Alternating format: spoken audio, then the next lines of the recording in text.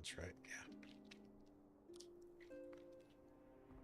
Both are connected. Let me bring that down a little bit. Should be good. And send this guy into active. Good morning, gamers, and welcome back to Streaming Story Saturdays. Today, after a long unplanned break, we are getting back to Saphrine's journey to finish up A Realm Reborn. So all the Game of Thrones stuff should be happening in this episode. Yeah, we got delayed with few people wanting their Eternal Bond refreshers past couple of weekends, so that happened. Also spent, I think it was last weekend, helping someone get all the way through the post-Dawn Trail so they could get finally caught up and go play with their friends. Anything else?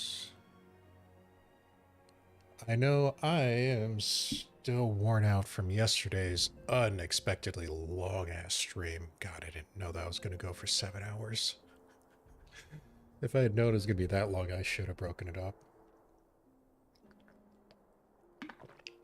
I used to do that when I did Zenless VODs. I would break them up in the past, but I wasn't expecting 7 hours. That was nuts.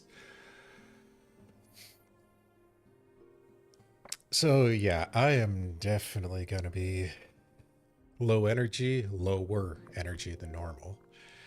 And my voice is probably going to be screwed. But we have to get out of ARR once and for all. Oh, with that all said and done out of the way, let's start the final chapter.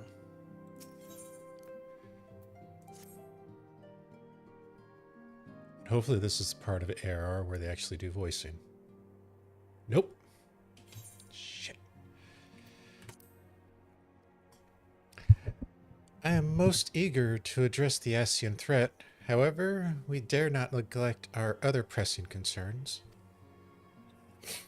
We both know full well that Saint Sheba will not be the last primal we face, and our relationship with Isgard is still tenuous at best. To think that the resolution of the primal threat was once the sole priority of the Scions of the Seventh Dawn. Some days I wonder if it was wise for us to take on so many other responsibilities. Lest you forget, antecedent, the Scions need not shoulder the burden alone. Were it not for the Crystal Braves established for this very reason. True, we are presented with a multitude of problems. However, we have all the resources we need to address them in turn. Saphrine, in particular, is ever a steady hand, who I trust will continue to support the Braves. To what do we owe the pleasure? Has there been further developments regarding the situation in Ul'dah? As expected, the Immortal Flames have been struggling to cope with the revelation that one of their highest-ranking officers was a Guardian agent. Suffice it to say, Telegia and his monetarist ilk have wasted no time in attempting to turn the situation to their advantage. Coupled with the ongoing unrest, the Flames are finding themselves hard-pressed. Plainly, General Alban needs our help, and I will direct the Crystal Braves to offer what support they can. If I am to stay abreast of the latest developments and issue effective orders, however, I cannot afford to waste time traveling back and forth. And so, for the foreseeable future, I think it would be best if I were to remain in Ul'dah, unless you have an objection. None whatsoever. We have matters here well in hand. Moonbreeder's research is proceeding as planned. So she tells me, though I'm not familiar with the details. Aryanja is poring over his tomes at the Waking Sands, and the others are contributing in their own ways. Alas, the key problem, how to form an ethereal blade at will, remains unsolved. Nevertheless, it is only a matter of time. Saphrine, while we focus on that task, mayhap you could assist Alphinaud and his braves with theirs? It would do much to restore faith in the immortal flames if the Warrior of Light was seen working on their behalf. Never forget that your esteemed status allows you to act in ways that those more tightly bound to organizations and nations cannot. As ever, I implore you to do so.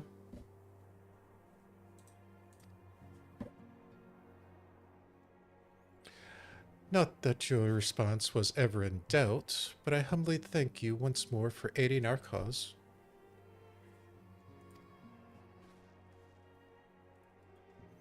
Now then, there are preparations I must attend to before my departure, such as receiving Rio's latest report.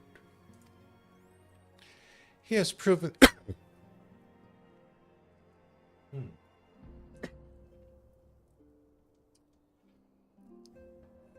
He has proven to be quite skilled at gathering information others wish to keep secret, hence why I placed him under my direct command and ordered him to investigate Ul'dah riots.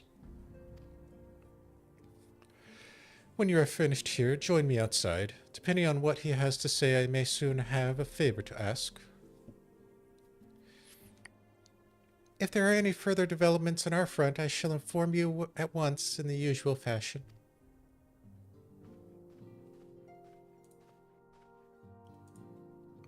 Oh. All right.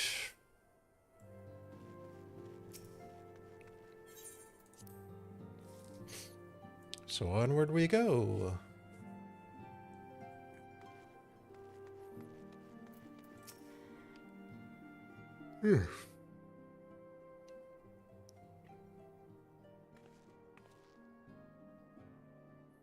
Pleasure as always, Saphrine. You'll be escorting the commander to Ul'dah, I take it?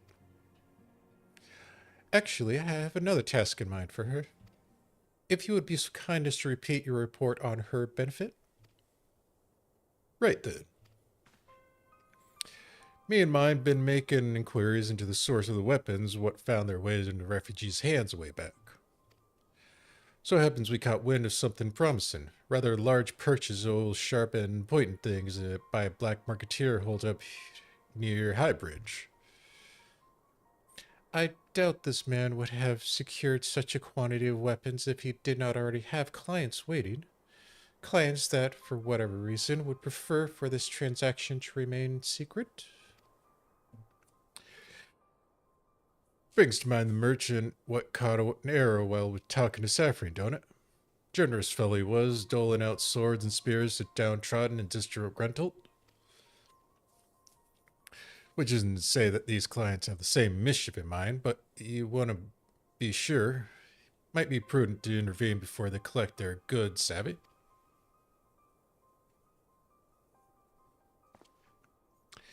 Seizing the weapons before they fall into the wrong hands would be for the best.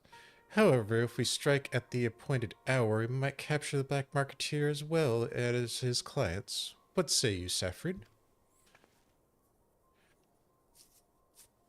Then it is settled. Rendezvous with Captain Ilberd at Highbridge and intervene when the exchange takes place. Now then, if you'll excuse me, I must leave for Ul'dah. I expect good tidings.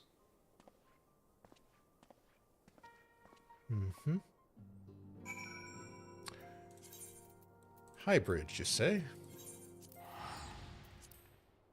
Because why the hell would I not want to go to Drybone?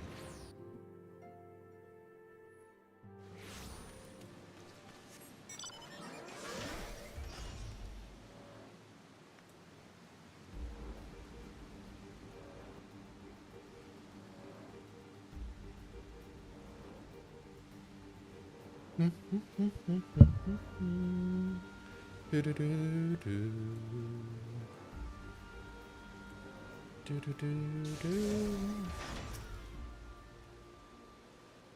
Saphrine. My scouts have been keeping a close eye on the black marketeer, and it would seem his guests have arrived. It would also seem he hired more than a few men to stand guard. Common thugs of no consequence, but they nevertheless pose a threat. Even so, I feel compelled to apologize. This is far beneath a woman of your standing, and Commander Levier needn't have dispatched you hither. But powerful men have ever need of loyal, able-bodied friends. Having found one in you, 'tis only natural that he would come to rely upon you without hesitation.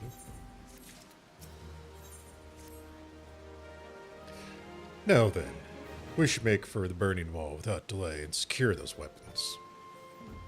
The first unit will ensure that the client do not escape. With me, Saphrine. Alright. On your 6.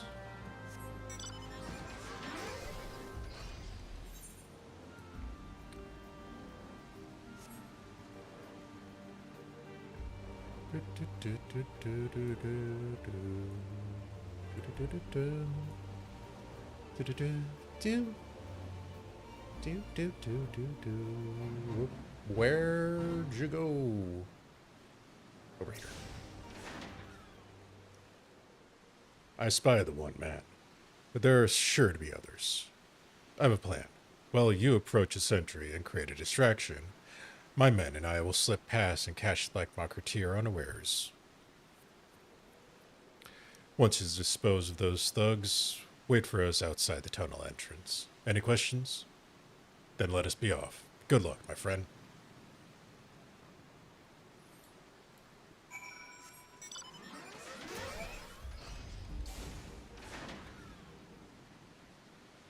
Who goes there? An adventurer? Damned fool, you shouldn't have come here.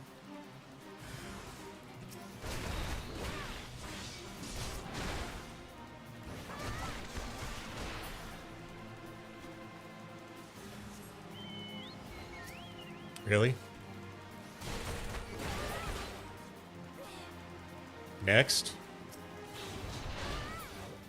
Thank you.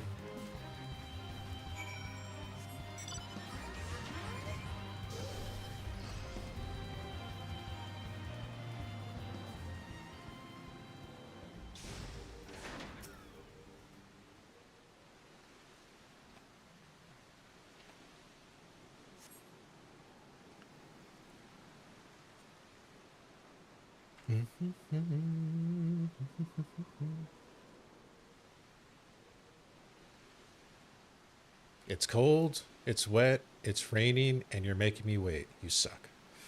I don't understand. What's all this about? Ah!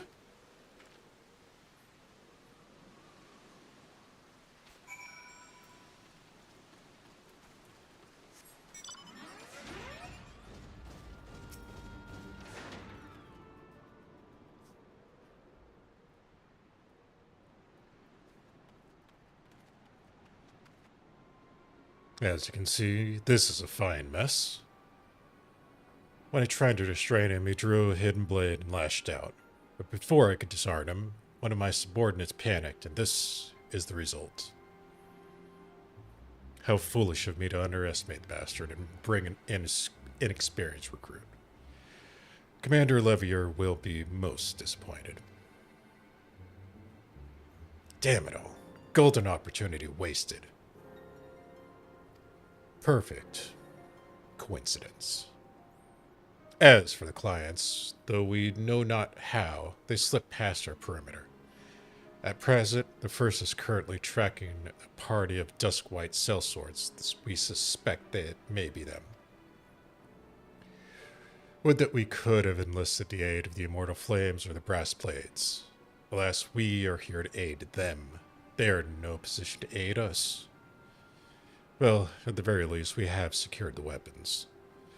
Yet, even that accomplishment is lacking, for the information we received indicated a massive shipment, and this is anything but.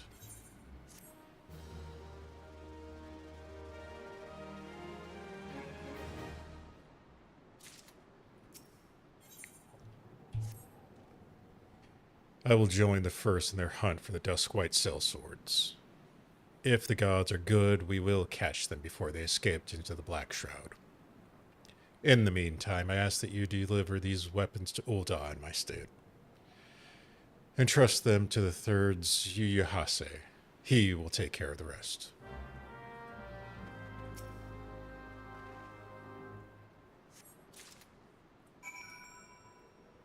All right. Let's go deal with that creepy Lalafell.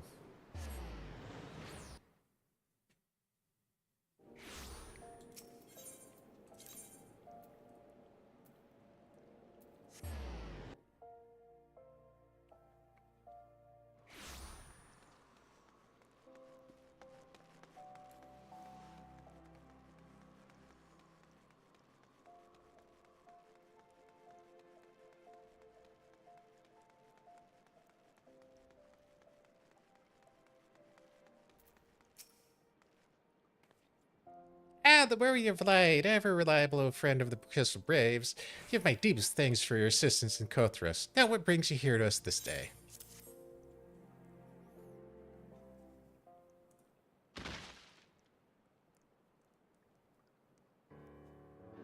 Gift of weapons from a certain black marketeer, courtesy of Captain Elbird, you say? Oops. Understood. Once we've cataloged the contents, I'll have them delivered to the Hall of Flames. This cannot be everything, can it? Riel stated with confidence that there would be a far greater quantity of weapons. Blatant falsehood. Clearly Riel is unfamiliar with the ways of Ul'dah merchants who ever strive to present themselves as greater than they are. We should be thankful that his information was not completely erroneous, that we managed to achieve anything of worth at all. It's still something worth celebrating, isn't it, Lieutenant? Besides, we've got more important things to worry about, like fighting those Garleans up north. There'll be no fighting if I have anything to say about it. Our orders are to stand watch, not to seek glory in battle. If you have no further need of us, then I shall take my unit to the cerulean processing plant. Time for the fourth to earn their keep, eh? We'll fight well, Albany, for the freedom of all.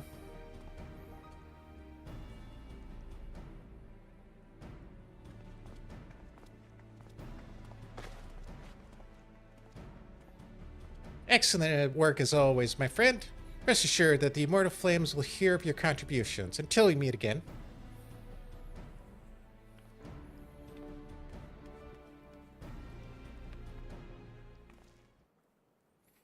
Saphrine, a word, if you please. Not here.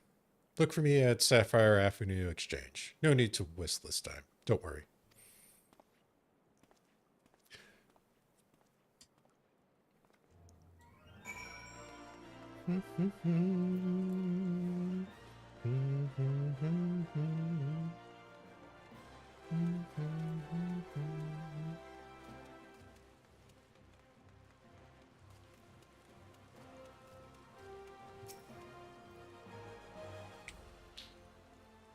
Thanks for indulging my crust. Few places better than the market for privacy, I find. All the hustle and bustle of commerce means most conversations go unnoticed. I'll get to the point. At the Burning Wall, when you and the captain interrupted the exchange, what happens? Tell me everything and leave no detail out.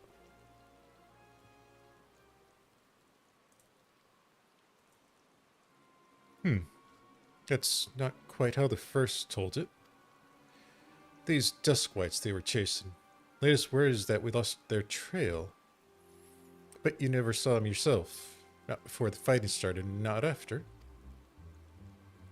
Something ain't right. I don't know what it is, but I can feel it in me bones. I'm not daft enough to be misled by some merchant's drunken boast. Our information was reliable, goddamn. And I knew he purchased those weapons. As if I'd never deciphered a moneylender's books or had to follow a transaction back to its source. Did plenty of that back with Braves. We're just getting started, believe me. Commander wanted assurances that we weren't taking Gil from the wrong sort of benefactors. Of course, these days money flows like water, and the first and third get the shiniest new toys. Agree with me, friend. A lot of them in mind these days, and appreciate you lending me an ear. Right then, best get back to it.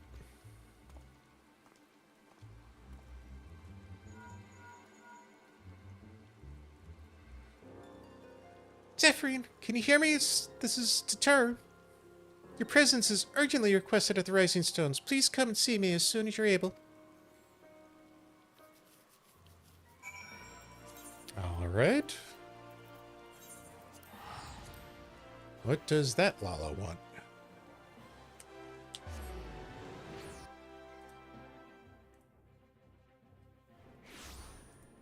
Oops.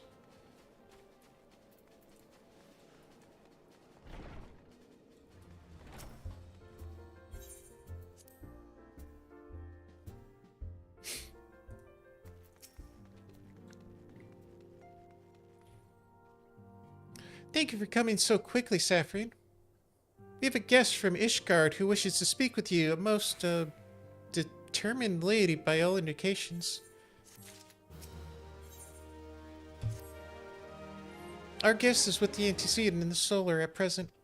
Let's not keep them waiting any longer, shall we?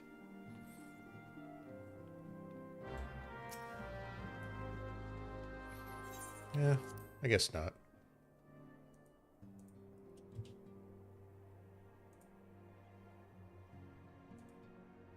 Yeah, it's still working, right?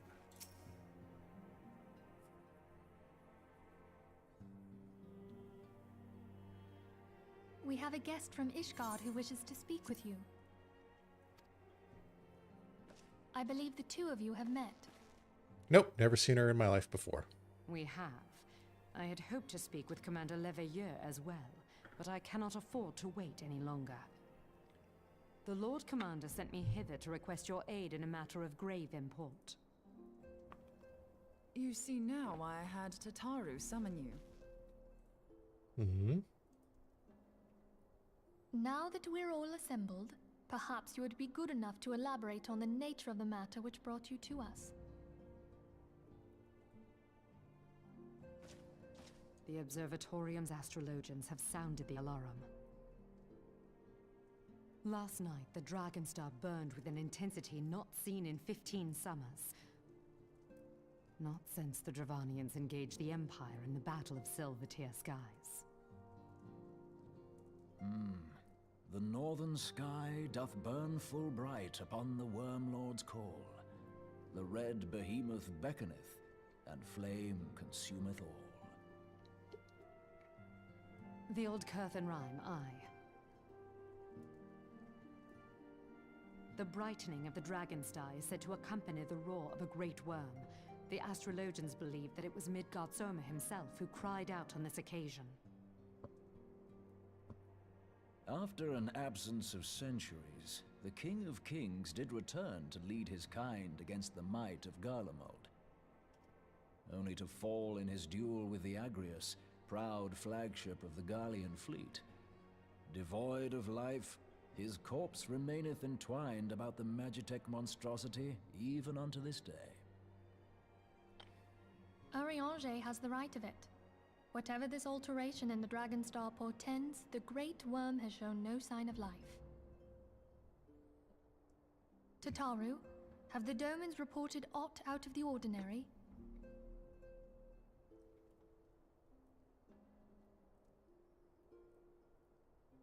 But...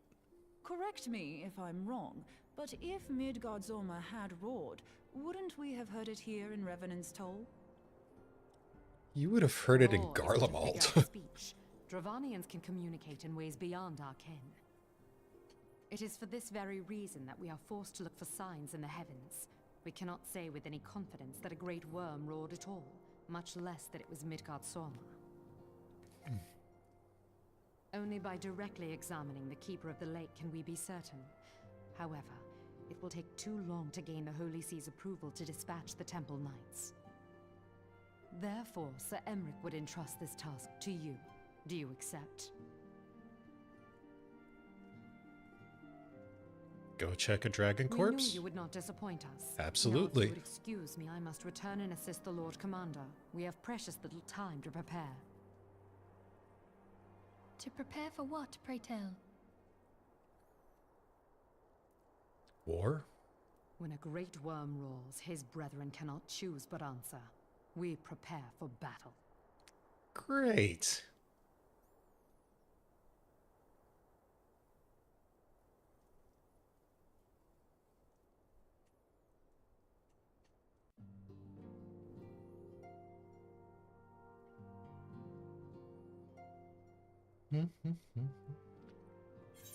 Forgive me if I state aught which you already know, but I would ensure that you understand the nature of your destination.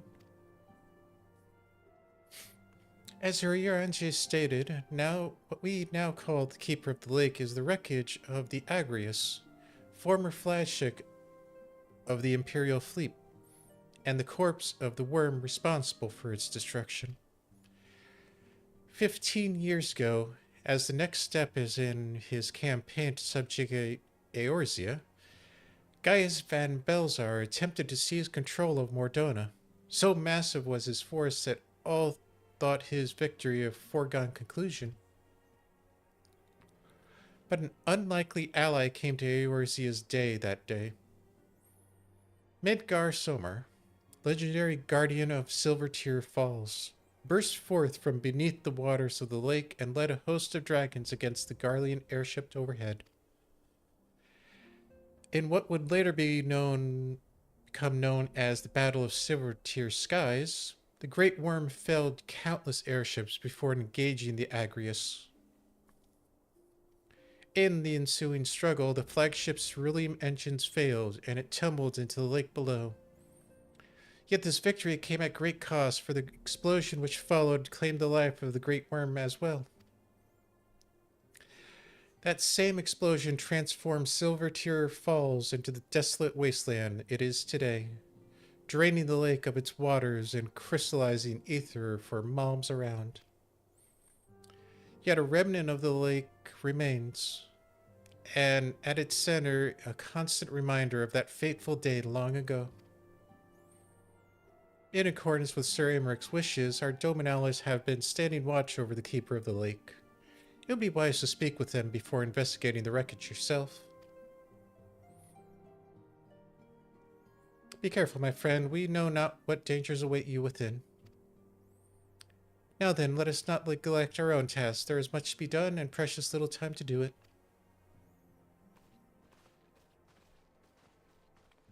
All right.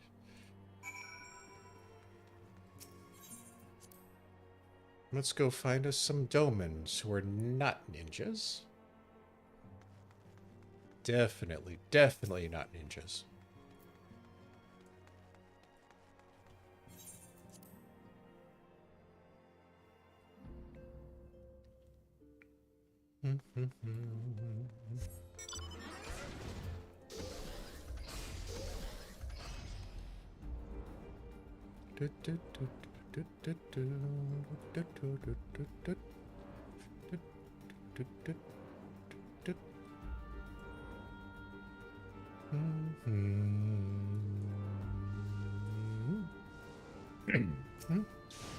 Oopsie.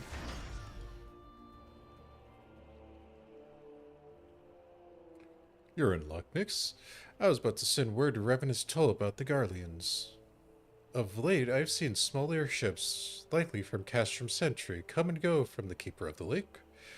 Though I cannot say for certain at this distance, I believe they may be salvaging something from within the wreckage. Castrum's supply lines have been cut off for some time, and I'd wager they're desperately in need of spare parts or other equipment.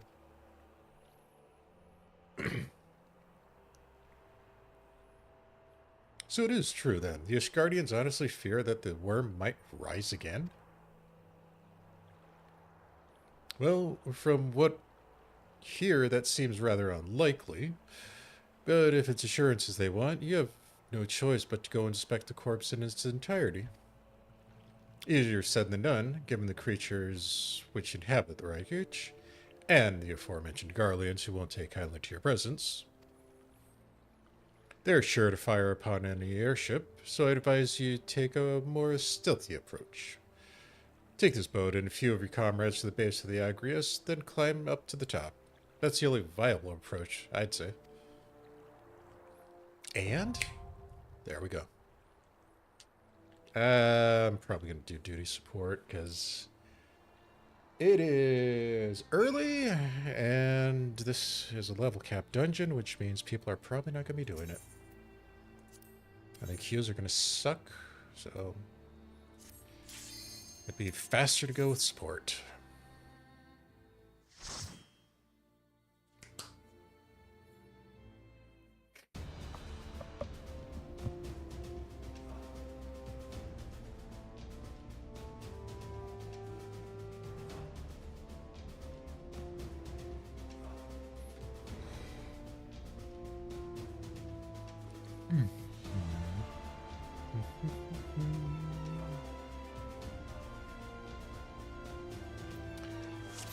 All right, let's get going.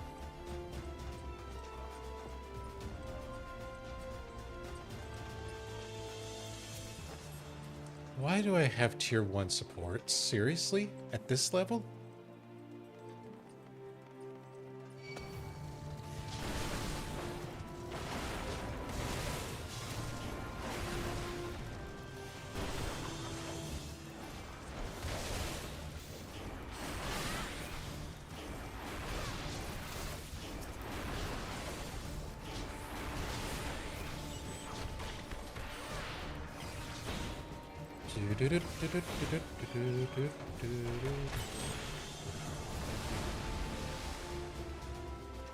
I mean, for classes, they're doing decent damage.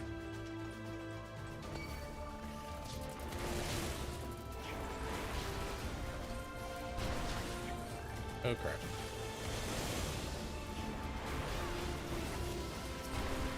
Because these things are dropping pretty fast.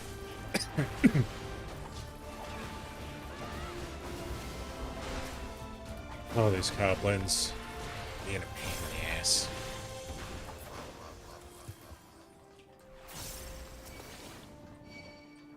Alright, let's get them all together. Thank you.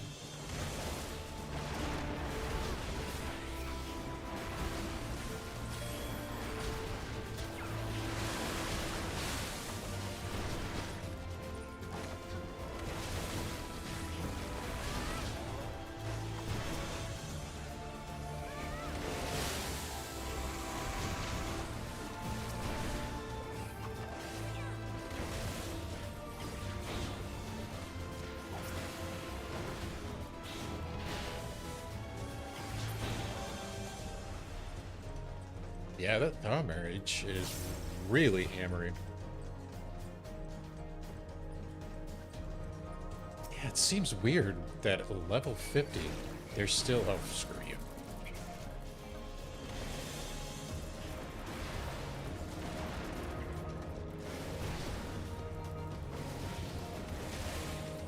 Only classes and not jobs.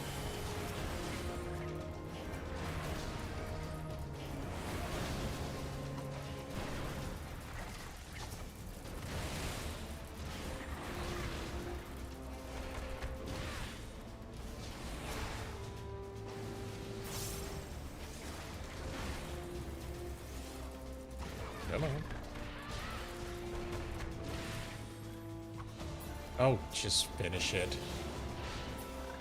Jeez. All the stupid shit. Alright, this annoying little bastard. It's basically two mechanics. Screeching and bombs. That's one. That's two, which is going to drop the bombs. Do a line attack, which will trigger these two. They'll explode pretty decently. And their explosion will trigger the other four.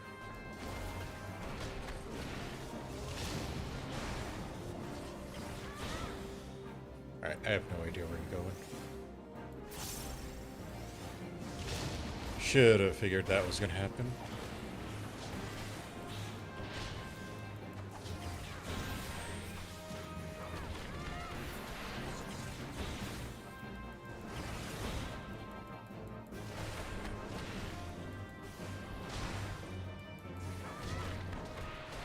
And we get more bombs now.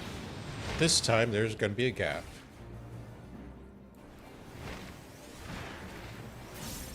Since all of them are going to trigger off this flare. And the best part about being monk is you have no rage abilities.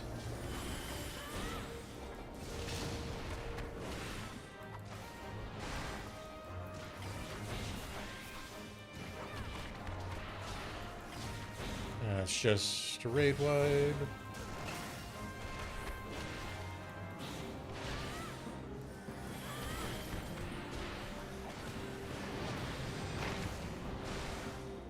Oh, for the love of... Thank you.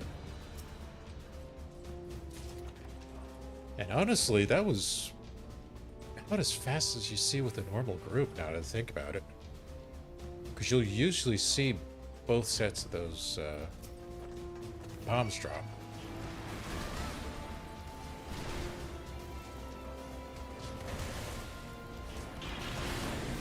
Yeah.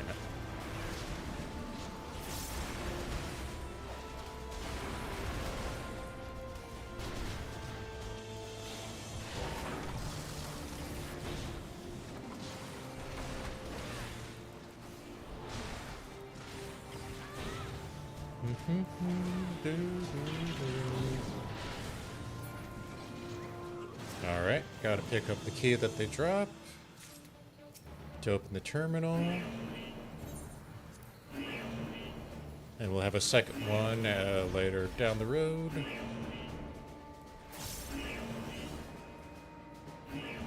To unlock this big guy, which you basically have to, you gotta take out this field conductor.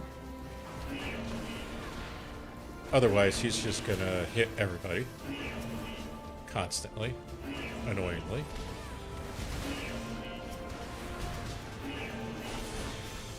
And he has some pretty powerful cleaves.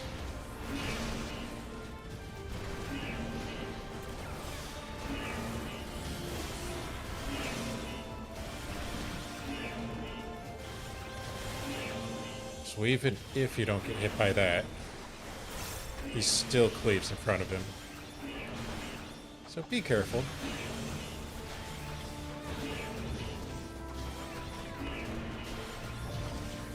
Turn that down a little.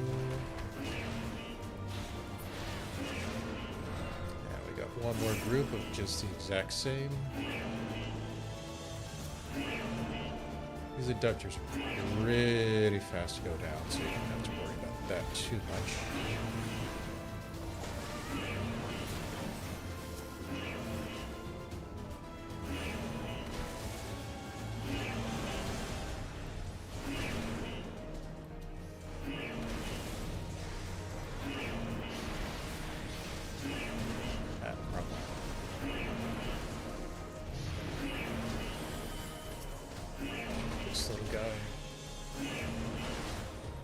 Oop.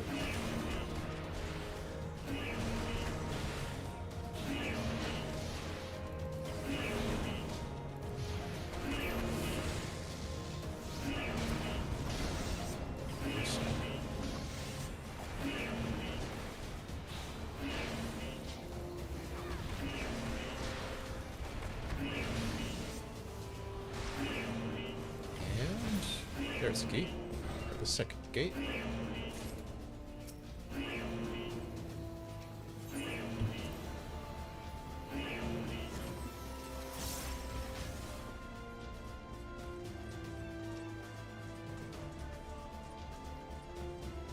Alright, this airship. We'll do AoE bombing runs, which will leave fire dots on the ground. Yes, this flamethrower, which is constant ticking damage, so don't stand in front of that. Actually, I think that is a blue mage spell. I want to say it is. Can't remember.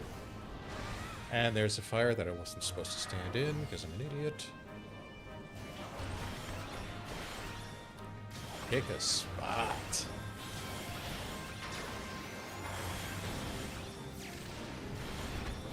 Yes.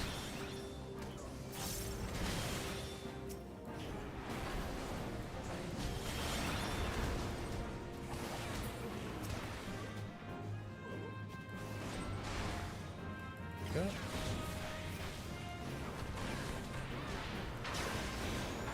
And I believe he's got another one coming up.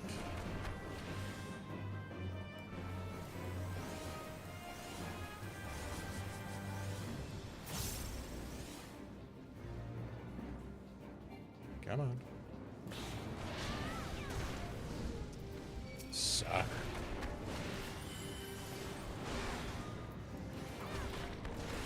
Whoops.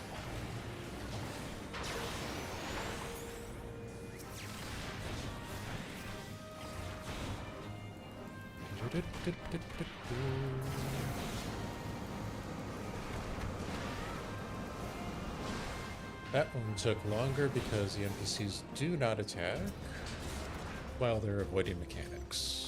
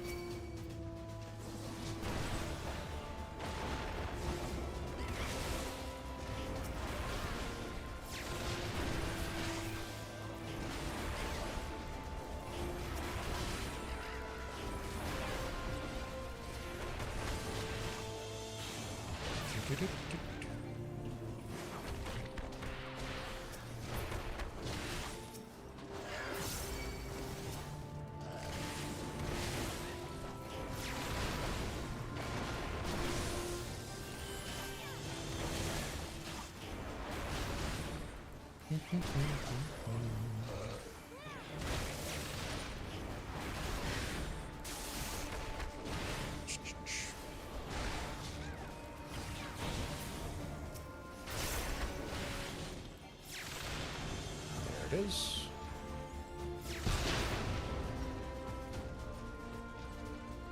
Right. Come on, big guy. Get up there. Fine, I'll do it.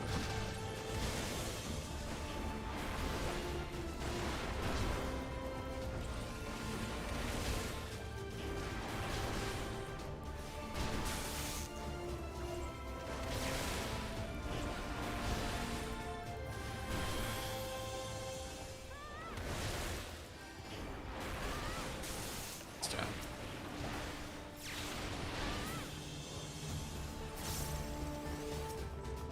And this is the glass pack.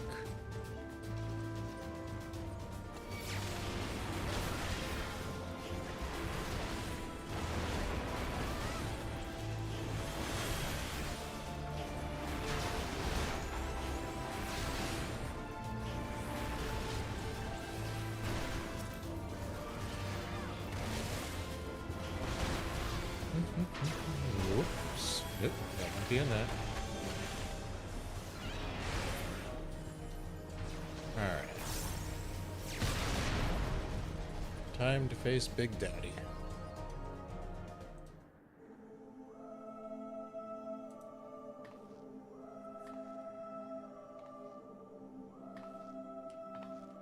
Who treadeth now upon my bones, and waketh me from slumber sweet?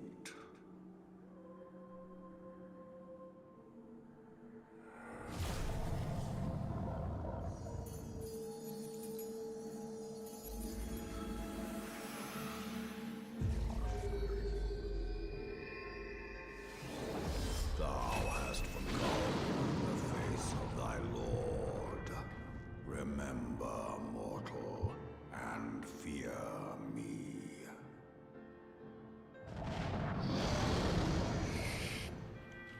Oh, somebody woke up and chose violence?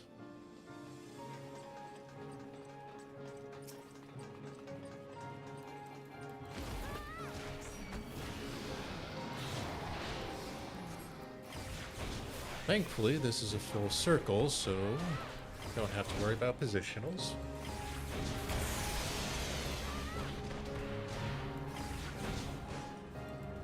And that is something to get out of. There's actually a different version where it collapses inside. These are going to be line attacks based on where little dragons are. So, collapse down.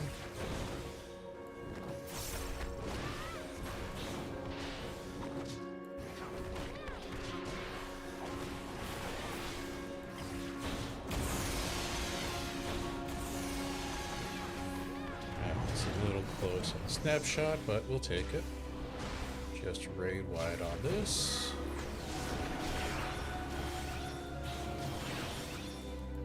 And the ads for the line attacks again.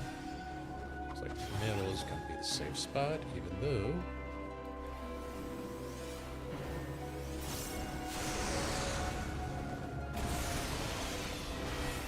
I decided to go all the way back for that, which was interesting.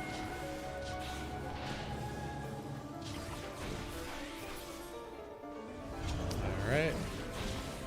Take these two guys down, or rage meter fills.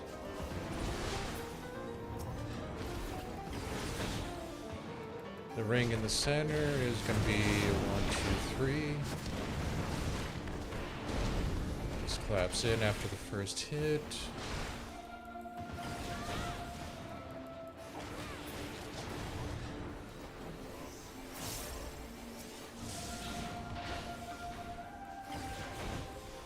And now comes the big boom.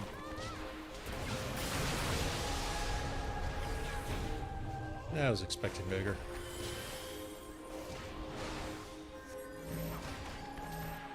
That is a multi-hit stack. 1, 2, 3, 4.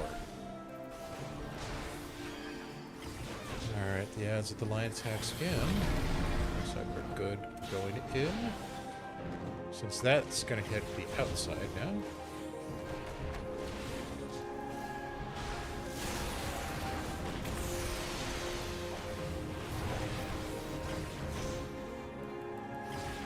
Yeah, we got the 1, 2, 3.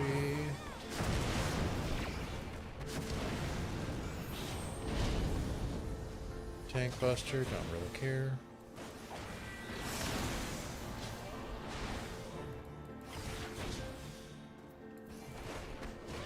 Kind of impressive that duty support really didn't get to LD2.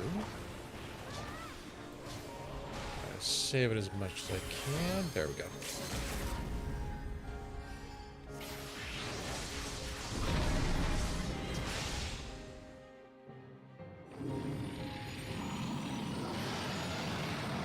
Yeah, that was very close.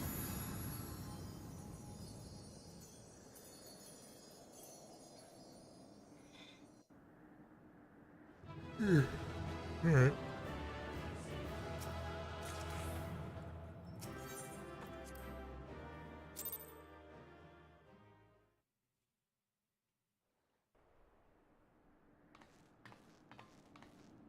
By her gifts hast thou earned a moment's reprieve. Mm-hmm.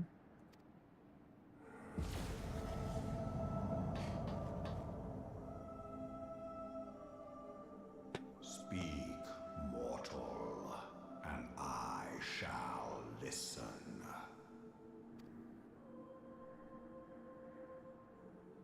Guided by a star. My people have heard the song. Ishgard shall burn. Sons sons must answer for their father's misdeeds. We do not forget. We do not forgive.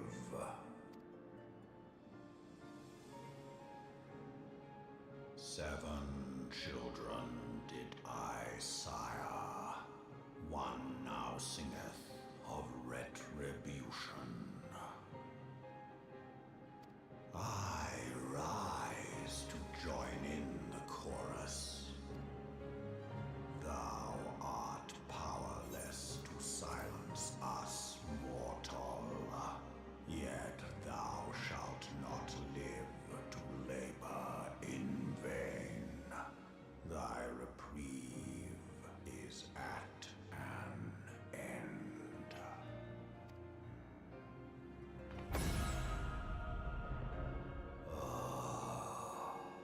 Trickery is thy shield. This frail, ignoble creature is not gifted, but chosen. Hearken to me, Hydaelyn.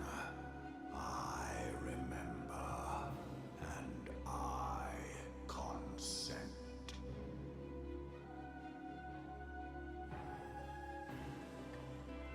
Fear not, mortal.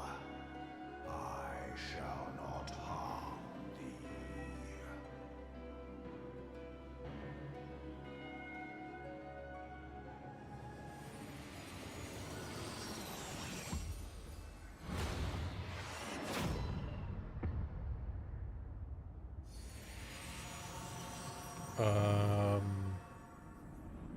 Is that a blessing or a curse? Who knows?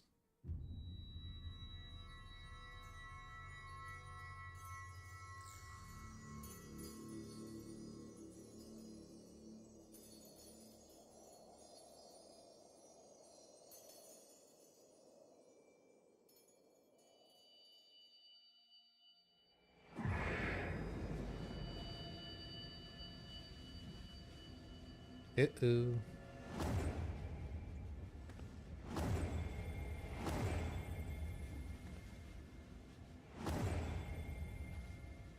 That's not good. They're becoming unaspected.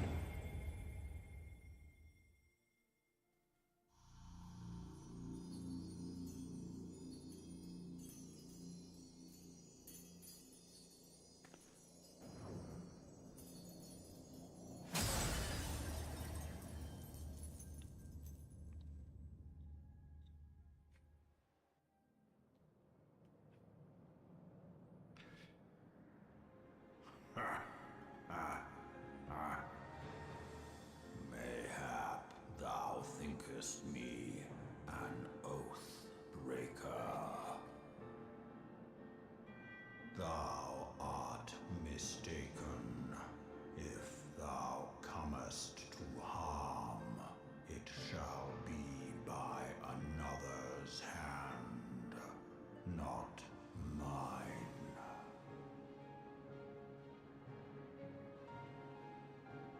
I did but strip thee of thy mistress's feeble blessing. Thou didst profit much by her grace, but no more.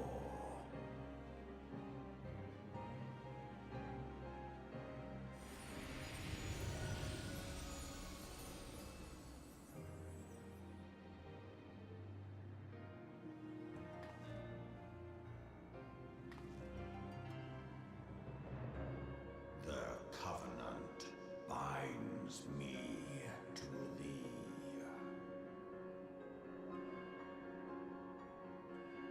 I shall watch, listen, and wait.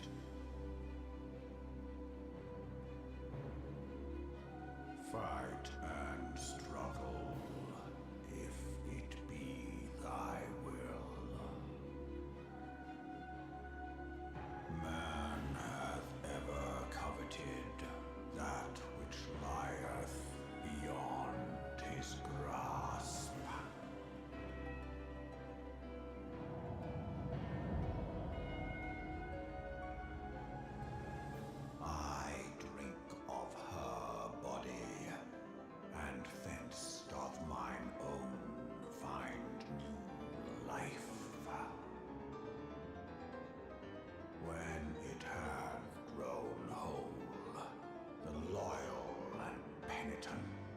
shall rejoice. The dragon song heraldeth a beginning and an end.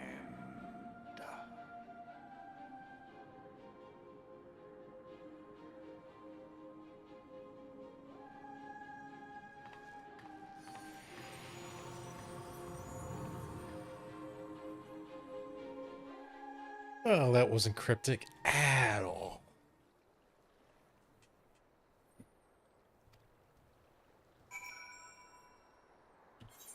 He's not in an inventory, right? No, it's automatic there. Okay, good. I was beginning to fear the worst. Were those explosions I saw?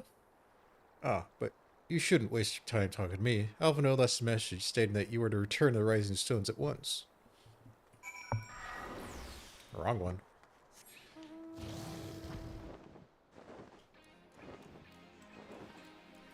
Cho-cho-cho.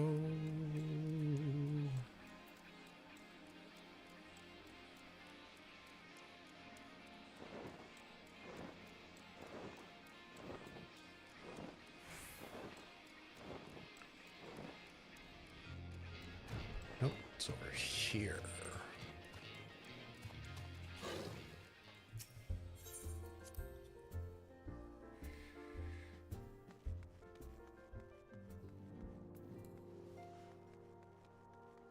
I'll tell you about your dragon thrum later. Let's see what the boy has to say.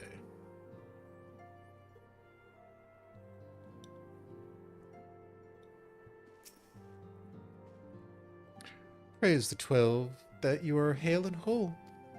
I came as soon as Menphilia informed me of Sir Emeric's request. You have completed your investigation of the Keeper of the Lake, I take it? That I would hear your report?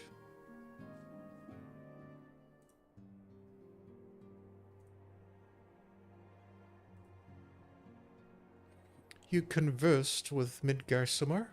I swear you or anyone else makes such a claim I would regard with considerable skepticism. Are we to understand that the Wormlord did not perish? As it has in sooth laid dormant these past 15 years? Less a resurrection and more a rejuvenation for he who dwelleth in eternity, years passing as moments. Those words were ambiguous at times. One statement left little room for interpretation. My people have heard the song, Ishgard shall burn.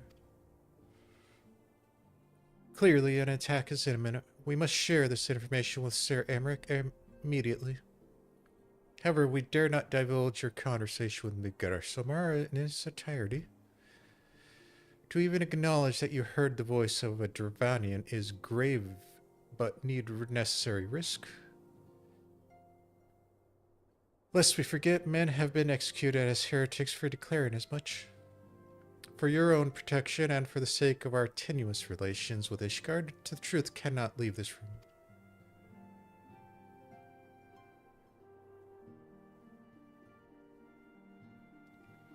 As for how we shall present our revelation to Sir Emeric's emissary, you may leave that to me.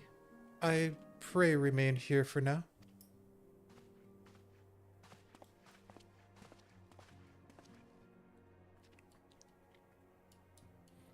Is there something you are not telling us, Saphrine?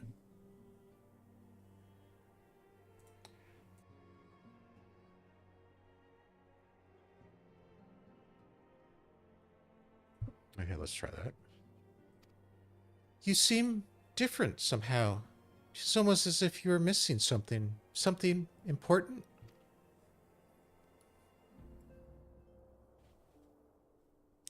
"12 forfend, Midgar-Samar stripped you of the blessing of light?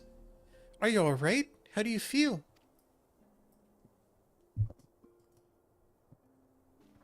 I see. It is a relief to hear that you are otherwise unharmed. It beggars belief that any being could possess the power to deprive you of her blessing. Midgar-Samar made mention of a covenant, did he not? One of the ancient myths regarding Silvertear Falls states that when the waters came into existence, so too did the Great Worm. Althic and Nemia, brother Time and sister Fate, decreed that Midgard ever watch over the source from which all water and magic was said to flow. I wonder, what if this was the covenant of which he spoke, and 'twas not the gods with whom he treated, but Heidelin herself? Well, if he is watching over you as he claimed, mayhap you will have an opportunity to ask? Let us keep this matter to ourselves. I do not wish to burden our friends needlessly.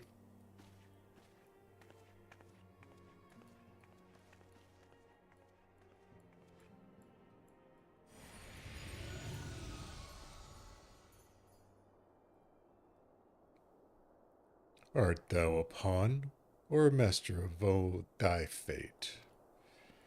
What hast thou wrought but thy hands, mortal?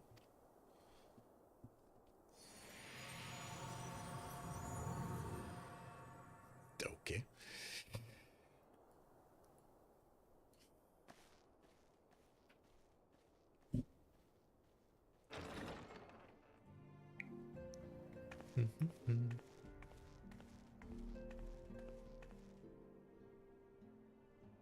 My friend, I can scarce believe it. You confronted the Wormlord and lived to tell the tale.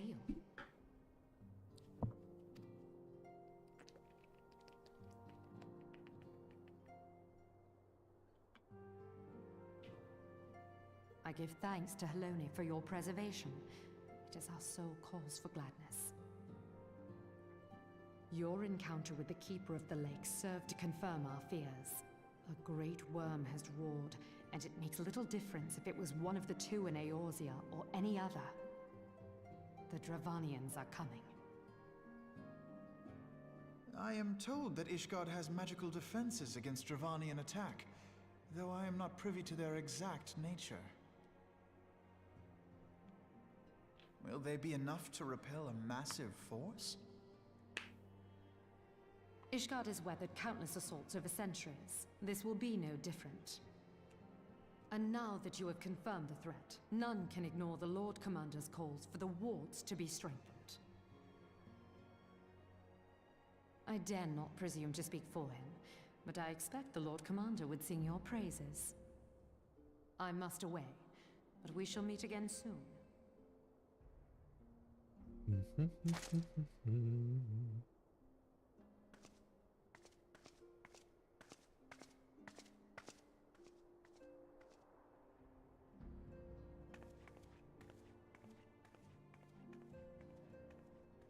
Countless assaults weathered, and this will be no different? Why am I not convinced?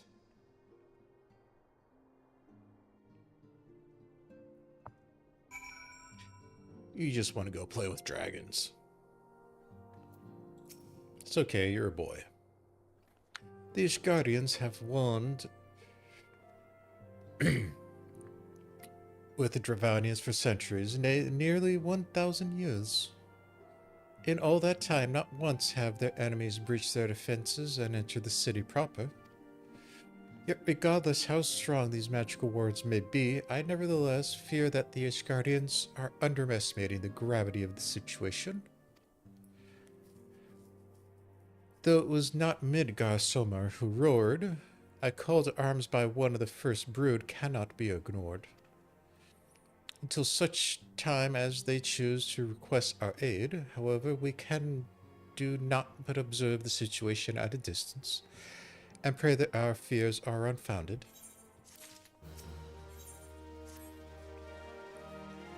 Ere I forget, I believe Mumbrita has requested a gathering of the Scions.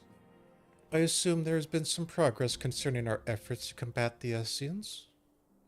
Pray inform her that our business with the Ashgardians is concluded for the moment. I shall be along once I have completed my communications with the Crystal Braves.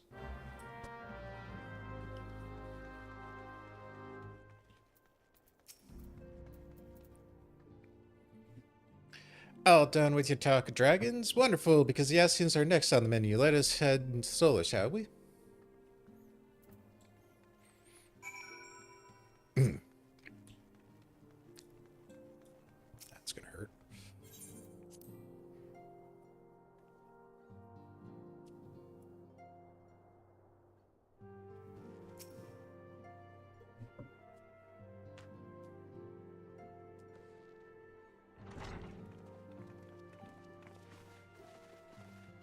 Now that everything's calmed down a bit, relatively speaking I mean, I thought it might be a good time to share our progress on the weapon. I believe we're on the verge of a breakthrough. Well, don't keep us all in suspense.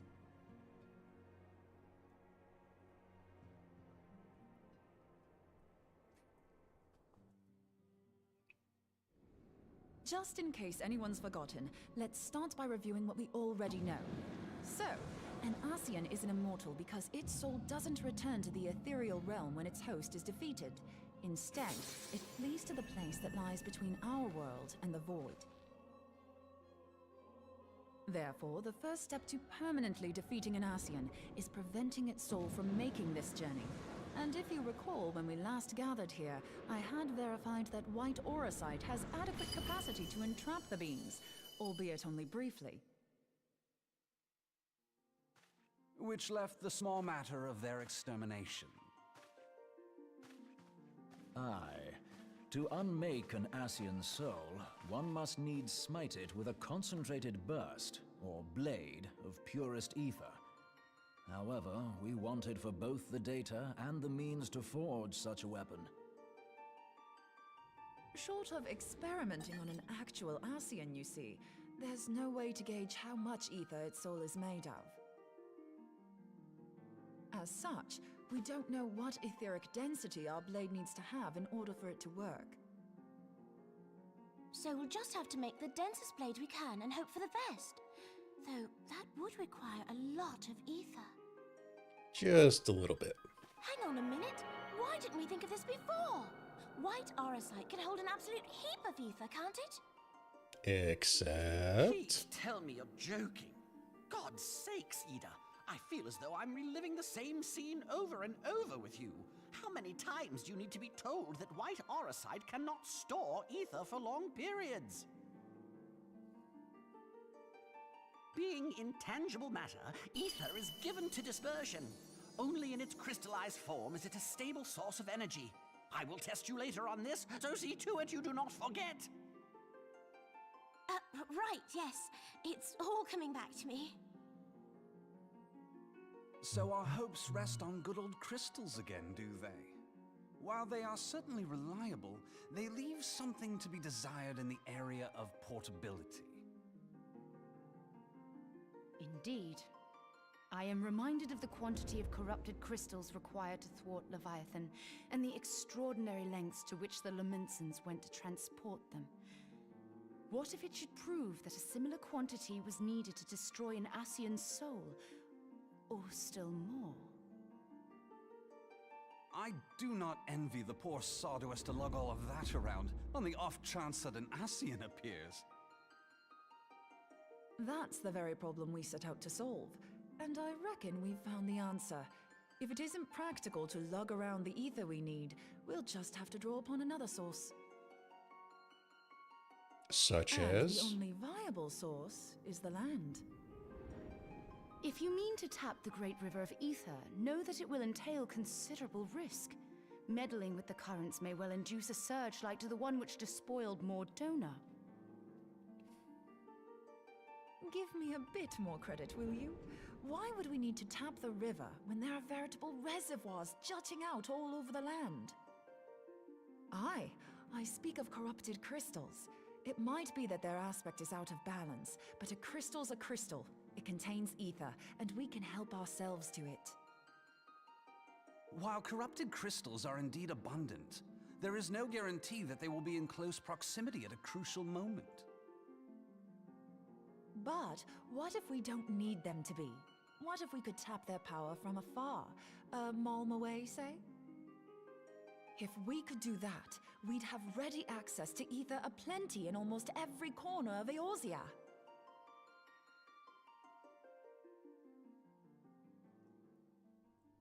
I've yet to put my theories to the proof, but I've got a good feeling about this. If no one has any objections, I'd like to see where this avenue leads. If you think it worth your while, you have my blessing. But tell us, what are your theories? I, for one, am most eager to understand the process, however vaguely. I thought you might say that, but no one wants to listen to boring old theories all day, do they? I know I don't. So with your permission, I'd like to try something a bit more hands-on. I've already built an etheric siphon especially for this purpose, and I've been meaning to try it out.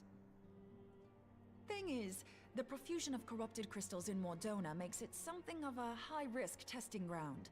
If anything goes awry with the siphon, it would be better if it didn't happen within spitting distance of quite so much ether. Sounds Ideally, I promising. need an isolated specimen. Does anyone know where I can find one? May I suggest northern Thanalan? There you will find corrupted crystals of middling size, standing a reasonable distance apart. Ideal for your needs, I should have thought. Oh, and if you do elect to visit the place, I should be much obliged if you would assist me in another matter while you are in the area. Has something happened? Movement has been observed at Castrum Meridianum. Oh, goody. During Operation Archon, the Alliance dealt the stronghold a heavy blow. Its facilities were extensively damaged, and its garrison reduced to a fraction of its former strength. Not long after our forces withdrew, however, their ranks were replenished by reinforcements from Castrum's sentry. They now seek to rebuild, and to this end they have their sights set upon the ceruleum processing plant.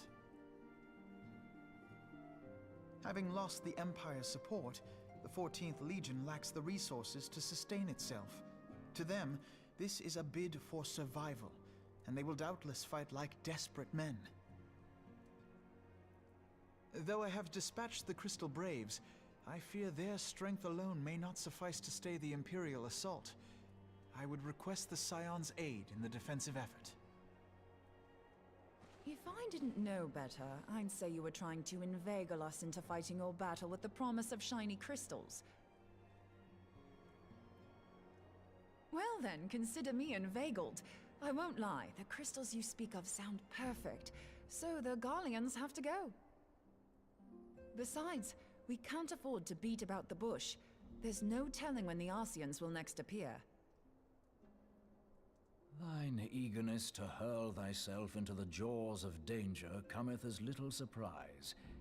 Exercise due caution, I prithee. Though you have become a Crystal Brave, you are yet a Scion, Alphino. We could hardly refuse you.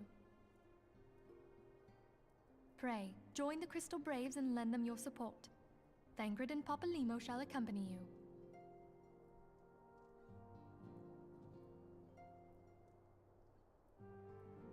Ida and Yashtola, in the meantime I would have you assist Moonbreeder. Scout out the crystal clusters, that the testing may commence as soon as the Garlean threat has been eliminated.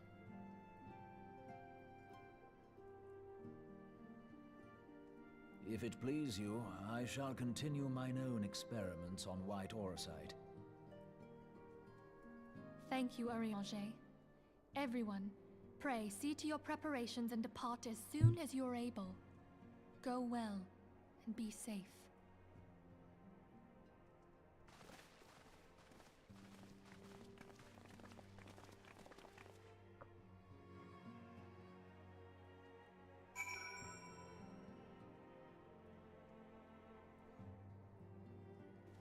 All right.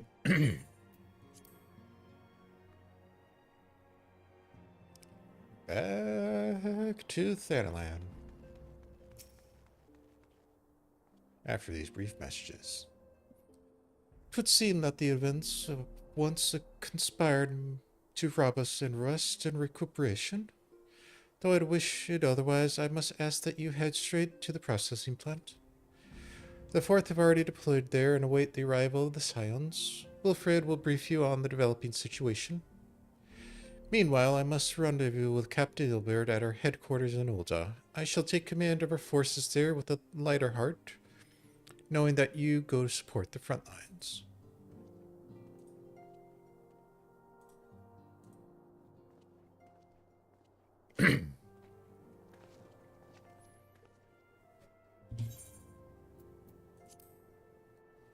Your duties take you to northern Thanalan, do they not? We too must say our farewells to the Rising Stones for a time. Philomene travels to Ul'dah, and we shall serve as her escort. At my daughter's behest, I go contact certain old acquaintances in the Gilded City. We are beset on all sides by civil unrest and imperial machinations, threats by primals and troubles by dragons. We need all the allies we can muster. Many of my friends hold positions of power, you see, and it is my hope that they can be convinced to aid the Scion's cause. If past events have taught us anything, then we know that Eorzea must present a united front, or we shall fall. Ah, how extraordinary that my little Ascilla had involved in such far-reaching affairs. I'm proud that I might now stand at her side, not only as her mother, but also as a colleague. A colleague with influential connections, but I fear Ul'dah has become a place of danger even for one so familiar with her streets. Ah. Woe betide the blackguard that so much as glares in your direction, my lady.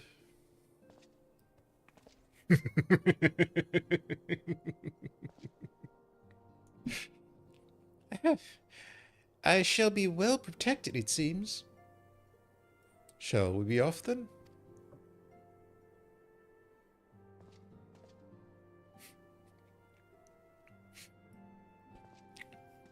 Dude is awesome.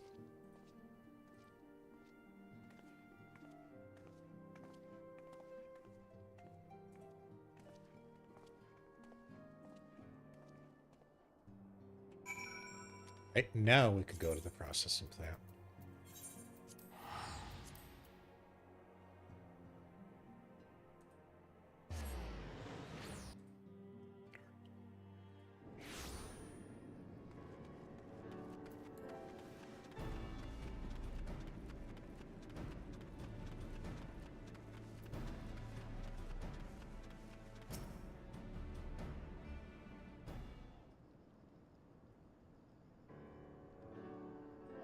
Commander Levios sent word that you be coming. A veteran of your talent is most welcome.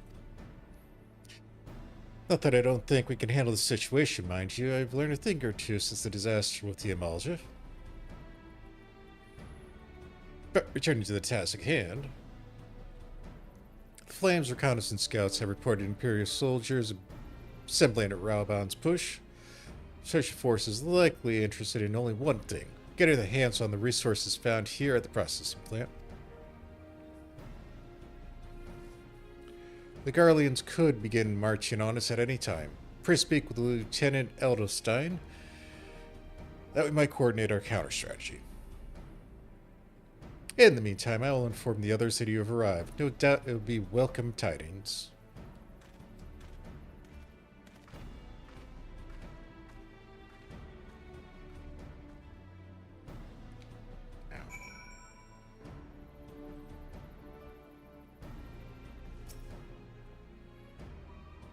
Lieutenant Kaninkuro, my soldiers yet tell tales of your deeds during the Operation Archon. Would that we could sit a while and reminisce about old times, but I fear more pressing matters require our attention. Civilian draftsmen, you see, have come across several highly suspicious crates within the boundaries of the processing plant. I had my sappers take close looks, and our worst fears were confirmed. These boxes contain powerful explosive devices. Devices of Imperial design, no less. By my order, the flame stationed here are conducting a thorough sweep of the compound as we speak. Though it troubles me that we are unable to apprehend the Imperial spy behind this, I have faith our men will be able to neutralize the threat now. In the meantime, our scouts bring troubling news on the latest movements of the Imperial Army. I would once again ask for your aid.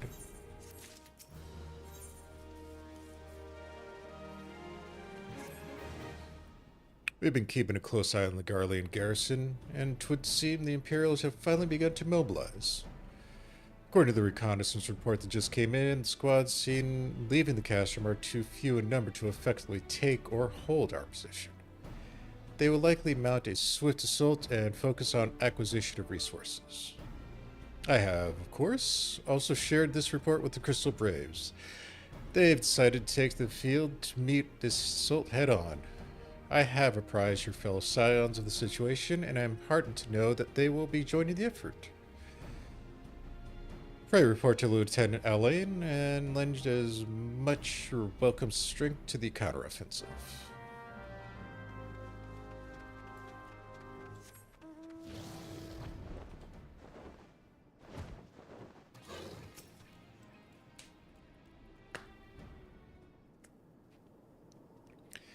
Glad to have you with us, Saphrine. As I'm sure Lieutenant Eldstein has explained, the Garleans have deployed a small force from Castor Meridium. Their main column assemblies to the north near Dalamud's Talons, but we've also spied several squads attempting to conceal themselves on the approach to the west. They wish you to rush forward and commit to the battle with its main column, leaving the detached force free to raid the plant and pillage supplies. Not much of a strategy, but these are desperate men. Captain Ilbert.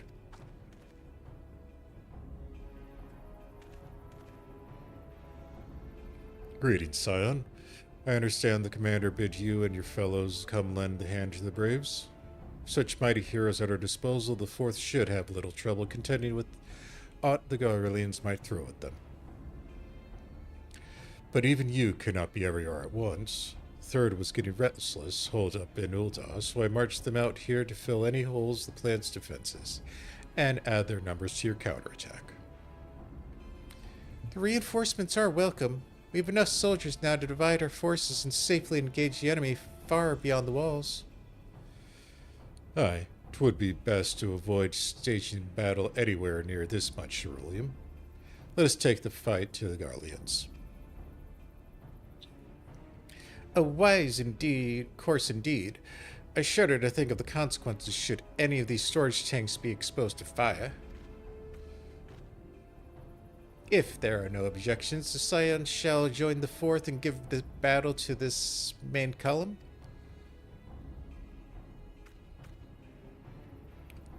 You are with the Third, then, Warrior of Light. Your job will be to intercept the squads hiding out in the west and prevent them from reaching the processing plant. When you're ready to proceed, report to Lieutenant Iyahase. His scouts should have a rough idea of where the Imperials have concealed themselves by now.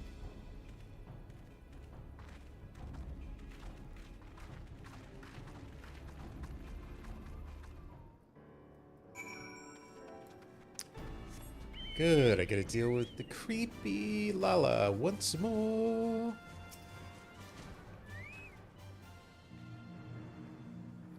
A pleasure to be fighting by your side once more, Scion. Our operations are invariably succeed when you're around, and victories won't pave the road to great coin. Now the detached force we've been sent to eliminate has split into smaller squads, better to conceal themselves with the random bouts. I imagine we need to split ourselves up as well as to cover more ground. Make sure we root out all these would-be raiders. And seeing you're an army unto yourself, I assign you your own area to scour and clean of enemy soldiers. Aye, this will be simple search and destroy. A rendezvous back here when the task is done. Happy hunting, Scion. Thanks.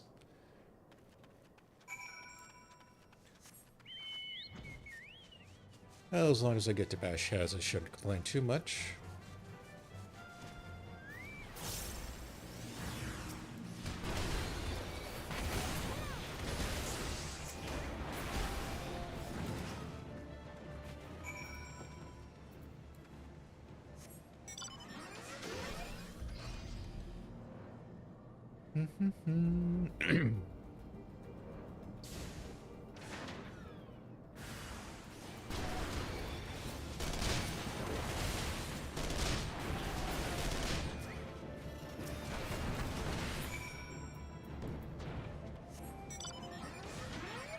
Is that all? All right.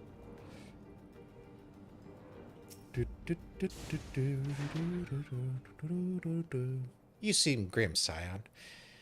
I'll take that to mean between us, more than a few Garleans won't be making it back to the castrum.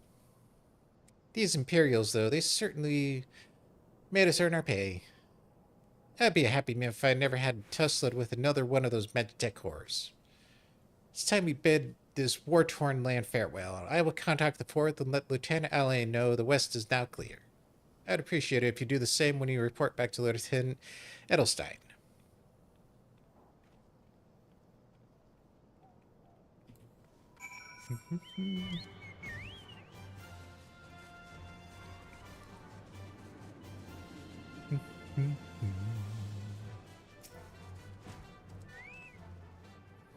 Lieutenant Kaninkuro, what of the news of Garleans? The raiding parties are no more, then. Excellent. The Amalja engineers will be most relieved to hear that the plant is no longer in any immediate danger. Thank you again for your assistance.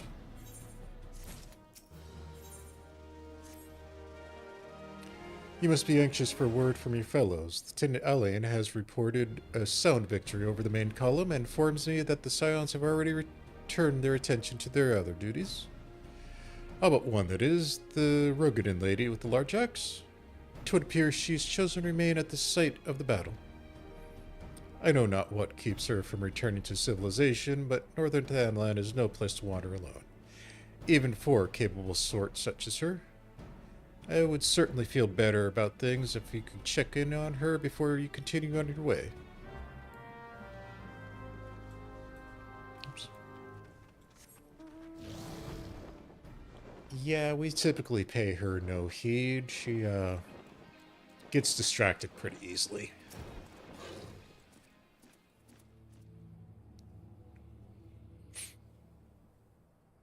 Hold on, I won't be a second.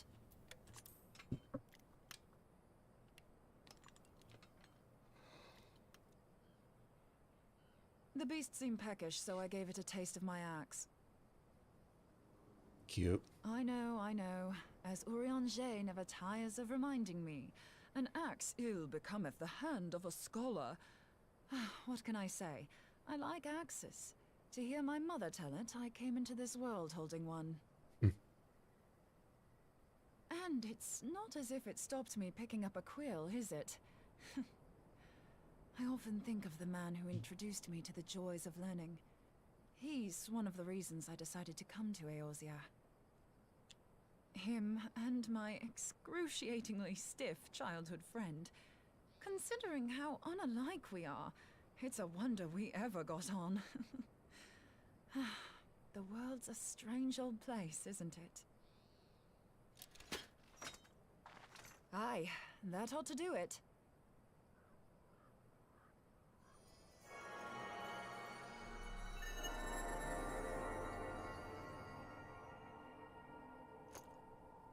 So far, so good. At these concentrations, it shouldn't matter too much if something goes awry. Just enough ether to make it interesting. Did you see that? The way the crystal glowed? The siphon works, I'm happy to say. With a few refinements, it should satisfy our appetite for ether, which just leaves the small matter of forging our blade. I'm not sure how to go about it just yet, but I swear to find a way. I'll put a blade in your hands if it's the last thing I do.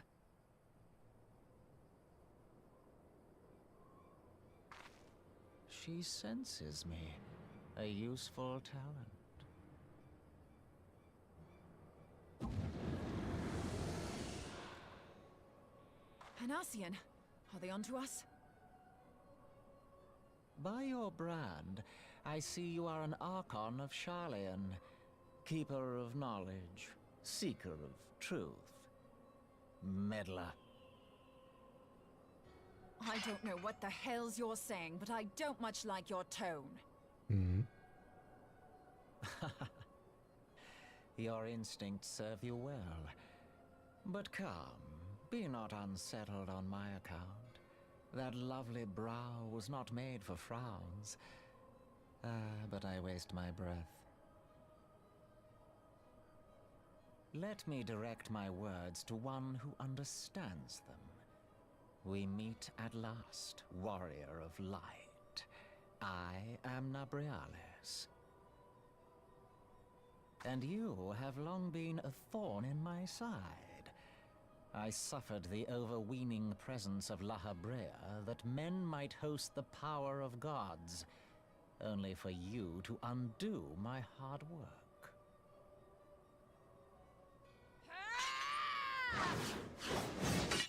Oh, bugger. Yep. Do settle down. You must concede that I acted in self-defense. But what's this? I do not sense the blessing of light. Oh dear. Could it be that frail Hydaelyn has forgotten her champion? This I did not foresee. Shorn of light as you are no longer a threat. And better yet, the seal is broken. Now is the time to claim the staff. Ah, shit. With it in my grasp, I shall rise above them all and take my place at Lord Zodiac's right hand.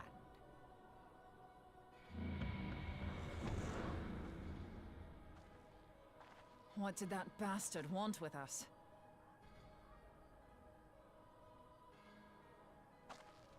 Nobrialis, he calls himself. With charm like that, I'll bet he has maidens falling at his feet, unconscious. But this Some staff, man would you say just phrase that. talking about it had the bastard grinning like a brat on his name day. Must be quite a staff. Oh, gods. He means Tupsimati, Master Louis Soir's staff. Minfilia's in danger. We have to get back to the Rising Stones.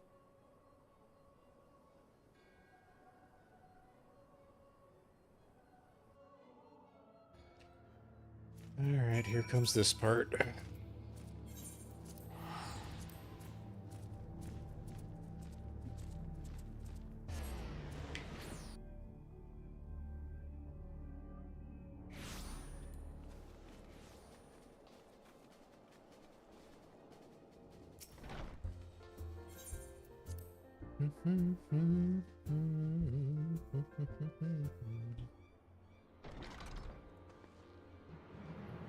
You're here.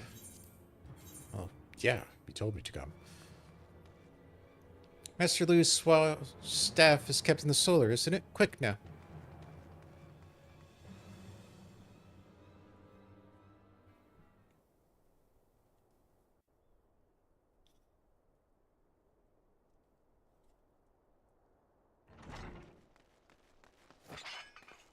You two!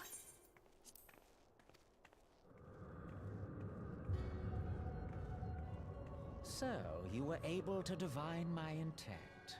What now, warrior of light? Ah, but that name is no longer fitting. You have become decidedly dull, and quite incapable of barring my entry. What do you mean? You truly do not know? Then I suppose it is only right that I enlighten you. The blessing of light kept you and your fellow meddlers safe. It was that which prevented my kind from entering your domain. My kind, I say, though it had no power over the likes of Elidibus and La Habrea. Being of this world, they could come and go as they please, while I could only look on. But I need look no longer. Now that the seal is gone, I mean to act. Unlike the others, I am not given to waiting. I shall take that staff and bring about the next rejoining. Rejoining? Then it was your doing. The Isle of Val, the scholars, all of it.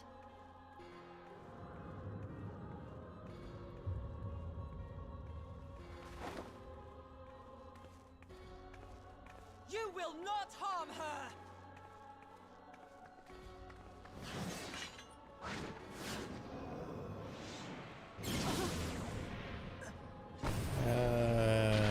That's not good. Moonbreeder! Why must you insist on forcing my hand? Did you learn nothing from our last meeting? Ah, but I forget. My words fall upon deaf ears. The staff is but a broken relic, a memorial to the departed. What possible use could you have for it?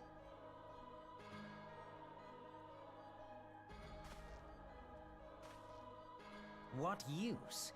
You mean to say that all this time you kept the key, never knowing what it was you possessed? The staff Tupsimati, or rather the stone tablet it bears, is host to a great power.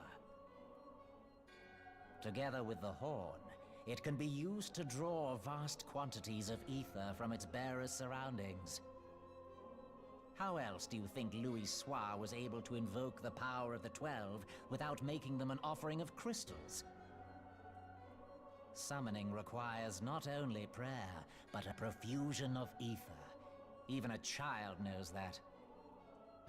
If I did not know before, you may be certain I do now. But above all, I know that we cannot allow this staff to fall into your hands. I will die before I let you take it. Insufferable woman. I would happily end your miserable life here and now. Alas, Elidibus would never let me hear the end of it. Very well. If you will not part with the staff, I will take you too.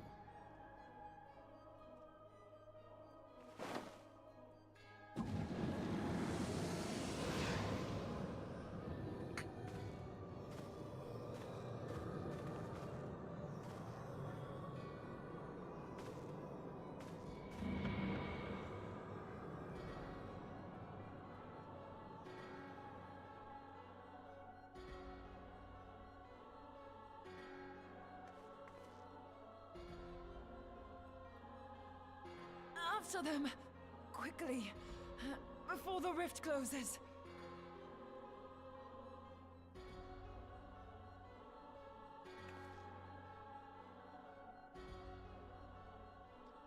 And now, time for this trial.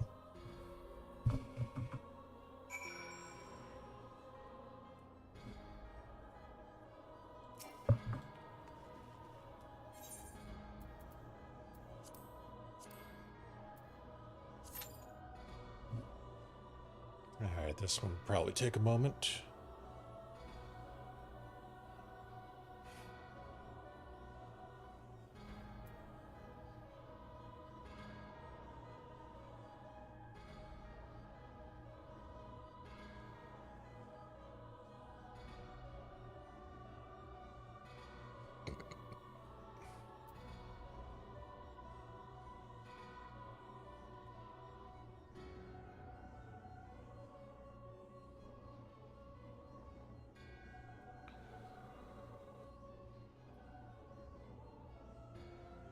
God,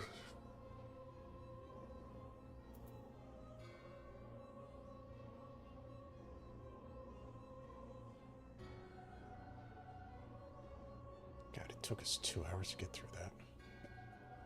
It's gonna be another long day.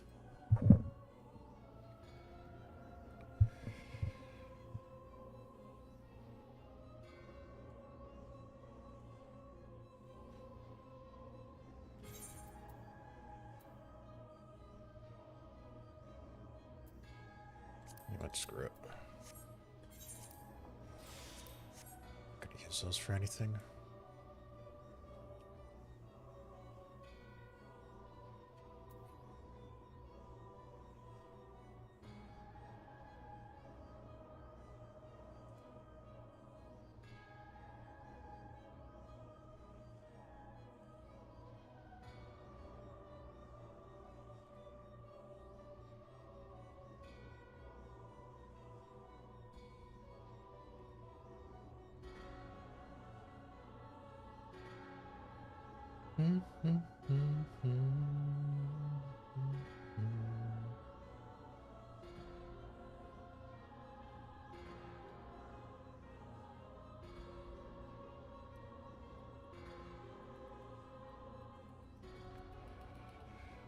And I think this should be the last one for the entirety of ARR.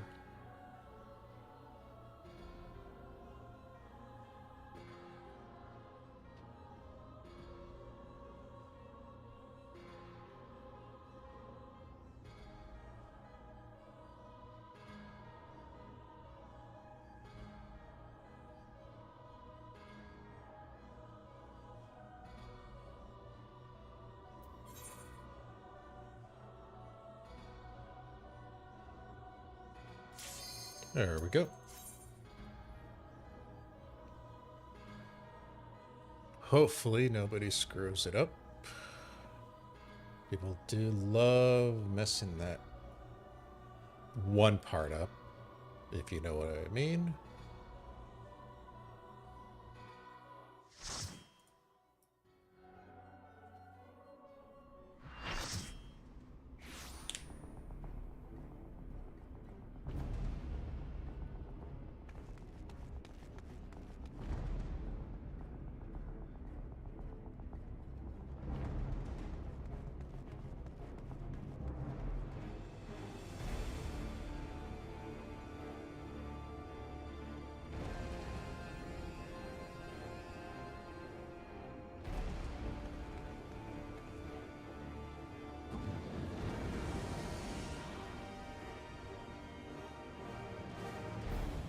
Jeez.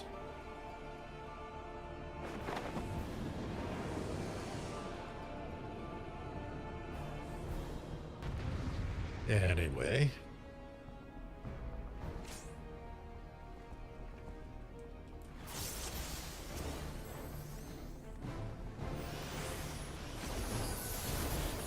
Wrong one.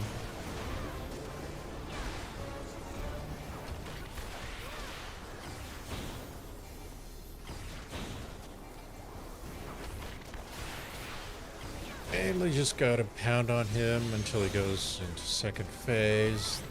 Then alternate your balls.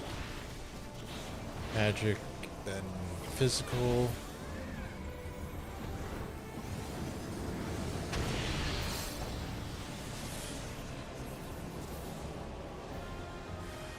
There we go.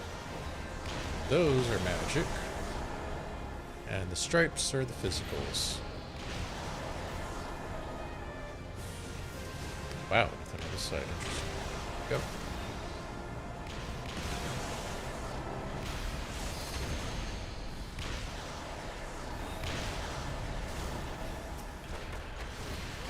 Deal with the ad.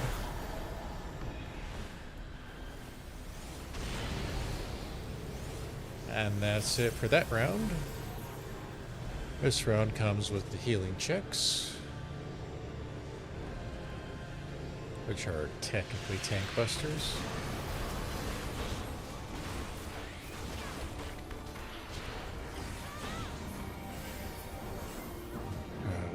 Loves to port like that.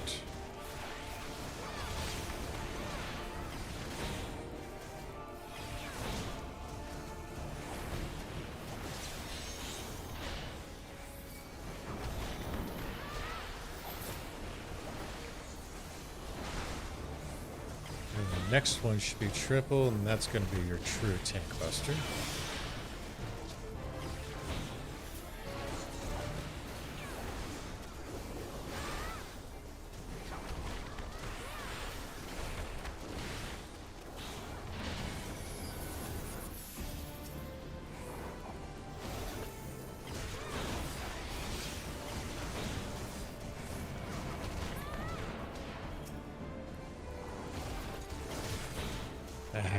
It's getting to be annoying. Alright, now he's doing the phase again.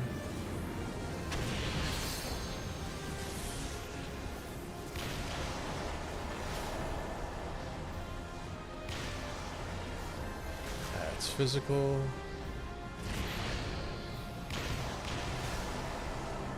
That's magical. Owie. That's the ad.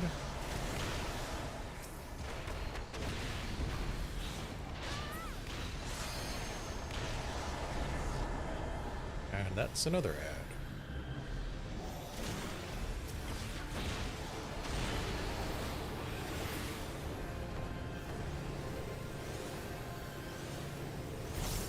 this is a part that certain people who forget this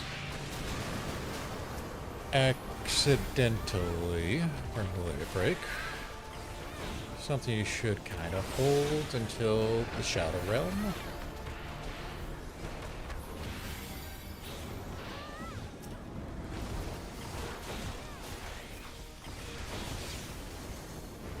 Which should be coming up right there.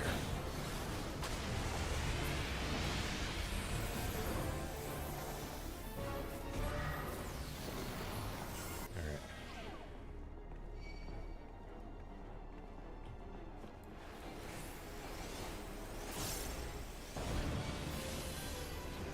Now, where is it, you bastard? Oh, really? Right on top of me?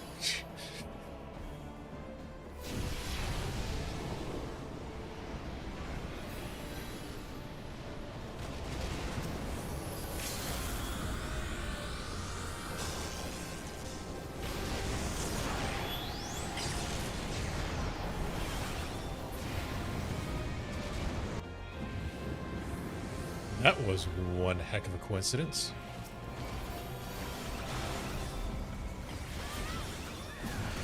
Such an annoying pain.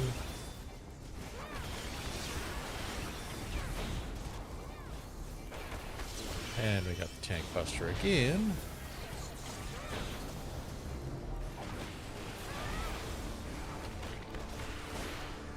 And that's all for that nuisance.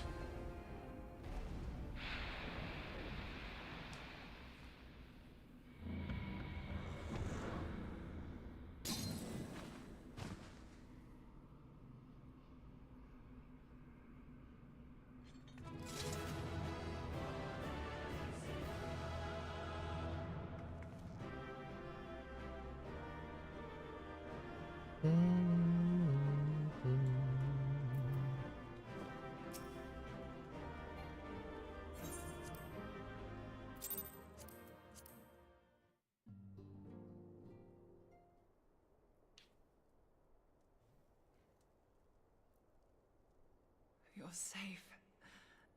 Thank the 12.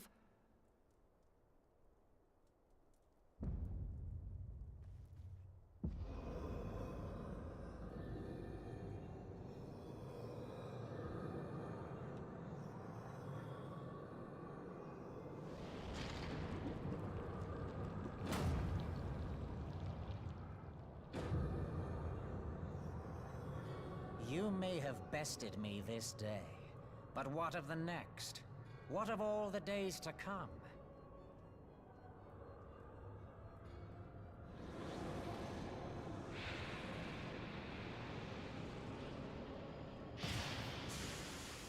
Remember, light no longer holds sway here. I may return whensoever I wish, again and again and again. Eventually, you will falter, and the staff will be mine.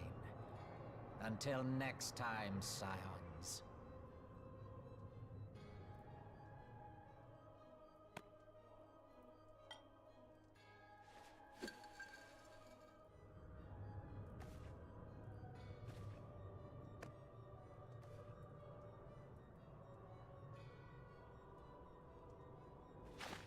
There will be no next time. This is the end.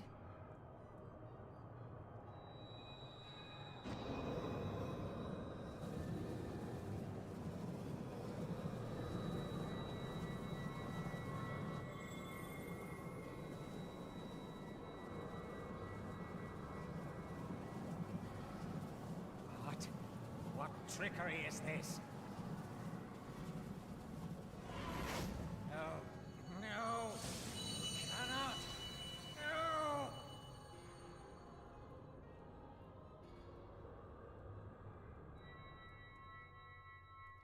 Now, just to destroy it. Use Tube Samati to gather ether. Quickly, before he breaks free.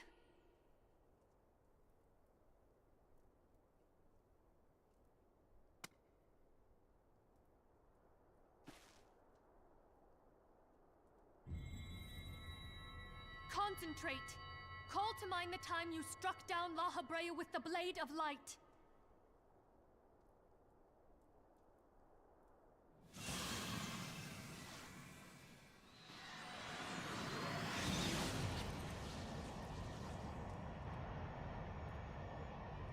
Why won't it work?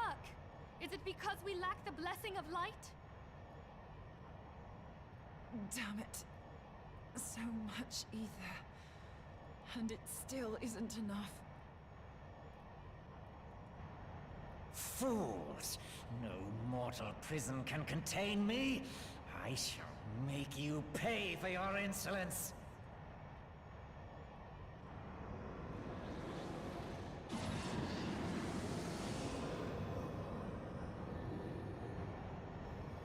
Please, Mother Heidelin, hearken to our plea. Lend us your divine light.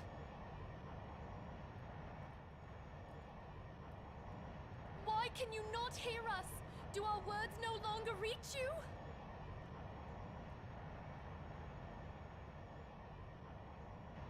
If only we had a bit more ether.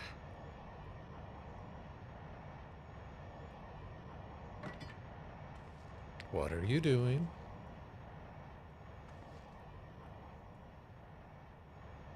Moonbreeder, what are you doing? Master Louis Soir, I understand now the choice you made. In death, there is life. Farewell, Urianger. You daft old coot.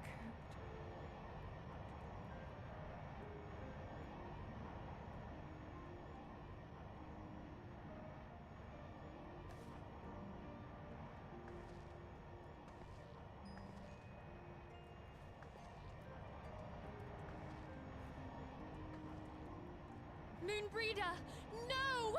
You mustn't!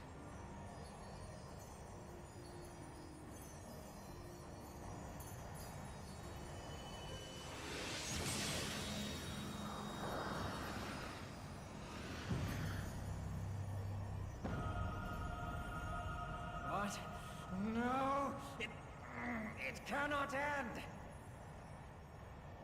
I am eternal! I am immortal!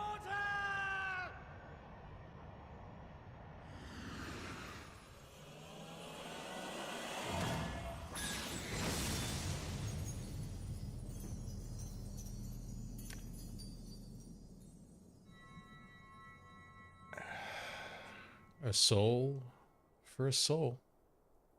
Moonbreeder. She's gone.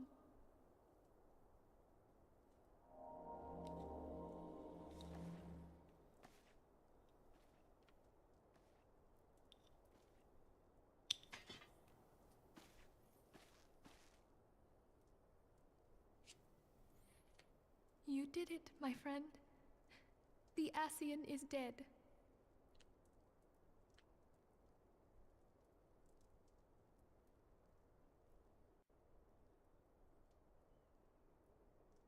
This device is a legacy of Moonbreeder's toils and sacrifice. I shall hold on to it for safekeeping. Minfilia, are you all right? I am. Oh, we were surveying northern Thanalan when we received the distress call. We returned as swiftly as we were able. It seems you have everything in hand, however. What happened here? Where is Moonbreeder? About that.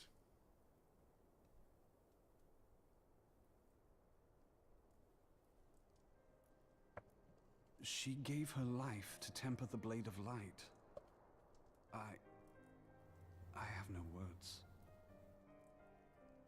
Rather than await the inevitable, she took her fate into her own hands.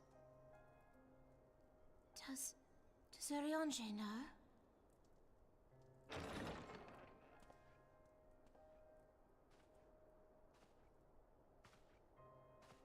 My friend, There is something I must tell you. I heard all, my lady. The moon sinketh, taking her leave of the heavens, yet her passing heraldeth the coming of a new day. Moonbreeder hath fulfilled her destiny, hath she not?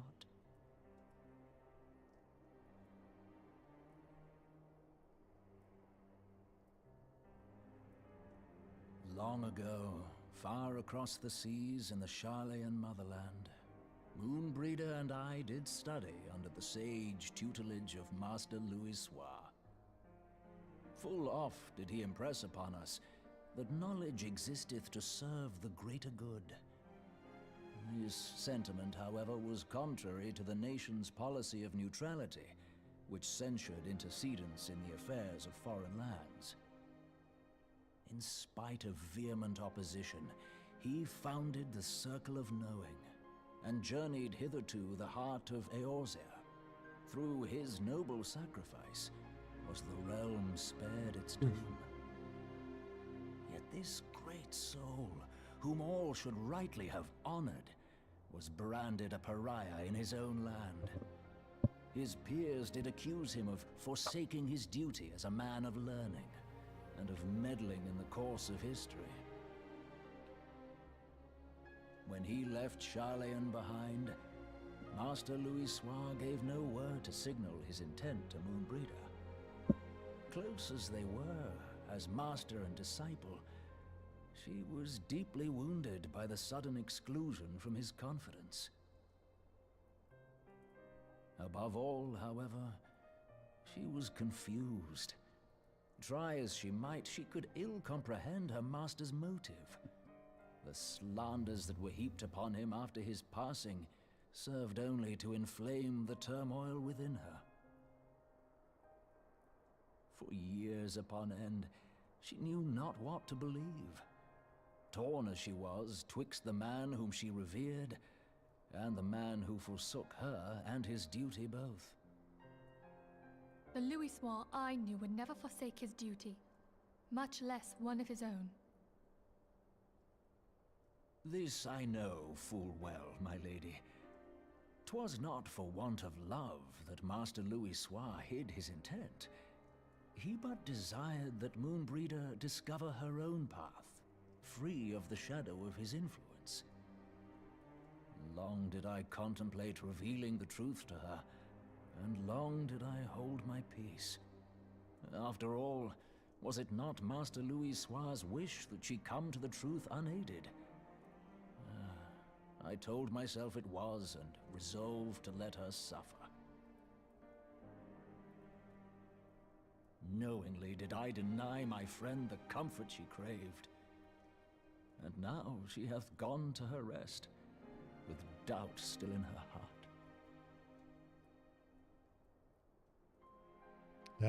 Not really. Speakest thou in earnest? Did Moonbreeder truly come to understand Master Louis Soir's will before the end? The realization hath set her free. She may now find the peace which hath for so long eluded her. Oh, Moonbreeder, my dearest, how I shall miss thee.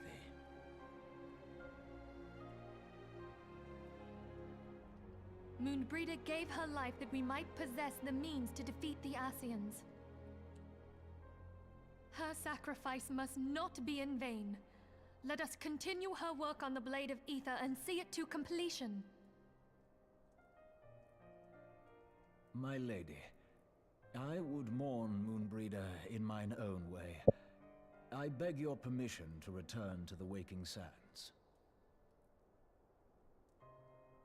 Of course, my friend. Take all the time you require. We shall be here should you have need of us.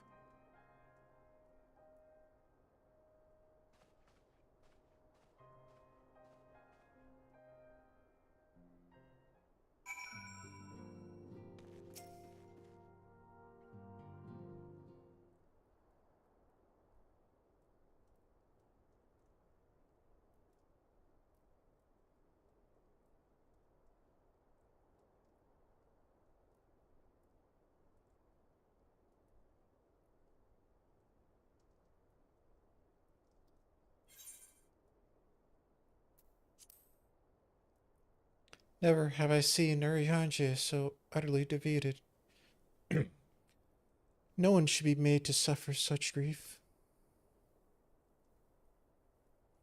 We shall gather in the Charlian Manor to celebrate Mumbrida's life and mourn her passing.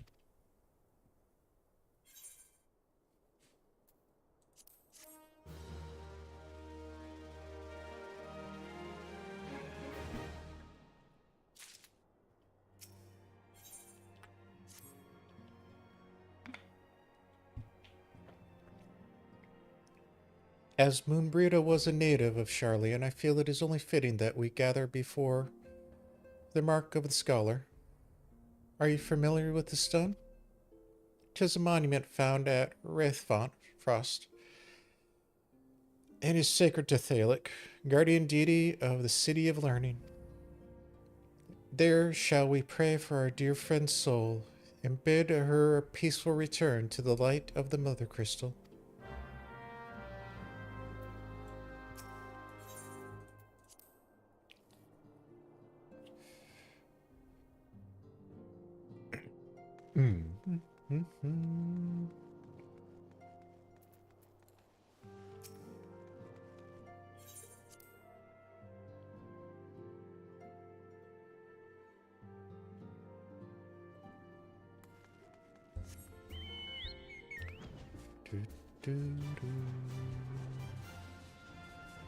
Should be way the heck out here. Yeah.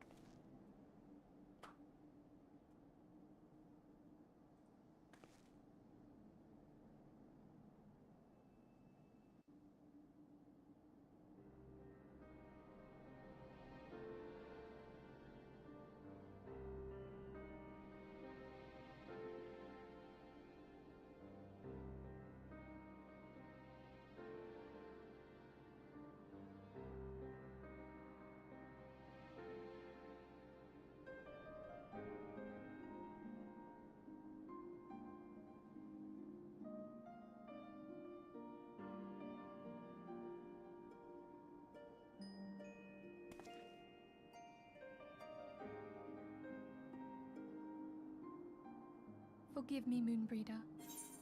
Had I been quicker or wiser, but I was not, and you paid the price.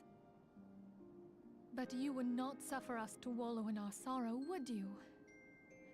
You would tell us to pick ourselves up and get on with it. And so we shall. We shall defend this realm and her people to the last.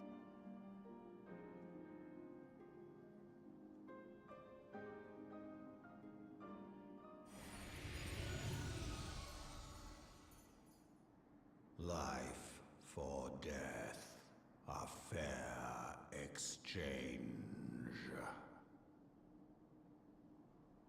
Other bargains will be struck.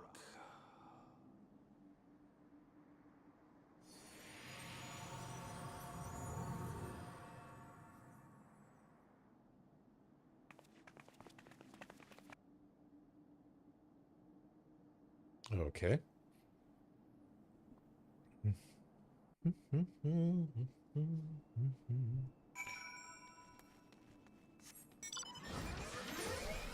this is just quicker.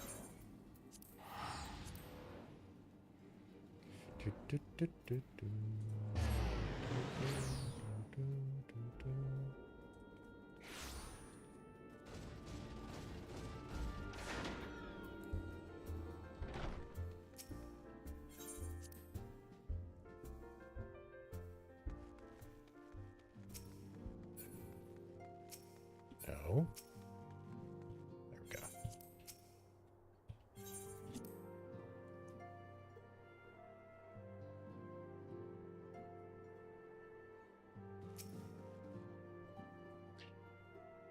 Though we have said our farewells, the pall of sadness has diminished but little. Forgive me. As antecedent, 'tis my job to be the pillar of strength for all others to lean upon.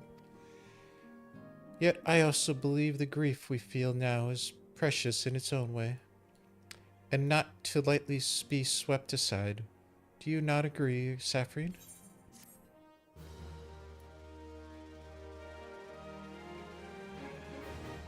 Alright, that's the first half of this ending chapter. 'Tis as if a dagger has been thrust into my breast. But 'tis a pain we must learn to bear if we are to forge ahead with our duty. The battles we have fought have taken the lives of so many. Louis Soir, Moonbreda, our fellows at the Waking Sand. Their spirits and dedication to our cause, however, will never be lost as long as we rise to fight once more. I hardly need remind you of this, of course. 'Tis for my own benefit that I repeat these words, reaffirmation of my own chosen path. If I do not rebuild the foundation of my resolve, I am likely to collapse in a fit of weeping. My apologies, Saphrine. There is no other to whom I could display such weakness. You are my pillar of strength, and I fear...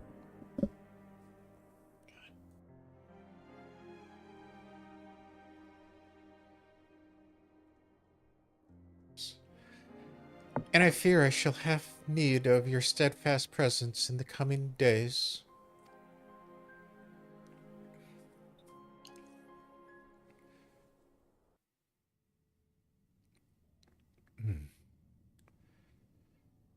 Victory won, a comrade lost. To honor the fallen, the living forge ever on towards the light of a new day.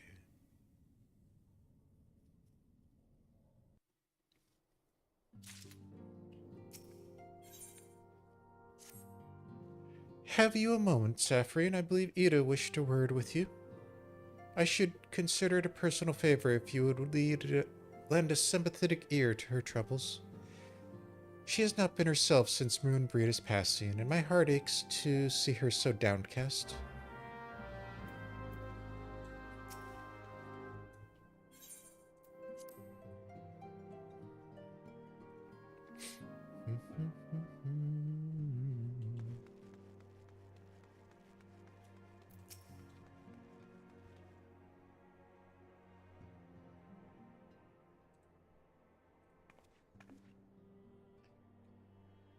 Hey, it's Saphrine. Great.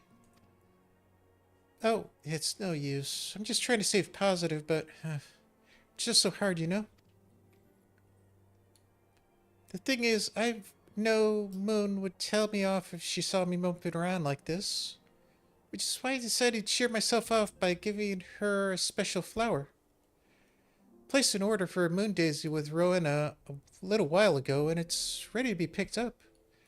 The trouble is, I find Rowena a bit difficult at times, and well, this isn't one of them. I know it's silly, but I can't just face it at the moment, so I was wondering, do you think you could maybe collect it for me? I have a coin to pay for the flower right here. Thank you so much. I'll be waiting for you and the daisy at Wraithfrost.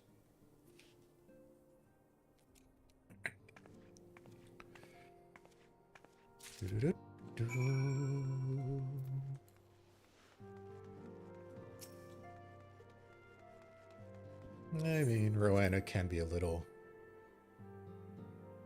overbearing at times.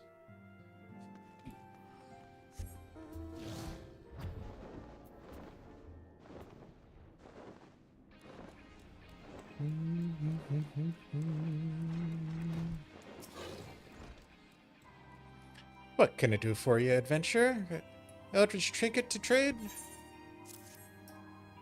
Eh? You've got your running errands now? Them scions really know how to make the most out of your talents, don't they? Sending the savior A's to bleed and market. Fine use of your time, that is. Seriously, though.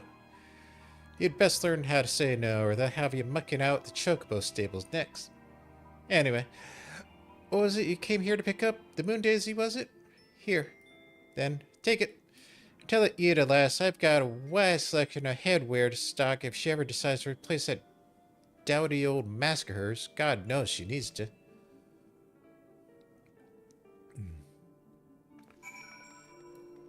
Alright, and are we going all the way out there? Yeah.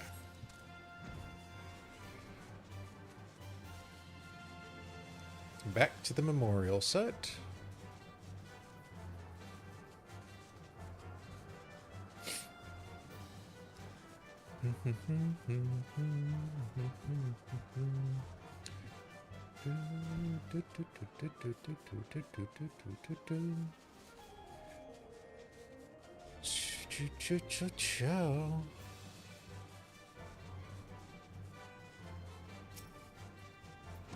Yep, of course it targeted that. Rowena can be so annoying. She just will not take no for an answer. Every time I visit her, she insists I replace my visor with something more fashionable. And when I tell her I like it just fine as way it is, she says again, and then again, and then again. It drives me crazy.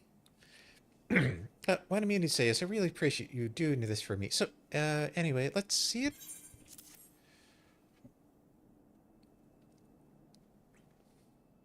Breda loved these things, you know? I hope that somewhere, somehow, she knows I'm still thinking of her.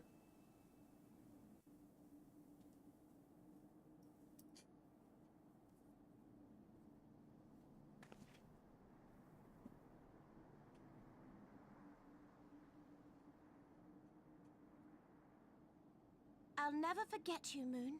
None of us will.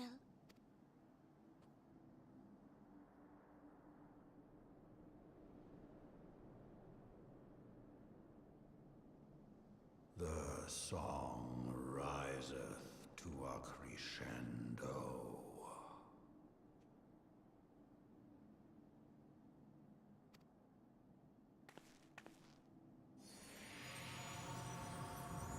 Well, you're helpful.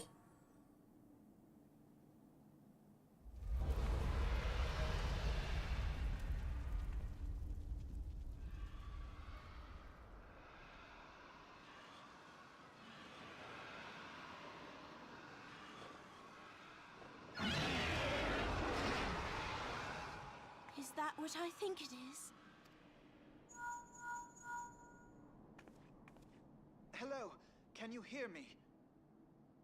We have received grave tidings from Ishgard. Pray return to the Rising Stones at once.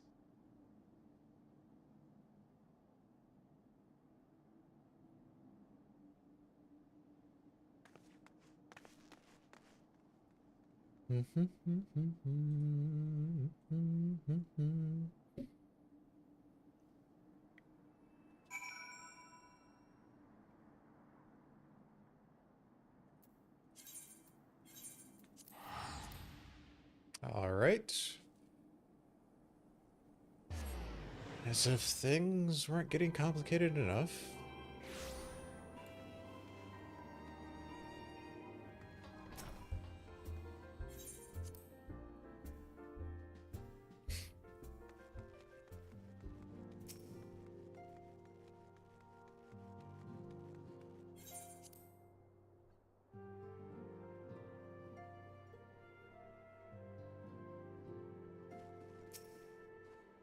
My apologies for the interruption. I was deeply saddened to learn of Moonbreda's passing. Her loss will be sorely felt. Alas, recent developments in Ishgard leave us little time to mourn. The envoy from Kothras will soon arrive, and we must hasten to hear her report.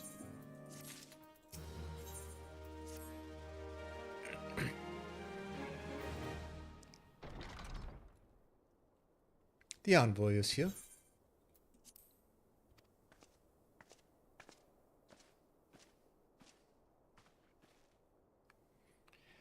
I thank you for receiving me with such short notice. Time is of the essence, so I would forego the usual pleasantries, if I may. Certainly. You come with news of the Dravanians? Aye, the dragons have begun their attack in earnest. The first wave reached the Central Highlands a short while ago. The battle was joined there soon after. Sir Emeric himself sallied forth with a contingent of temple knights and several companies of the nobles' house's finest. Though the beasts were ultimately forced to retreat, our victory, if such may be called, came at cost of many of our own. Too many. We will not withstand a second wave should the Dravanians renew their assault. You paint a grim picture, my lady. It is reinforcements you seek, then? We do. Though it pricks our pride, it is plain we cannot protect Ishgard with our ranks thus thinned by the Horde. Sir Emeric would meet with you to discuss the possibility of enlisting our aid. Very well, I shall depart for Corthorus at once. I must warn you, however, that the involvement of the Crystal Braves is by no means assured. Our commitment to quell the unrest in Ul'dah must take precedence. It is with such contingencies that I must make another request. Scions of the Seventh Dawn are known for sharing close ties with all three grand companies of Eorzea. Would you consent to plead our case to their leaders? Though I would gladly appeal to the grand companies on your behalf, I dare not promise a favorable reply. You need say no more. Considering our past dealings with the Eorzea Alliance, I can well imagine how our plea will be received. But the fate of Ishgard hangs in the balance. We must implore every avenue still open to us, no matter how unpromising.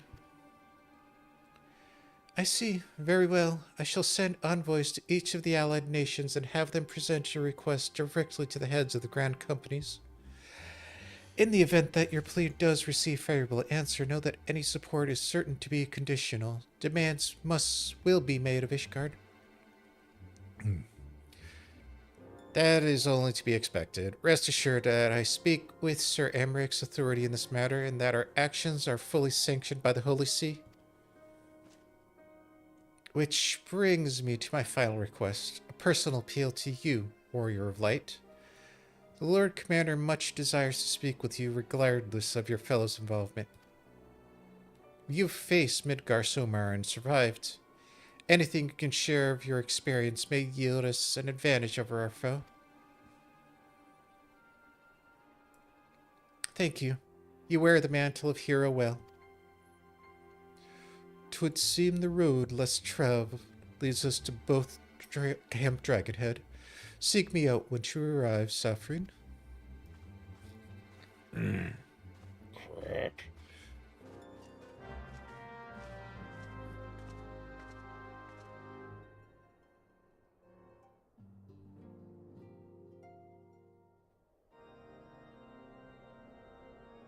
That is a big ass spear.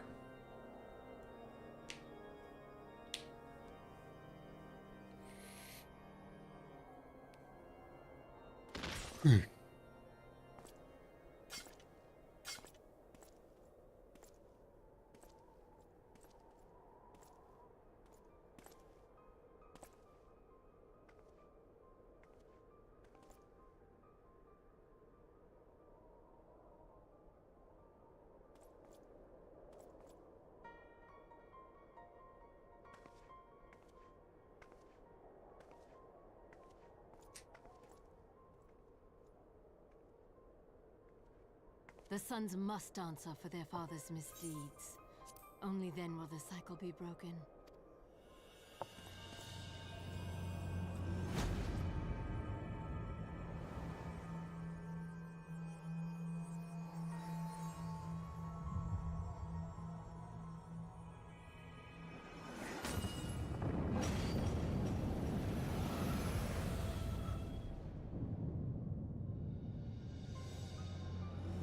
Brothers and sisters of the heavens, we raise our voices and join you in the chorus. The sinner's feeble magics are undone. Come, claim your retribution.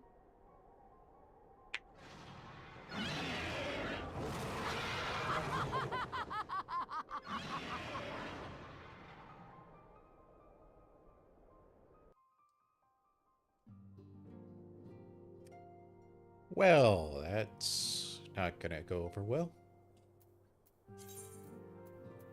Over to Dragonhead and our good boy.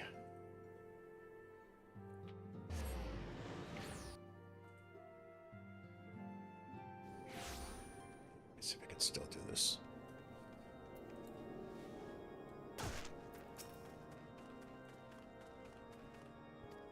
Oh, shit. The murmurings around camp tell of some manner of trouble at the gates of judgment. The Lord Commander's absence. I suggest we visit the place and find out what is afoot.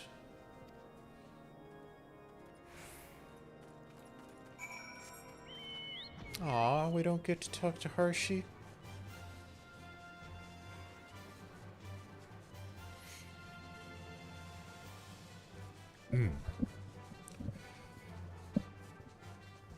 Nope, too far.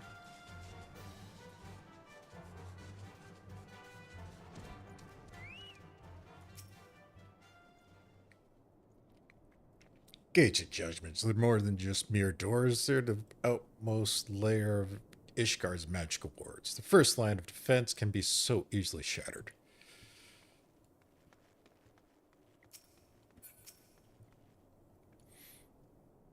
Heretic scum. How dare they meddle in our divine protections? I shall rid our nation of this blasphemy, even if it means cutting them down one by one.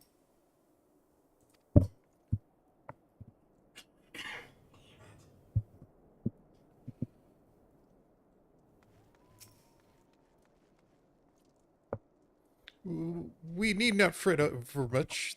There are yet several layers of arcane protection that shield the city from invasion. Mother will be fine. Wait, where's the fourth? Oh. Buried in the corner.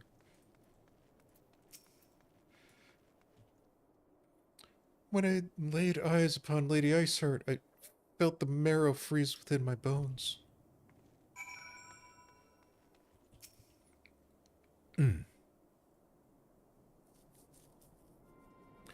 'Twould seem the heretics struck first, and most telling blow against Ishgard. Scions, we expect you at Camp Dragonhead. My apologies. We chanced to hear that there had been trouble at the gates and thought it prudent to investigate the cause. Then you have learned of the heretics' treachery. Lady Iceheart led her force of her followers against our defenders, and came close enough to dispel the first of our wards.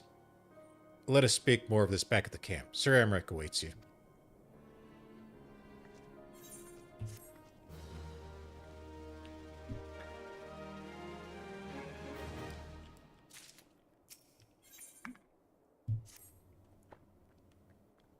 Lady Iceheart has grown bold indeed if she would risk direct action against the city. Come, let us do as we were bid and return to Camp Dragonhead. Lord Harshify will know where Sir Amric means to receive us.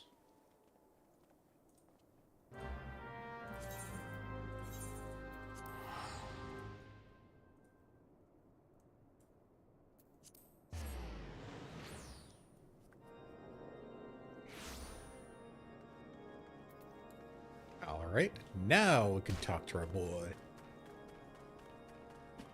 Oh, let me see if I still got this in me.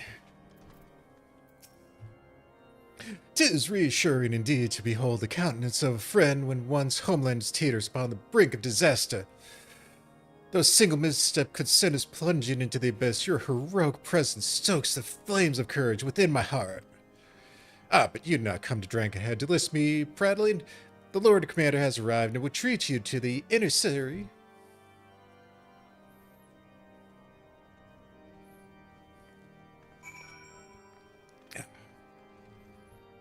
Yeah, I am definitely still drained from yesterday. Greetings, madam. Shall I show you inside?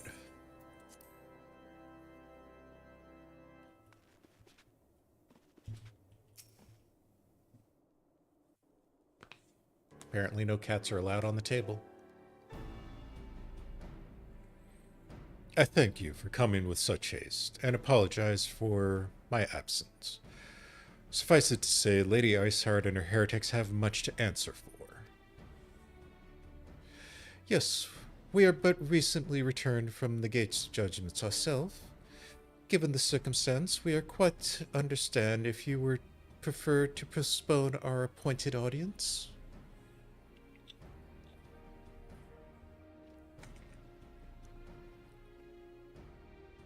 On the contrary, Master Elfino, I think it is more important than ever that this meeting take place. Rest assured, I shall return to my post on Ishgard's walls the moment our business is concluded. Before we move on to the subject of reinforcements, however, I would introduce you to a close friend and stalwart ally, Estinian.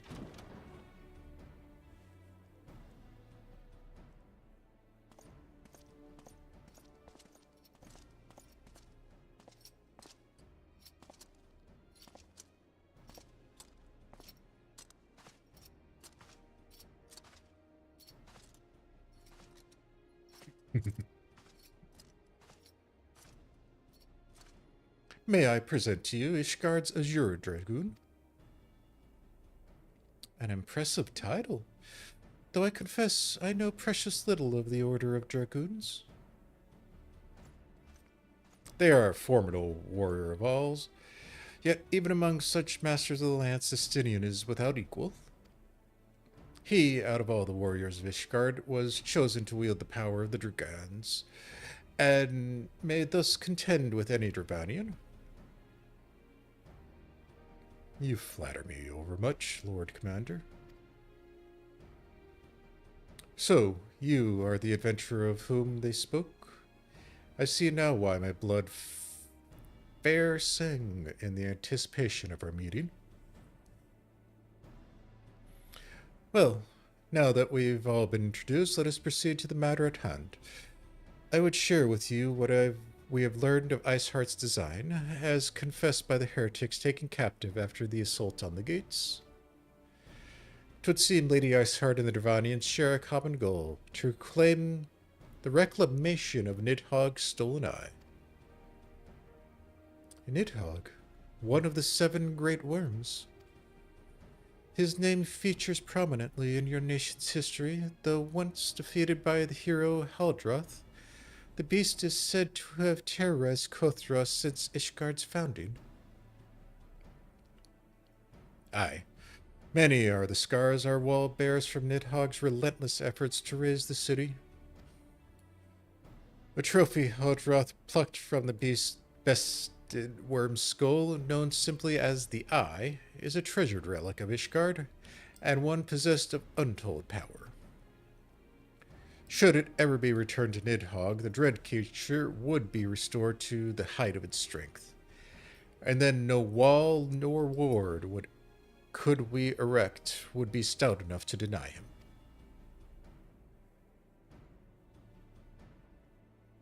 My vengeful son hath waged war against Ishgard for 1,000 years. No mortal mind could comprehend the depths of his rancor. The eye itself is secret deep within the vault. It is kept under heavy guard, surrounded at all times by men and women who have proven themselves loyal to the Holy See. But though stout walls and sharp blades may suffice to discourage the heretics, the dragons are another matter. There are individuals within the Dravanian horde whom an entire company of knights would labor to repel, to say nothing of Nidhogg himself. Nor does age rob them of their strength. The endless march of years dragons endure, patient, calculating, inexorable. You must understand these creatures do not share our perception of time. And that is especially true of the great worms. They who spend centuries in slumber only to wake and resume their campaign as if mere hours had passed. It has been 20 years since Nidhogg last darkened our skies. 20 years for him to gather his strength, and for us to bolster our defenses. And now, just as he seemed primed to return, the heretics strike at the gates. You believe Lady Iceheart is in league with this creature, then?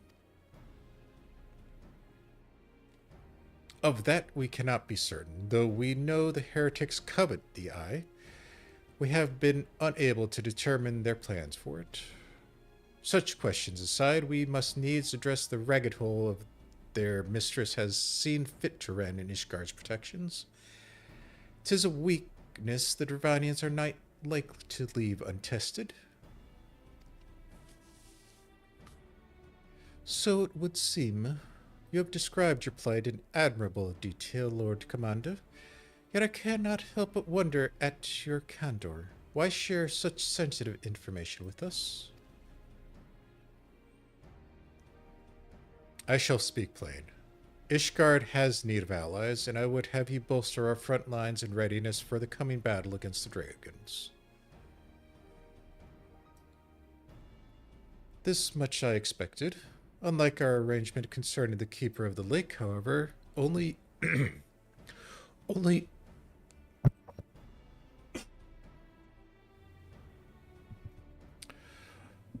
you stand to benefit from our assistance in this matter.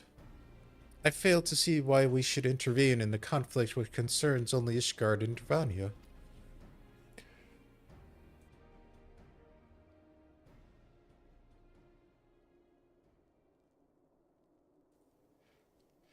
When the Eorzean Alliance requested Ishgard's assistance during Operation Archon, you refused us.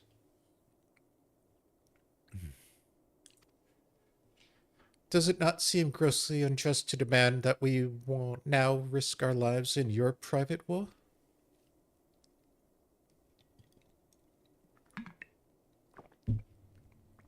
I make no attempt to defend my country's conduct. I only ask that you consider what would follow were Ishgard to follow. Having razed our city to the ground, Horde would have little cause to linger. It would most likely return to their lairs in Dravania. Soon thereafter, the ruins of Kotharas would be buried in snow, and the land would become the sole providence of beasts and beastmen. Until the Garleans arrive, that is. For you may be certain that the Empire would not hesitate to claim Kotharas. They would not even have to draw the steel.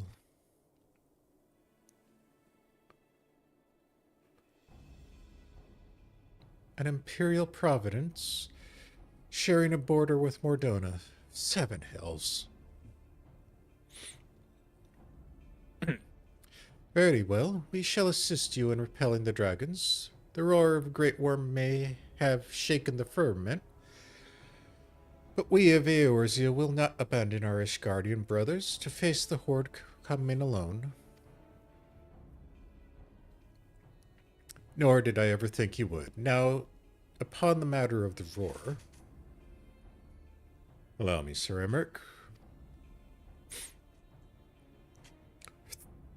Through the power of the eye, I have become a vessel of Nidhogg's strength. His essence has stolen into my very blood. Fear not, I am in full control of my faculties, I assure you. And the eye itself is of no relevance to this tale. It is not essential that I bear it with me wherever so I go.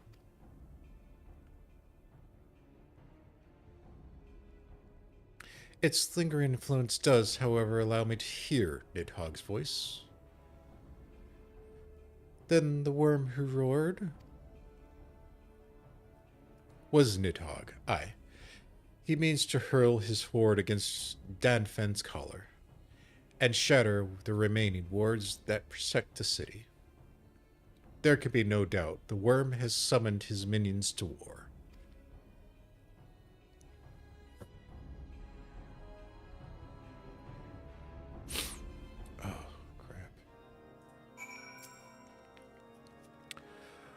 Though the circumstances are far from ideal, this desperate endeavor will at least provide an opportunity to bring the sister states of Eorzea together in a common cause. Sir Emmerich was more ruthless in his negotiations than I had anticipated. I suppose one must give no quarter when one's home is at stake. But did you see that look on his face when he formally requested our assistance? Though the Lord Commander has long campaigned for Ishgard to open the gates to its outsiders, I suspect this softening of the Holy See's attitude towards foreign cooperation comes at something of a bittersweet victory. The days ahead promise to be interesting indeed.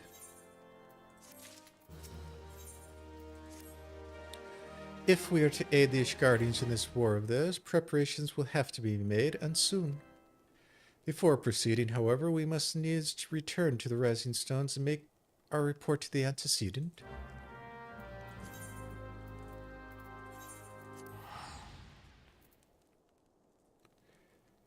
Alright. Once more back here. This way.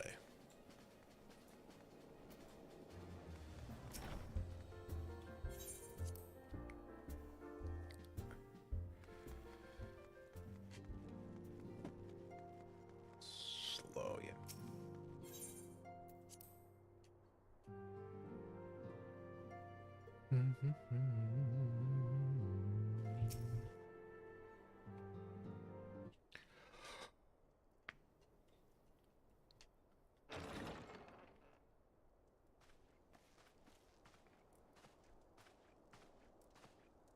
Alphino, it is good to see you. Tell me, what have you learned? Pray summon the others. Everyone must hear my report.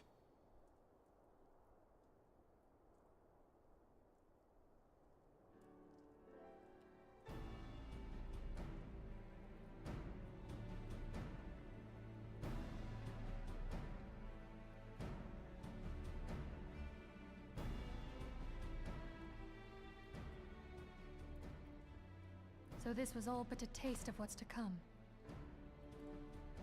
Indeed. The main host advances upon Ishgard as we speak. Whose vaunted defenses have been nullified. Shorn of its wards, the city will bear the full force of Nidhogg's fury. All those people. Alphino is right. The Dravanians cannot be allowed to prevail. If Ishgard falls, all of Eorzea will suffer the consequences. Then you agree that we have no choice but to intervene. For the good of the realm, the Scions of the Seventh Dawn and the Crystal Braves must join the defense of Ishgard. Let there be no ambiguity about what has been proposed. We would be directly intervening in the war. But if all here believe the cause to be just, then to war we shall go.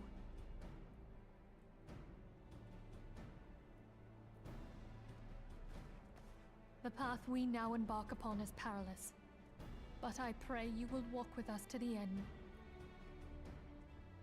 What? You want me to be an Endwalker? For those we have lost, for those we can yet save.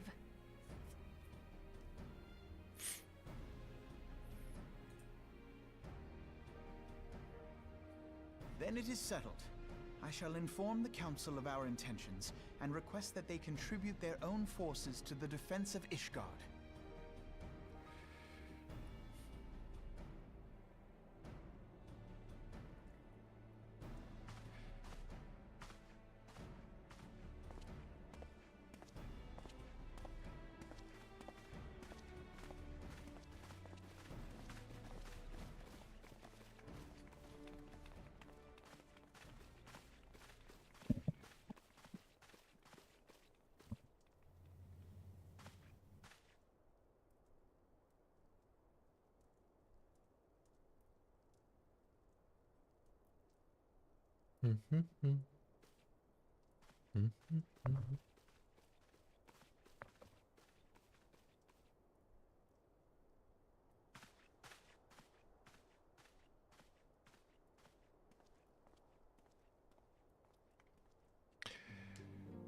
Okay.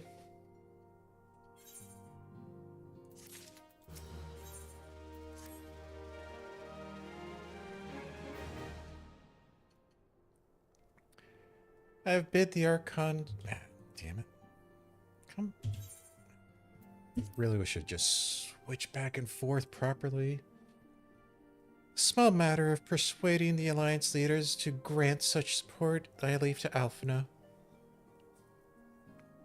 For you, my friend, a different task awaits. I would have you reach out to your fellow adventurers and gather what allies you may for the coming siege. I would also have you consider a matter of your own security. Revenant's Toll is but a short flight from the snowy fields of Kothros. It is not unimaginable that the fight may spill across the border. Pray brief Southbourne on the brewing conflict and discuss potential contingencies. Frontier settlers must be prepared for aught that might wing its way over our walls.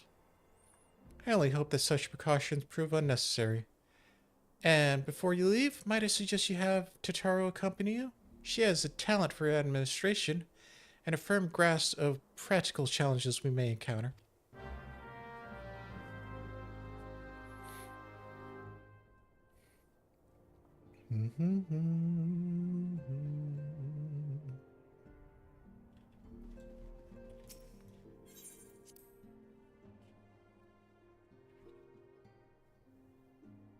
All right, where are you?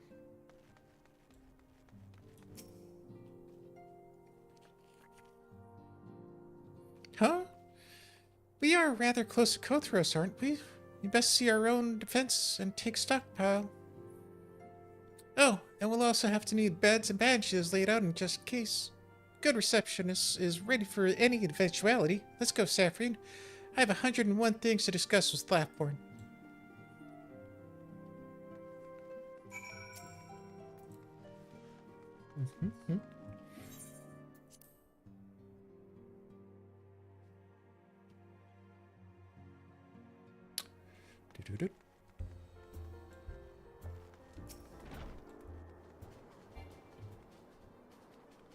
I appreciate the warning. If war is coming to Kothros, then the toll must be made ready. I'll increase the number of patrols and lookouts immediately. I'll also see about finding room for the infirmary, as well as temporary housing for victims of the conflict. Ishgard has done well by us in the past, and I would return the favor. But as for rounding up volunteers for fighting itself, I'm afraid I must disappoint you. I will not send my fellow guild members to die on Ishgardian soil. And I am certain headquarters will say the same. There will be no official Adventurers Guild presence at the siege. That said, each adventurer is, of course, free to do as he or she wills. I shall have a word with some of my more capable colleagues on your behalf, and you might try your luck here in Revenant's Toll. I dare say there are a few stout souls about town who will answer your call to arms. Let's get started, shall we? We have a town to rouse.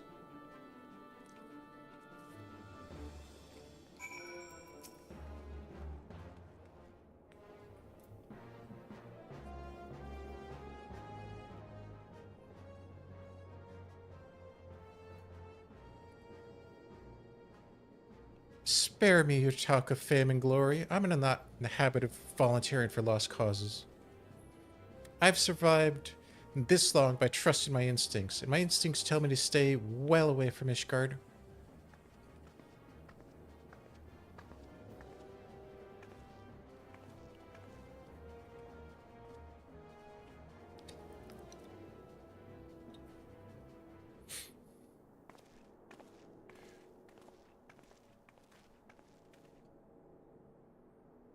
Ishgard sounds she's a right mess. That ain't what I wanted to talk to you about. I need you to cast your mind back to that scuffle with the Empire out by the processing plant.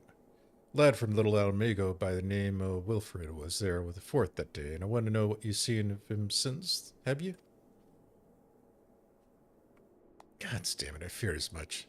No one's bloody seen him. It's like the ground opened up and swallowed him whole. That ain't all. Around the time Wilfred stopped turning up for that duty, them black market weapons went missing from our vault in Nulda. So now, of course, half the Braves suspecting the lad of making off with the goods. Folk like to believe our company is a disciplined fighting force, but as you both know, It's more than a motley crew of collection of mercenary adventurers and Grand Company veterans. The only thing that binds us together is some vague oath about fighting for the freedom of all. That and steady pay. Now, compared to most others in the crew, Wilfred's a fresh-faced novice, bleeding whelp among wolves. The boy's got passion. When he talked about being a guard of Eorzea, he bloody well meant it. A lad like him wouldn't rob us blind and bugger off like that. He ain't the type. And then, and this is just between you and me, mind, there's the fact that the lad wanted to tell me about something queer he knows in the ledgers, something about the Braves' numbers not adding up. Aye, there's a villain at the end of this trail I've stumbled upon, and I bet me good eye it ain't young Wilfred. Anywho, you got a word wage, so I'll let you and get on. Just thought so much you know. I'd be seeing you, Saphrine.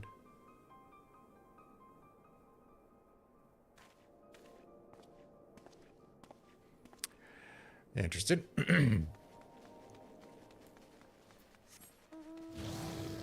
Unfortunately, not the moment to deal with that right now.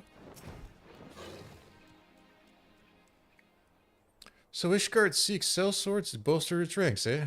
Though I'm not sure I'd like the sound of the siege, those nobles will surely be generous with their rewards. But I have to pledge myself to the guard revenant's toll. Modest work though it is, I am loath to break the terms of my contract. What to do, what to do.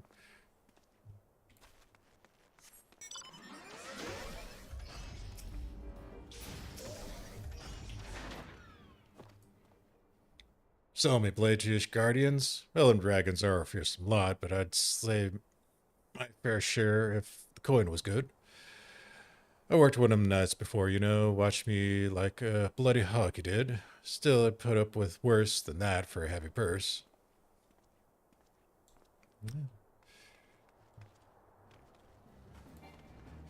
Damn it. There we go.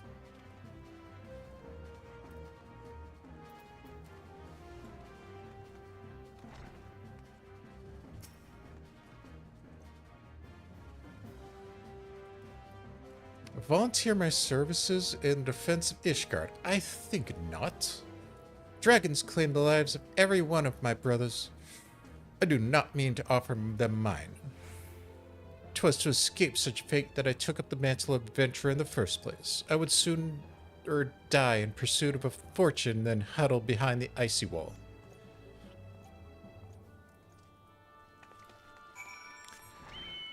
Well, we got 1 out of 3. Things are looking up. There you are, Saphrine. So, did you sway any hearts? 1 or 2, eh? Well, and it's mine that makes 3 or 4, not including Slaftborn's friends. We won't have the largest company in the army, but at least to say 1 Revenant Soul veteran is worth a dozen clinking knights at least. Oh, I've been so caught up in creating that I almost forgot there's been word from Alpha now. Apparently, the Alliance leaders are convening in Ul'dah to discuss Ishgard's plight. They've requested your presence, as usual. Anyway, you best make your way to Ul'dah, or you'll be late. Alphino said he would meet you on the Royal Promenade. Back to Ul'dah.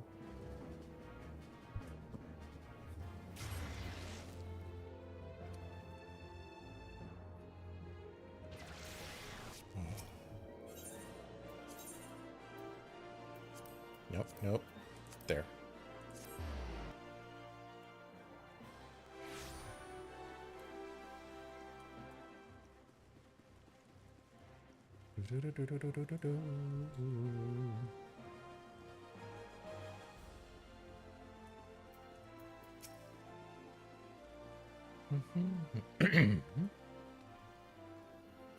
My apologies for calling you away from your tasks. I had hoped to proceed with these negotiations 1 leader at a time, but it seems my urgent requests for an audience have prompted the gathering of the council.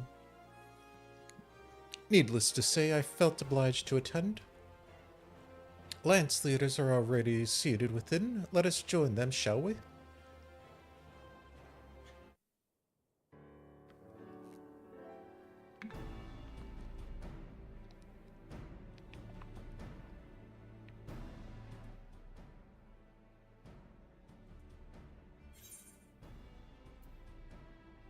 We are well aware of Ishgard's dilemma, and we agree with your assessment. Then I trust there are no objections to the Crystal Brave's intervention. Uldar has none. Gridania does not object. The Crystal Braves are yours to command, Alfino. Do what you will. We shall pray for your success. It was my hope that you would offer more substantial aid than prayer. I know it is within your means. Do not presume that you have knowledge of our every concern. The Garleans and the Beast Tribes are but two of many. We are not in a position to contribute greatly to the defense of Ishgard, not when our own homes are still under siege.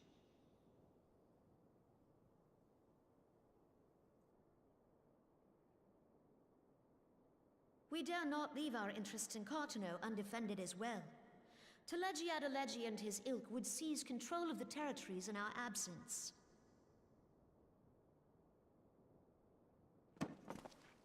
The enemy is at their gates, and you would cower behind yours? No one is cowering, boy. We will offer what support we can. Aye, support. A handful of men and no more. Would that we could commit more than a token force to this cause. Yet there are others to whom you might turn. The free companies ever want for work. Ah, yes. The free companies. They're not like to turn you down. I beg your pardon? You would entrust the survival of Ishgard to sell swords? Crises like these are the very reason why this alliance was formed. It is our duty to aid our fellow man. My duty is to my country and my people. If you expect us to place the welfare of a foreign power above our own, you're going to be sorely disappointed. Lest you doubt, Limsa comes first, then the Alliance, and finally, circumstances permitting, Ishgard and the rest. If you cannot understand so simple a concept, then you have no place at this table. Damn. Forgive me, Admiral. I was careless in my choice of words.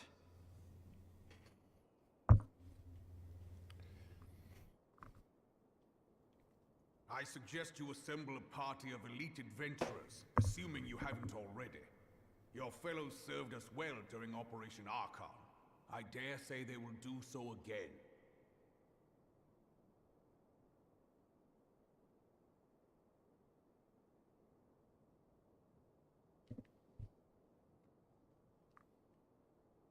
If I may, Your Grace, I wish to propose a redistribution of forces. If we entrust the security of Uldar to the Brass Blades for a time, we can dispatch a larger force to Ishgard.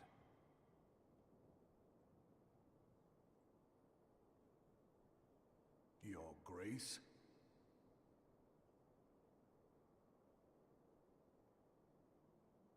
Yes. Yes, of course. Do what you will.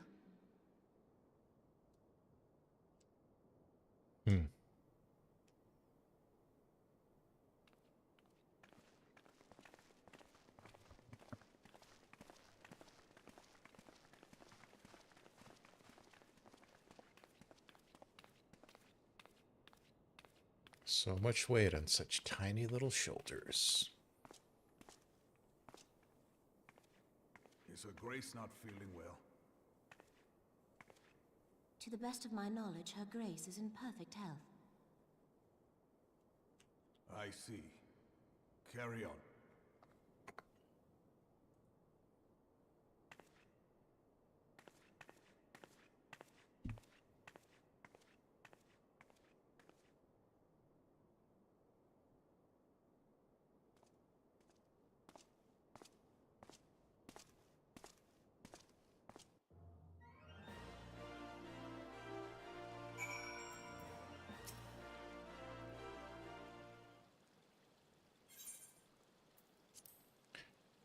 Once again, I owe you an apology. It seems you have been conscripted into leading a contingent of adventurers on yet another mission of inestimable danger.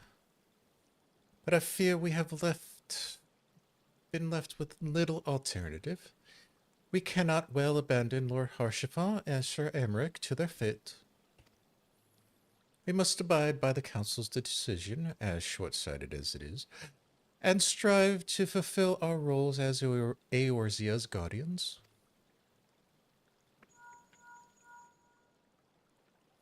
Captain Ilberd, what news? Then the assault is begun? We have but a moment to conclude our audience with the Alliance leaders. Move our forces into position. Your unit will join House Dundre at Steel Vigil. Man the cannons alongside the knights and thin the Dravanian horde ere they descend upon Ishgard. I will join you as soon as I am able. Saphrine, I would have you and your adventurer allies bolster the defenses at the Steps of Faith. Report to Sir Marcelin at the Gates of Judgment, and he'll direct you to where you are needed most. May the gods grant us victory.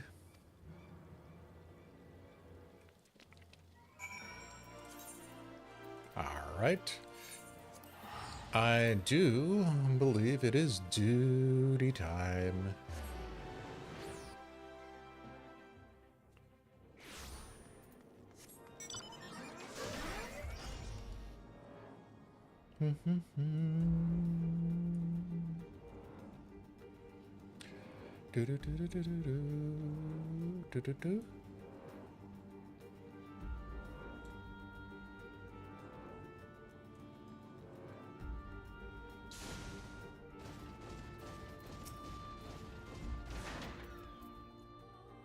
You are the appointed captain of the Sellsword contingent? Very well. There is no shortage of blade work to be done. As we speak, Dravanian skirmishing parties are harassing positions across the Central Highlands. I've asked the Crystal Babes and your fellow adventurers to contain these scattered attacks, and for the present, I would have you join them. This, of course, is merely a precursor to an assault on Ishgard proper. The wily serpents seek to divide and confuse our forces, but we will not be so easily drawn out of position. Temple Knights will remain on the Steps of Faith to continue our preparations. When the Horde arrives in force, they shall face a wall of Ishgardian steel. Report back to me once the advanced skirmishes are slain.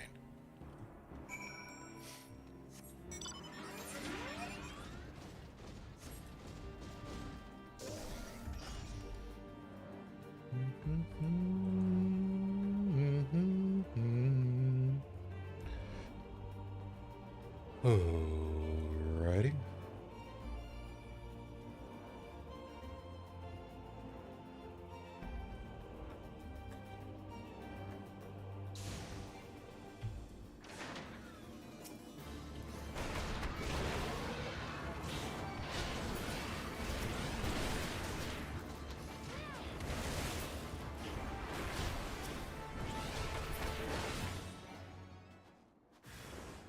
More?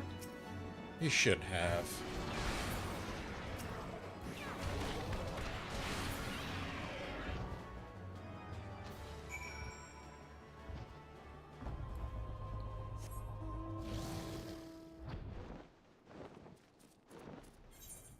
Oh, no, wait, that's our dungeon that I still haven't done yet.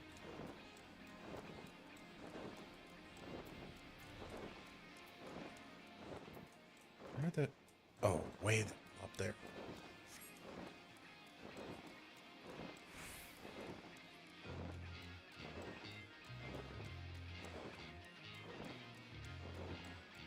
Right? Yeah. Of course, this point will become very notable later on, after certain events fall to happen.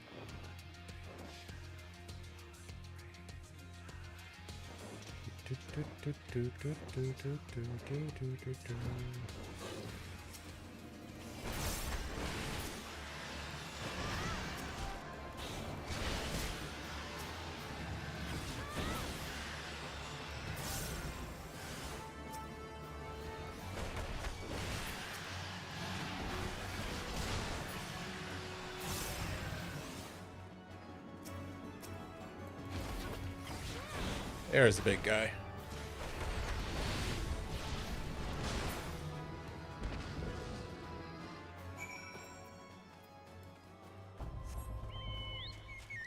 All right, they've been dealt with.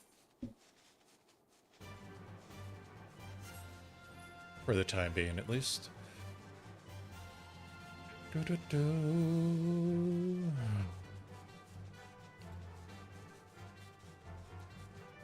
Now, I think it's the duty.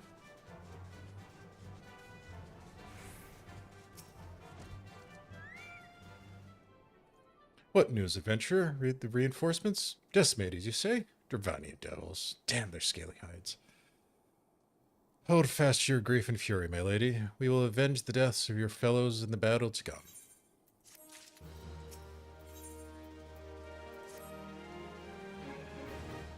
Oops, wrong one.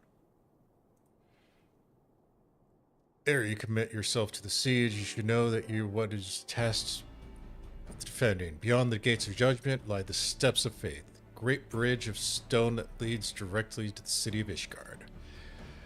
More than simply a means to cross the sea of clouds, the bridge serves as a foundation for the arcane wards that form the barrier we call Daphnin's Collar. Alas, in dispelling the barrier's outermost layer, that thrice-damned witch Iceheart stripped the bridge of its protection, and thus the dragons now able to launch unhindered upon the steps of faith. Should the Dravanians succeed in destroying the remaining wards, the winged devils will be free to swarm within the city itself. Damn it. Needless to say, we cannot suffer that to happen. It shall be our task as defenders to prevent any harm from coming to those parts of the bridge whereas the wards are sealed. 3 yet remain, and we have dispatched our forces accordingly. I would ask you and your comrades to accompany our defenders at the outermost ward. I should hope that includes us as well.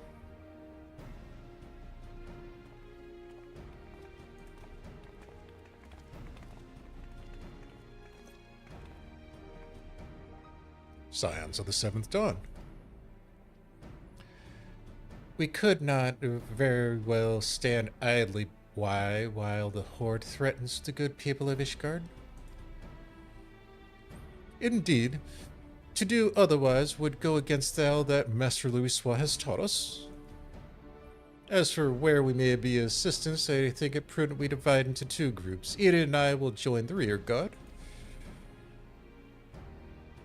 Great!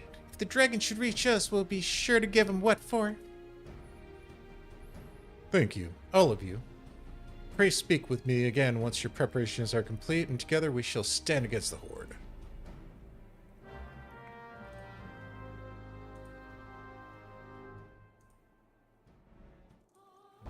Yep, here it is.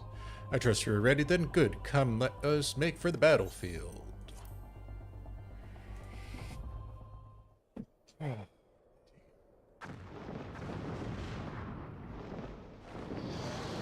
That's a big boy.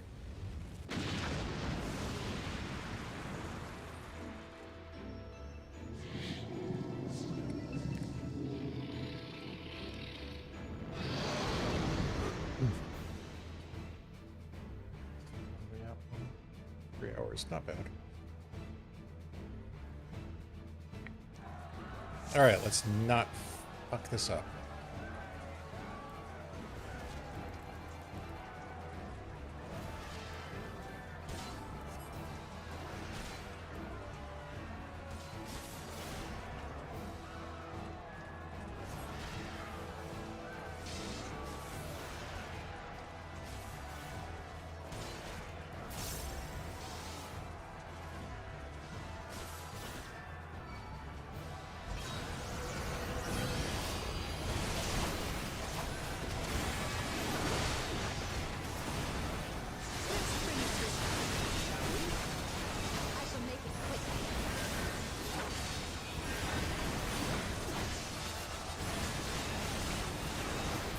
Alright, I am all over the place. Oh, that was close.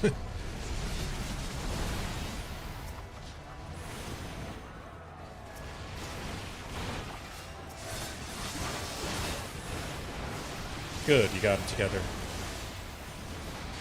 Or had them together.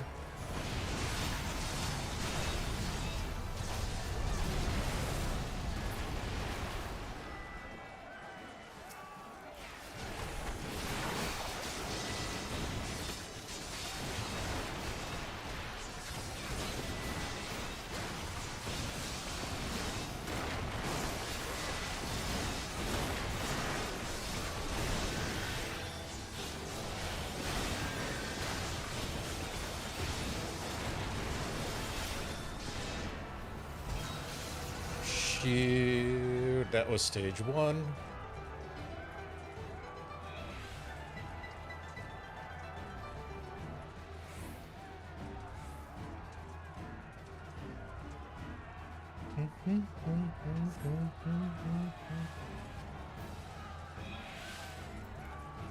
I take it it's time to run.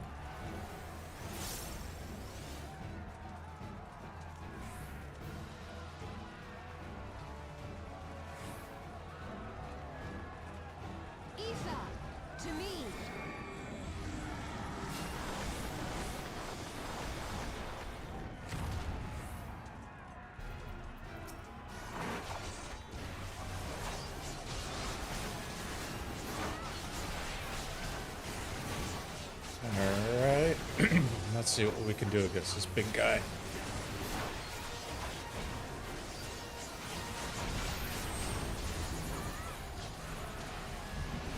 That's gonna hurt.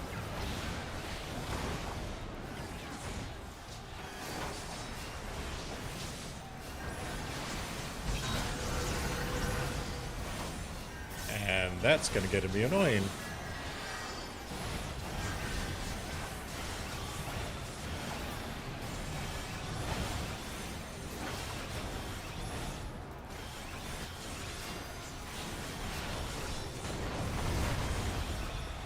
Ow.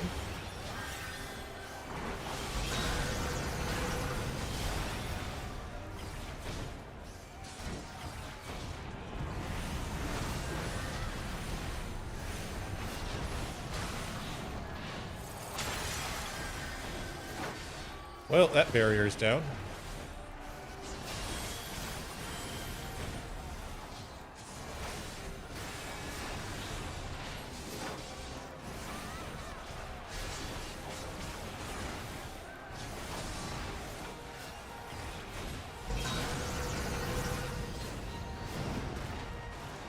Okay. Ow.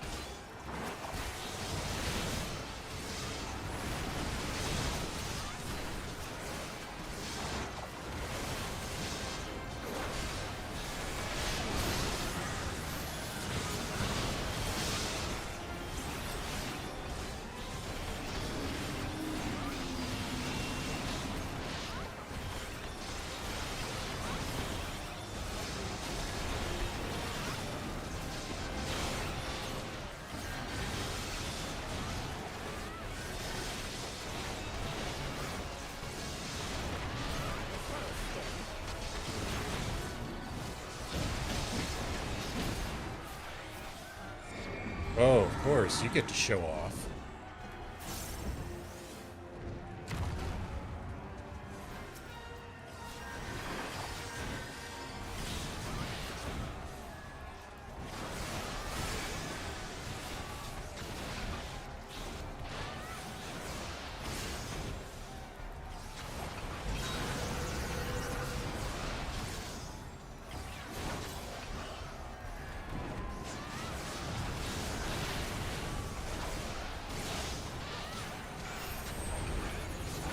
Damn, this again? Really?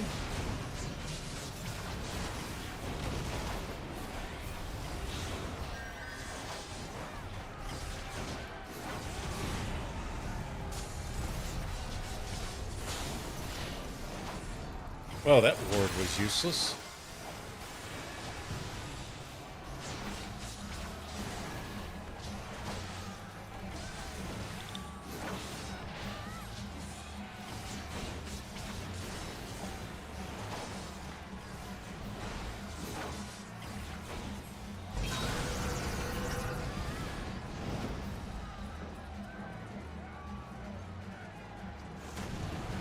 Ow!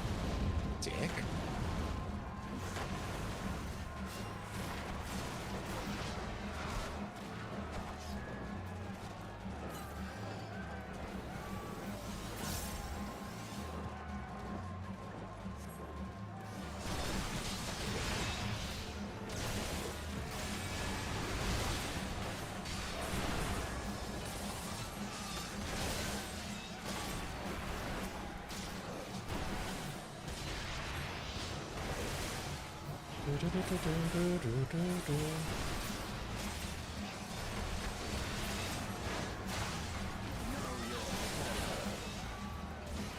Definitely hear that Dragoon going off.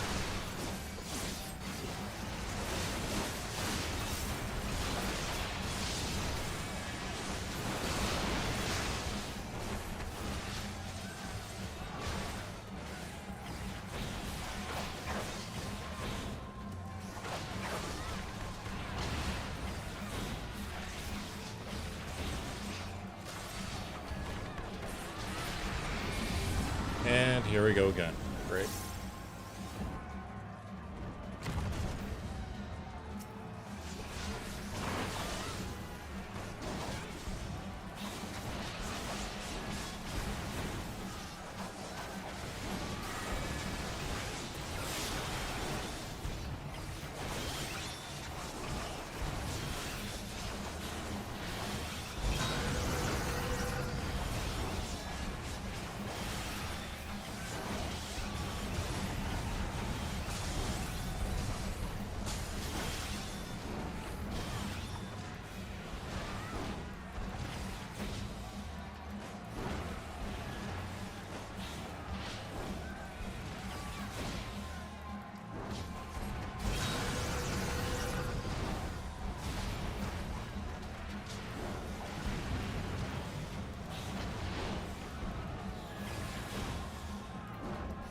Awesome, this again.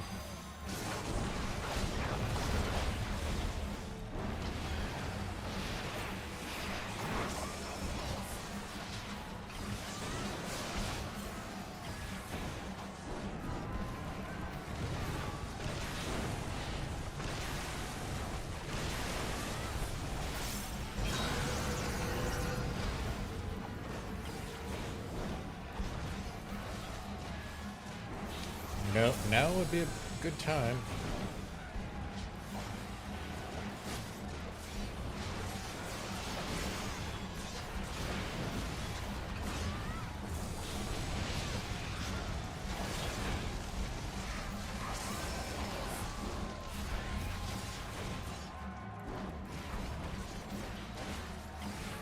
As a certain Lalafell screams, hit it harder.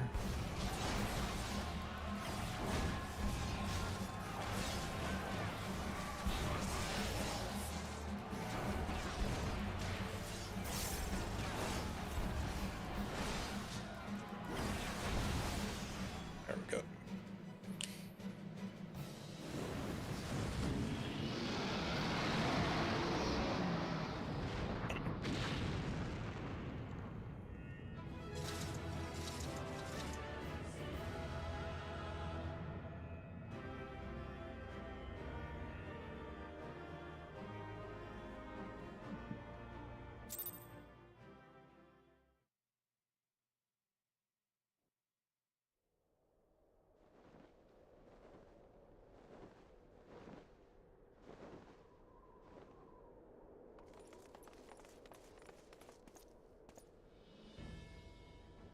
The dragons!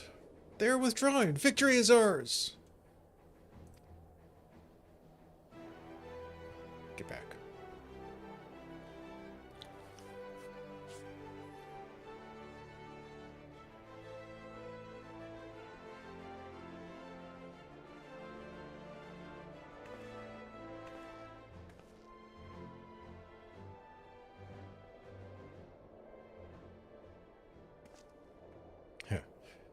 One of Nidhogg's greatest champions slain. The Horde will not soon recover from this blow. But what of you, Nidhogg? Why did you not join your minions and make this battle a slaughter? Have you grown so fond of the stench of your lair? Mayhap you prefer your allies fight your battles for you. You have a girl to do your bidding now, do you not? No matter. I shall slay Iceheart and all the rest. But I yearn to spill the blood of a great worm, Nidhogg, and your death will sate my lance.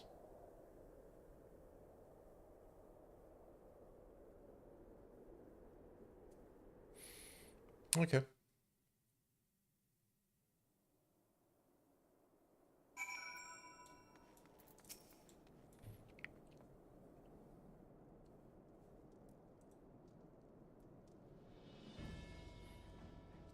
Saphrine, the dragons are routed. Lest you wonder, the fighting at the Steel Vigil was also fierce, but my crystal braves were not found wanting.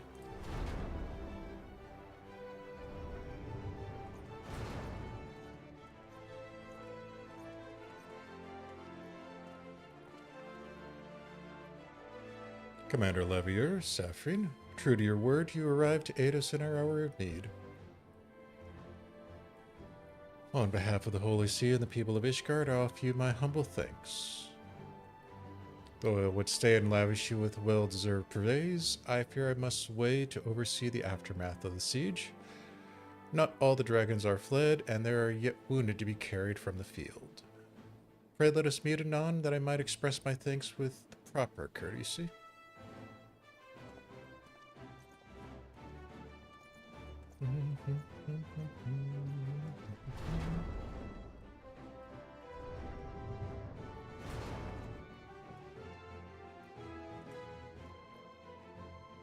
We have indeed achieved victory of singular importance. With the Dravanian horde thus weakened and scattered, the threat to Ishgard has greatly diminished. And mayhap equally significant, the Holy See must now recognize the necessity of cooperation with foreign powers. Long have they barred their gates against the outside world, but I am confident that the day will soon come when Ishgard proclaims itself a member of the Eorzean Alliance once more. Much have we sacrificed in our struggles against the dragons and primals, the Ascians and the Empire, but step by unfaltered step we march ever nearer towards our goal. And as ever, the journey is made with you at the van. The victory you have won this day gives us greater hope for the morrow. 'Tis a hope we shall sustain in the days to come and bear us past many evils that yet seek to hinder our progress. Yes, Evoise have done well, my friend and I. For one would take a moment to savor the enormity of our achievement. The demand of duty, however, allows me little time for levity. I must accompany Captain Ilberd back to Ilda and reassign the braves whose squads suffered heavy losses. You, my friend, have earned a rest at the Rising Stones. Pray return to Revan's Toll and share your tale with Minfilia in person.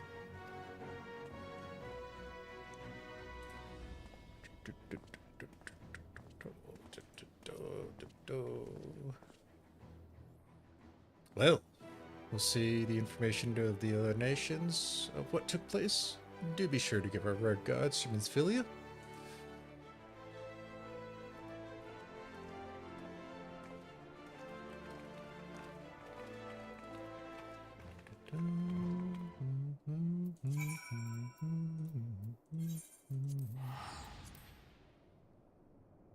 Well, that took a moment.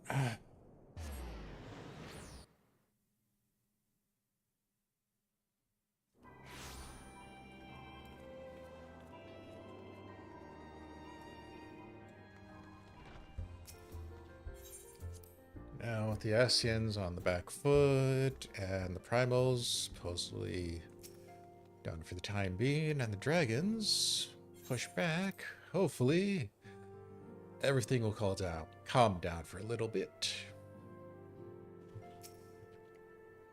Saphrine, welcome back. Elfinos sent word of siege, and of course of the role you played in ending it. Your deeds never cease to amaze me, Saphrine. Thank you. Yeah, whatever. These are trash anyways.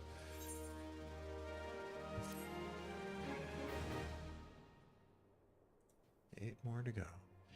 You must be weary, Saphrine, and now may be very well only chance to... Antecedent!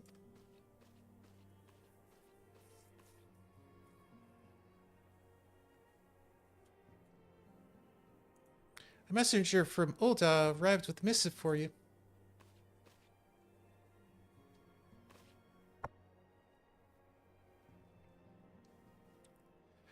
The royal seal. Curious indeed.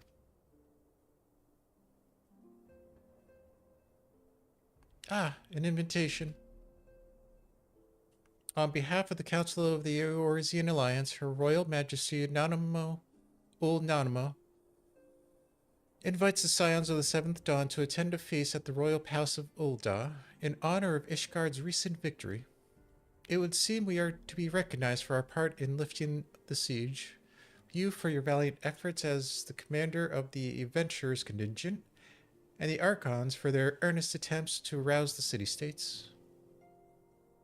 Truly, I find it strange that the Alliance leaders should think themselves deserving of a place of such celebration. All three refuse to deploy their standard armies, preferring to send hastily assembled companies of sellswords, many of whom perish ere the siege began. Are they truly so brazen as to seek to share in the glory of your triumph? Ah, but mayhap they simply seek a pretext to meet the Ishgardians while the mood is yet jubilant. Such an occasion would present a fine opportunity to press Ishgard for a return to the Eorzean Alliance. We have scarce time to mourn Moonbrita, and I, for one, am in no mood to carouse, but I suppose we must put away our grief for the good of the realm. Though you were promised rest, I fear I must insist that you also attend. It would be strange celebration if indeed the victorious hero were not present. Pray content yourself with the thought that such occasions may bring about momentous change, and this without the recourse to bloodshed. Totaro, if you would, do me a favor and contact the rest of the Scions. Of course, Antecedent. And please let me know if there's anything else I can do.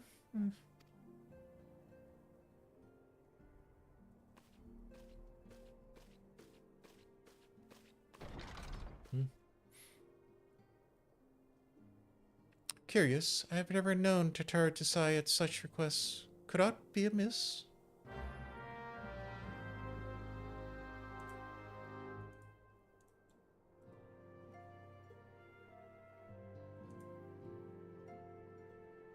Oh crap, is it this part? Oh no. Oh, this is gonna be awesome.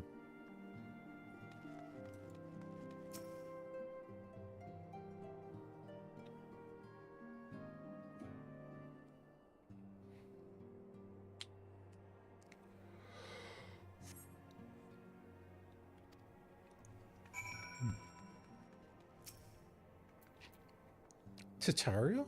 I believe she just stepped outside.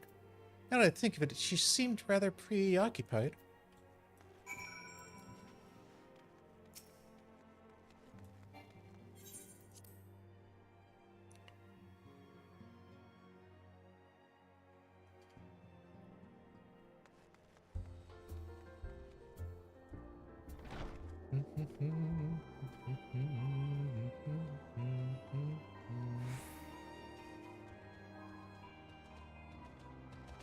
Ah, there you are.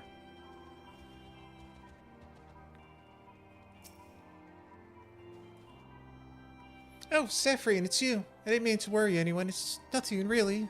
Well, It's not nothing exactly, but it feels like nothing compared to the towering trials you and the others face every day. That's why I should probably talk to Minfilia before anything gets worse. You know what they say, Saphrine. I'm glad we had this little chat. Okay.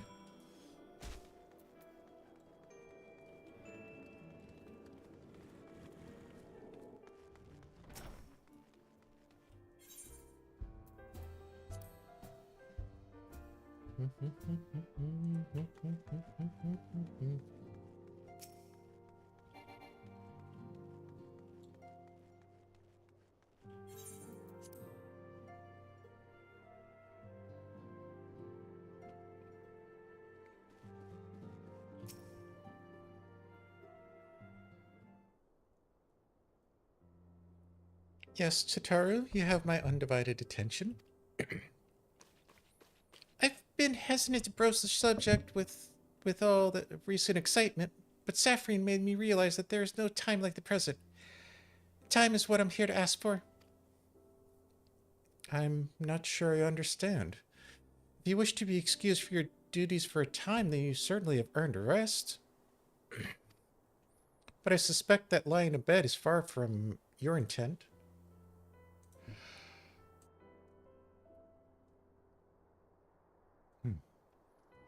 You know me too well, and to see there is, in fact, something I've been wanting to try my hand at. Along with the adventurers and the Crystal Braves, the Scions are constantly being thrown into dangerous battles and deadly predicaments. Even Hori Borler and Colonet have been promoted to guard duty to fill our need for competent warriors. So it only seems right that I, too, should acquire some power to defend myself. And others, more importantly. When I return, I shall be both your receptionist and your bodyguard. Mm-hmm.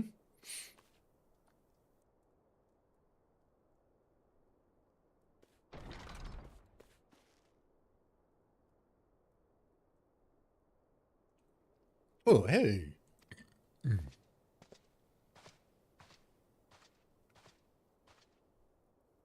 That's the first time I've almost been knocked out of the ground by a Lalafell.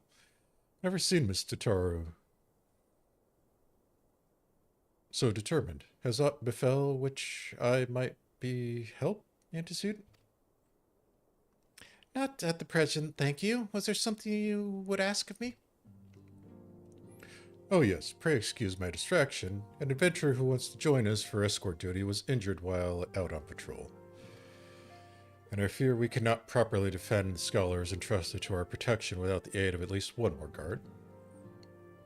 Therefore, I humbly request that another adventurer of a capable kind, of course, be assigned to our party.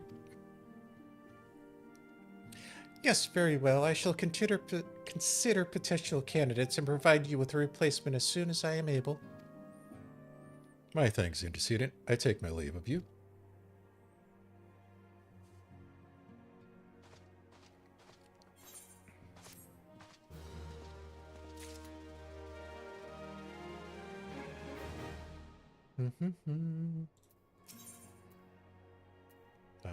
Which one is it? Unexpected ambition, where we are needed. Alright, we'll do this one first. It's a split quest. The power to defend oneself. Tataru has ever been full of surprises. Now that I think about it, I do recall Urianger mentioning she had developed an interest in Arcanimea. Mayhap she hopes to gain admittance to the Arcanist Guild in Limsa? Yes, that'll be the way of it. Would you be so kind as to journey to the guild and see that all is well? It is undoubtless warranted. But surely I am not alone for her concerned. Alright, let's go to Limsa. And see what trouble she's getting herself into. Bo-bo-bo. Do-do-do.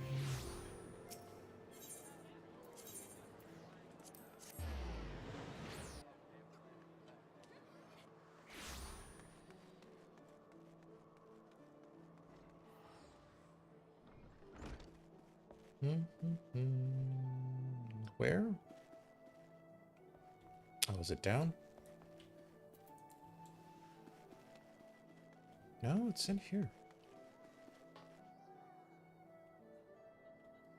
It is down. Just by an elm.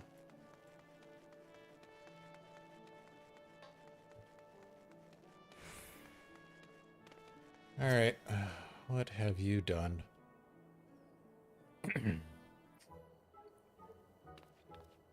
Saphrine, what are you doing here? I didn't mean for her to worry. That's the last thing I wanted. Putting in such worries is precisely the reason I'm here, don't you see?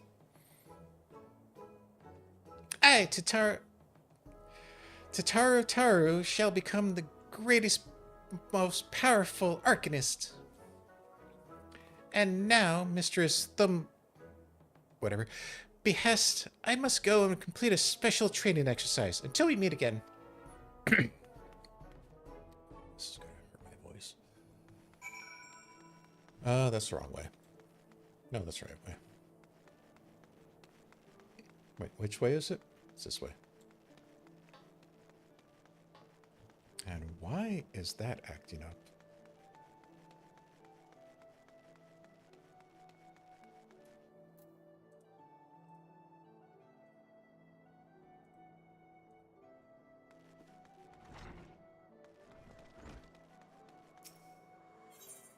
I don't think it's Limsa. Wait. I almost missed that. Greetings and welcome to the Arcanist Guild. Do you require assistance? So you are acquainted with our newest member? I'm sorry to be the bearer of bad news, but I fear young Tataru may not be ideally suited to such arcanumia. Nevertheless, she would not be denied and goes now to undertake her first trial. A simulated inspection of 3 crates. Simple task, some might say, but one all arcanists are expected to complete. A thought occurs to me, why not supervise Tataru's training? You are clearly an accomplished adventurer, and given your relationship with the girl, you seem an ideal person to have on hand. Her trial will be conducted at the cliffs south of Zephyr Gate. You need only observe at a distance.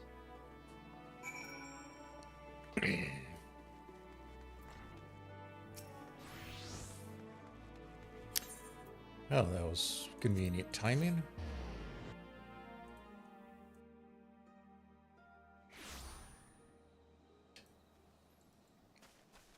All right. Where? There we go. No one will suspect a cat up a tree.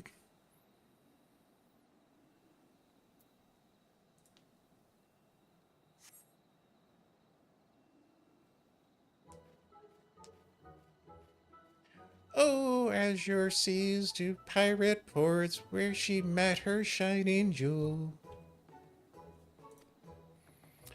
For to bring the smuggler's plans to naught came the lass who none could call fool. Beat him with a backdraft, gut him with a gust, deck him with a downburst, go carbuncle, go! Are these those crates I spy? Ah, this must be the true test. We're ready for them, aren't we, Carbuncle?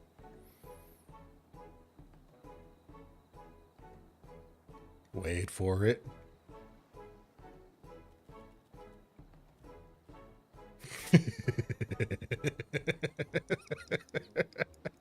Carbuncle?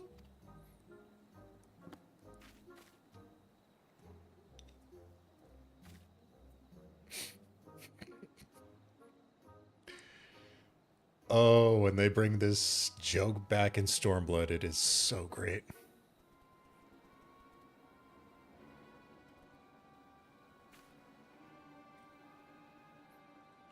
Come back, Carbuncle!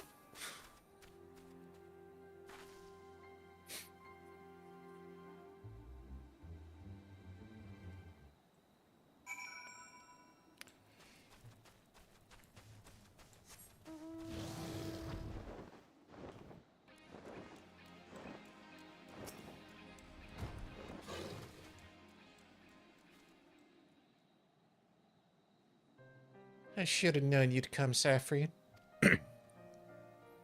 You needn't say a word. Your face says it all. I need a burnt witness to my shame. Betrayed by my own carbuncle and left at the mercy of wild beasts. I must accept the truth. I'll never be a warrior like you or the others. I will inform Mistress Thum my intention to withdraw from the Art Guild. Arcanemia, like so much else, is beyond me.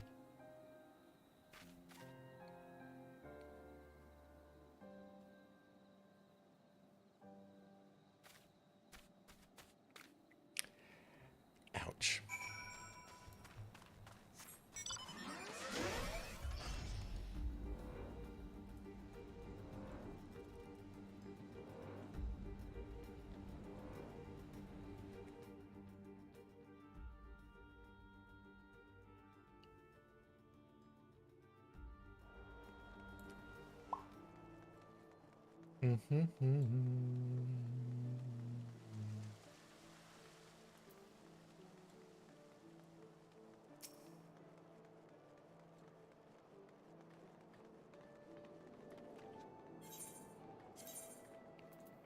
Alright, let's go over here.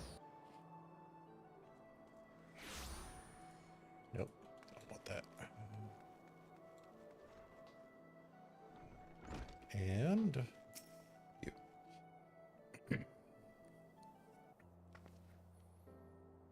I'm back so soon. How fared our fledgling arcanist?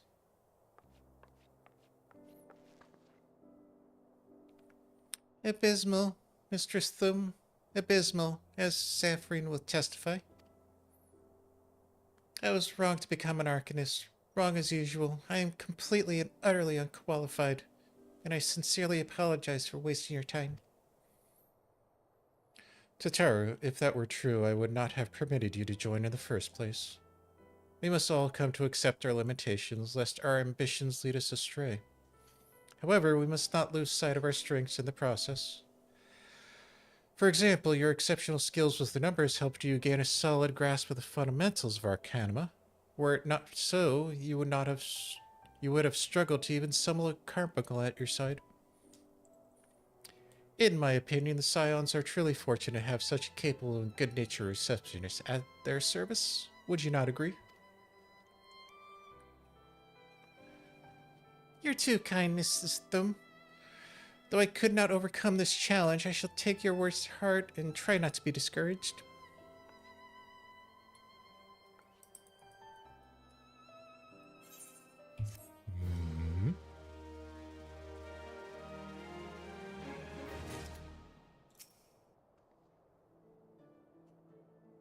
Salutations. Do you come with any question? Oh. That was weird. As fetching as these garments are, I feel she'll never don them again. But I can't go back to the Rising Stones without something to show for my time away. Wait, I know what I can do. That is, if you don't mind accompanying for a little longer. Wonderful, then let's go to Costa del Sol. It's a bit of a gamble, but I'm confident it will pay off. Just what ancient ways. Costa? Here we come.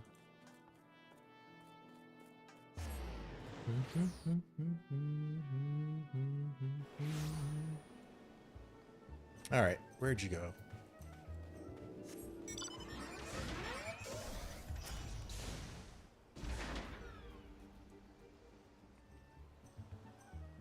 Yes, this is it. This is where the man at the Drowning Wench told me to look. There's a certain variety of clam which can be harvested this time of year in Bloodshore. One which produces the most marvelous pearls. However, these clams can be coveted by certain wild creatures, and since I fared rather poorly in battle last time, let us be off.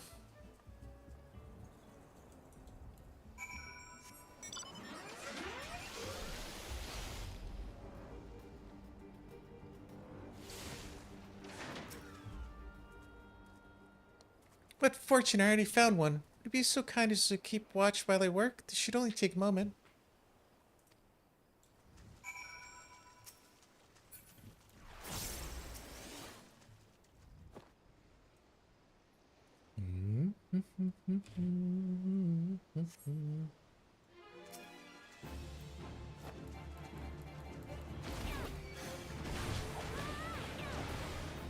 Ooh.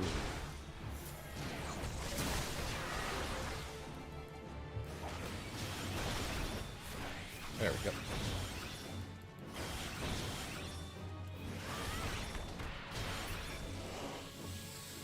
A little chunky on that one. Oh, good. Cancer's up. Awesome.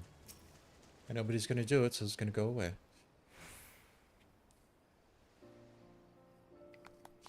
Well fought, Saphrine. Well fought. I knew I was right to ask you to come.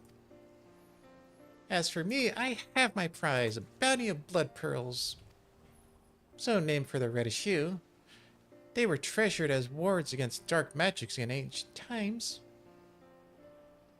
I thought it might make charms for everyone, so no matter where they go, they will always come home. It's sort of the power to defend myself and the other people in a way. Right, well, I mustn't keep Flimin waiting. There's work to be done, lots of it. We're to secure provisions for the Scions and Lomin's markets. She may have an eye for quality, but I have a nose for bargains. Will you be heading back to the Rising Stones? If so, pray convey my apologies to the antecedent and tell her she needn't worry about me. Farewell, Saphrine, and thank you for everything. That sounded rather final, didn't it? How about, till we next meet again. Oh.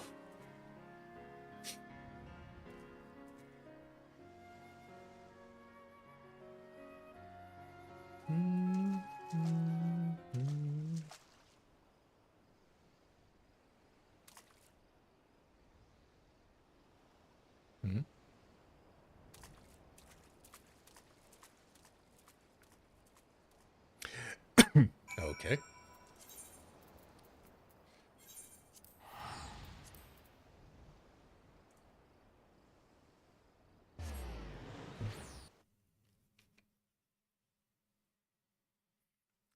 A lot on that ending, but huh.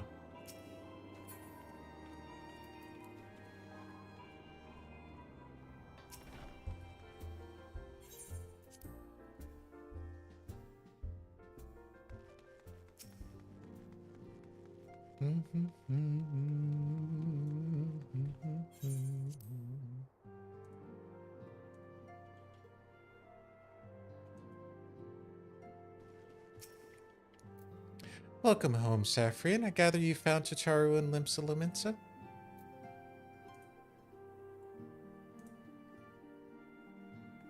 My, it sounds as though she had quite an adventure, and while it did not end as she hoped, I suspect it will prove to be a valuable experience.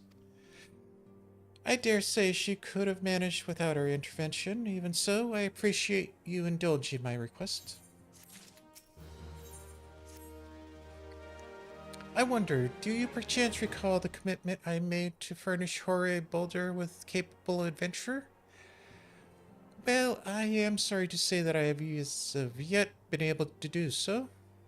Now I realize you are rather more than a capable adventurer, and that escort duty is frankly beneath a woman of your talents, but I have no one else to turn to at present. Might you be willing to forego rest and assist in this matter? Generous to a fault. I thank you, Saphrine. Now it only seems fair that I explain the import of the task in question. For some time, our order has employed a handful of scholars to travel around Eorzea, taking etheric readings that we might better understand the impact of primal summonings. Naturally, it behooves us to ensure our employees' safety, so we ask the adventurers in our service as escorts. Hori Boulder and Colnet were to act as two such escorts, as was a third adventurer. Alas, due to an injury, said adventurer is presently not fit for duty, hence my need to impose upon your goodwill. Truly, you are a pillar of strength, Saphrine. Hori Boulder will share with you the details of your tasks. He should be waiting for you outside. Be safe.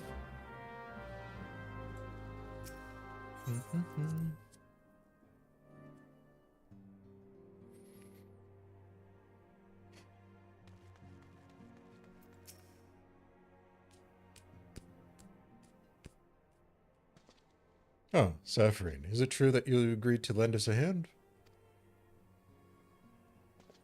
Huzzah! What did I tell you, Cold Ned? Our misfortune is becoming a blessing. An opportunity to serve along the Warrior of Light herself. Need I remind you that we have 3 scholars to escort, each of whom will take a different route? True, but our mission is the same. Separated by moms we may be, but in spirit we shall be together. If such a thought brings you joy, you are welcome to thank them. To be more practical concerns, Saphrine, we would have you attend to the scholar charged with surveying the South Shroud. He is waiting at Camp Tranquil as we speak. All you need to know is follow the man, and he'll determine the most appropriate locations to take his readings. In spirit, Saphrine. In spirit, we shall be together in every step of the way.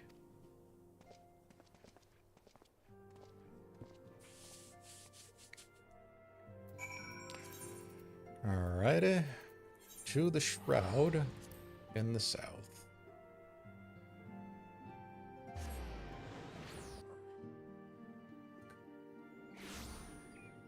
Alright, where are you? At last, the Scion's woman deigns to grace me with her presence. Pity that we have no time for pleasantries. Our first destination is Omhar. Come, we are late enough as it is.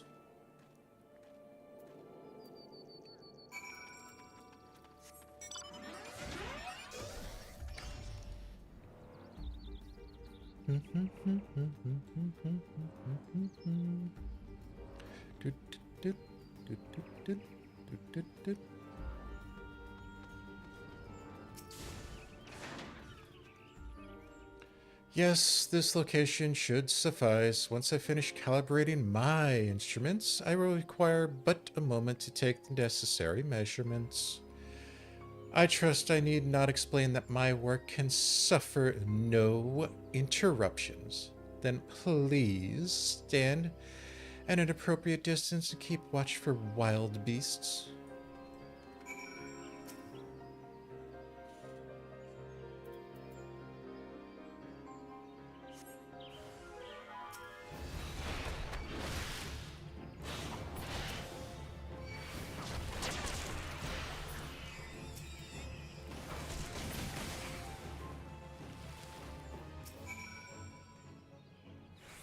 I see we have both completed our respective tasks, a satisfactory outcome. Though, if I could make one suggestion, you might try to dispatch your foes in a more quietly in the future. I do not like to pick fault, but I really must be allowed to concentrate. Now then, snake molt awaits, shall we?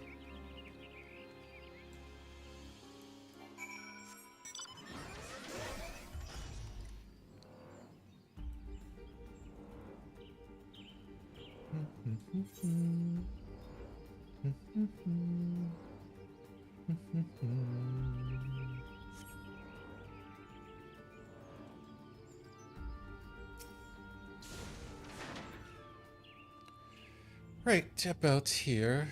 Yes. As before, I would ask that you keep an eye out for dangerous beasts as I work.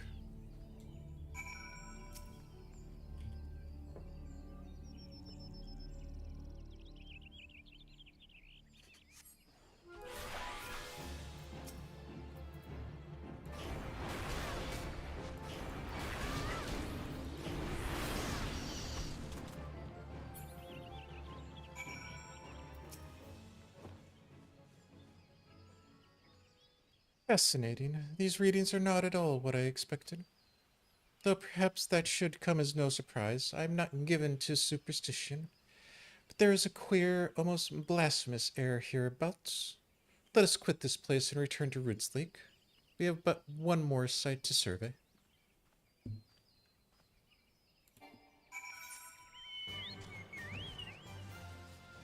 Oh, Ampador. Awesome. Keep going.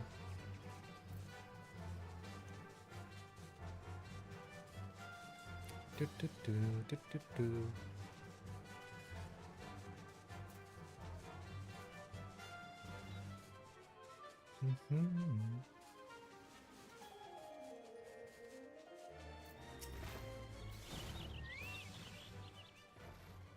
As before, my guardian, pray leave me to my task and ensure our safety.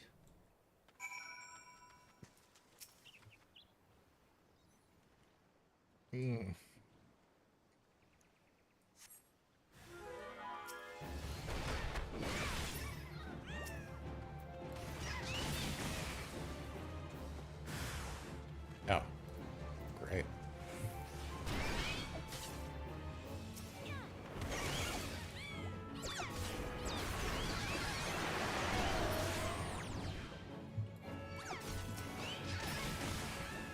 There we go. This data should prove invaluable to... Ye gods, what is that stench? Did you slaughter a creep of adamantos while my back was turned? Quickly now, to Camp Tranquil. I will not have my clothes reeking of blood and Olaf.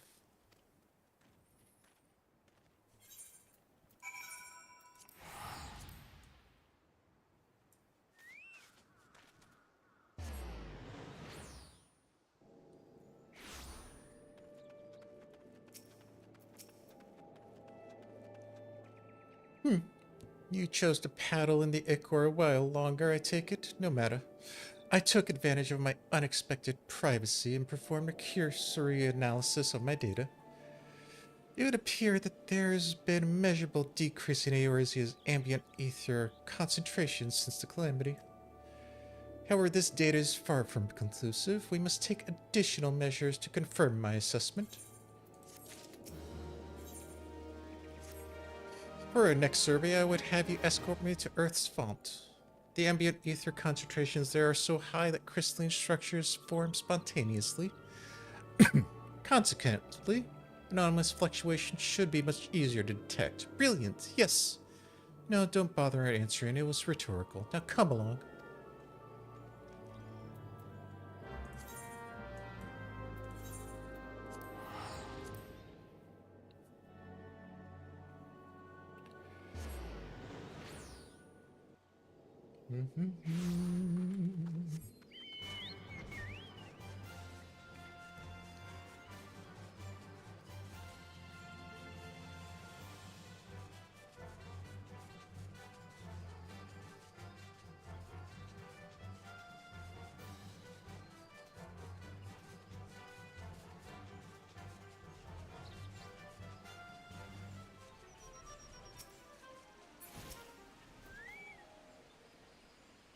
You should be more familiar with this procedure by now. Pray find a suitable position from which to keep me watch while I take my measurements.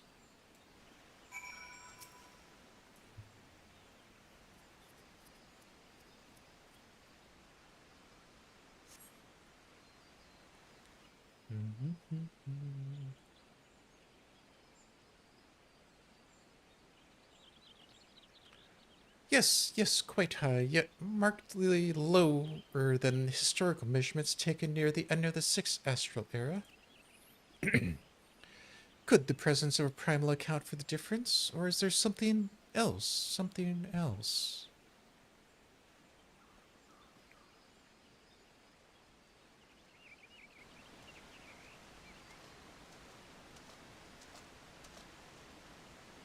Something else? Scion, come here, I need you.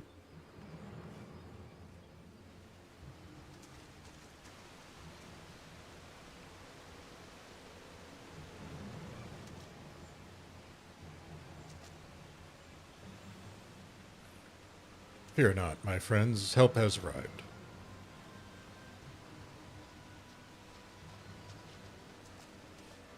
There you are, Saphrine. Hori and I were worried when you and your charge failed to return at the appointed hour.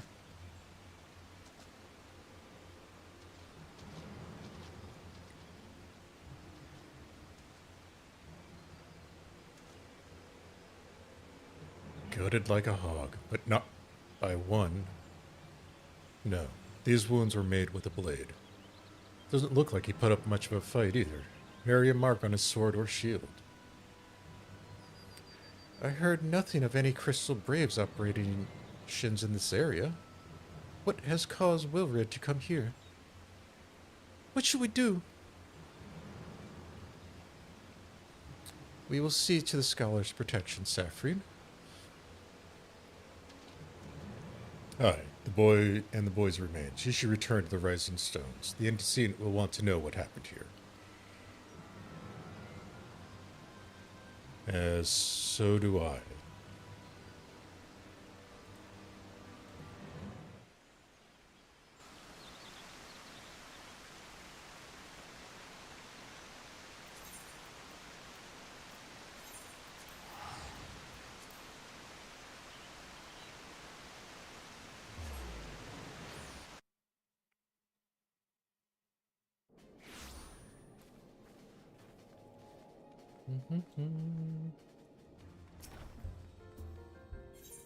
Well, at least we know where the boy ended up.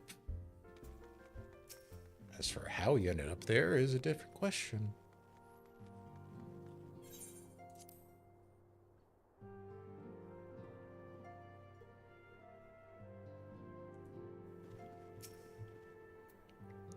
Saphrine, you are returned and you seem troubled.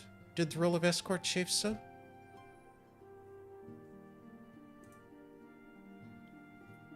Wilred dead? Mayhaps murdered?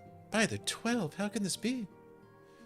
I will send word to Alphino at once. He'll want to conduct a full investigation and send word to Wilred's family. Gods, he was only just a boy. Who would do this and why?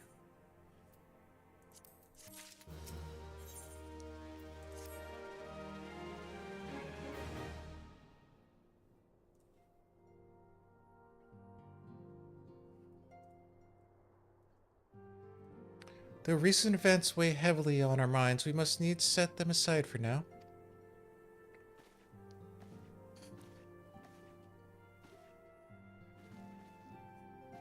We are coming to the defining moment in Eorzean history. The grand commemoration of our joint defense of Ishgard, the first time in 15 long years that our people have stood side by side with our neighbors to the north to fight a common cause. This may mark the true rebirth of the Eorzean alliance. Failing that, it should at least serve to bring our nations closer together.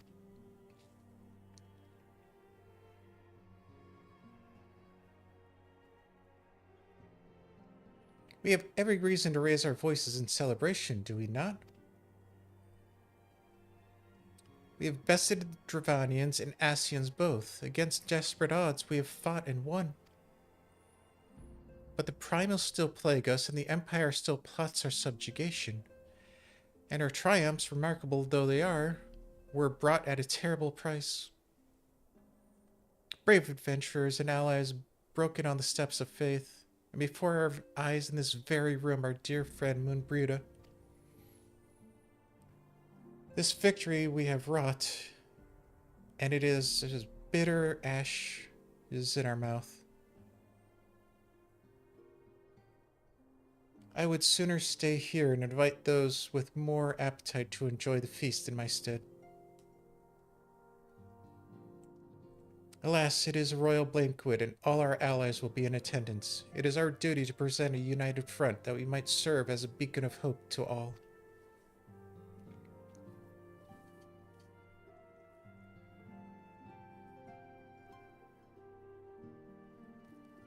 It seems I have no choice but to take my own advice.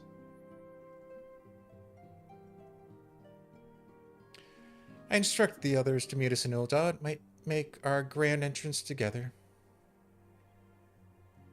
Fortunately, I had to settle for leaving Tataru and Limnan a note. If they do not return quickly, they will have to settle for whatever leftovers I can smuggle out the fragrant chamber.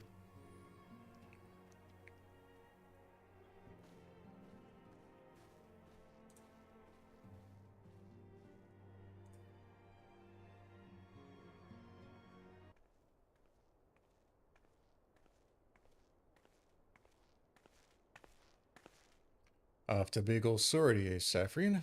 Raise a glass for me, eh? Or not? You don't look best pleased, lass. Something on your mind?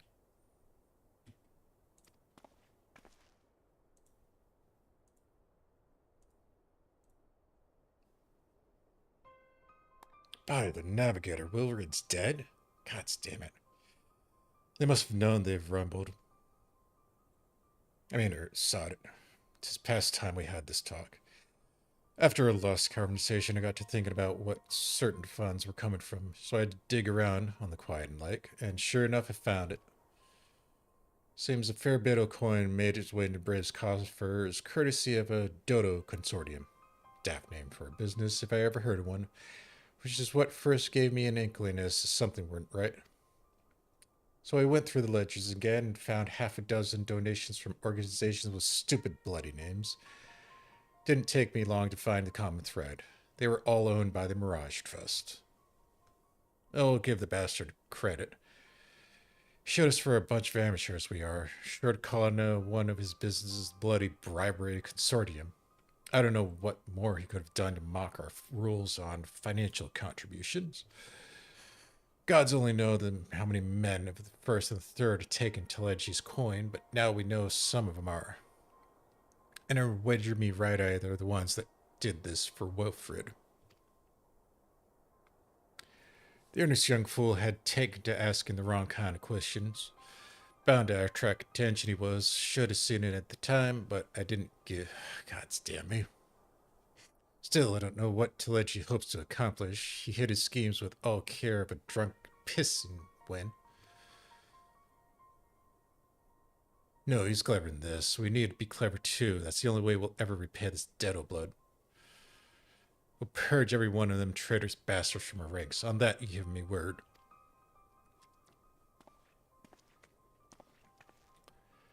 Saphrine, mind yourself when you're old, eh? We're heading to a storm, and I can smell it. Kind of sweep a man overboard if you can drag him under before he knows it.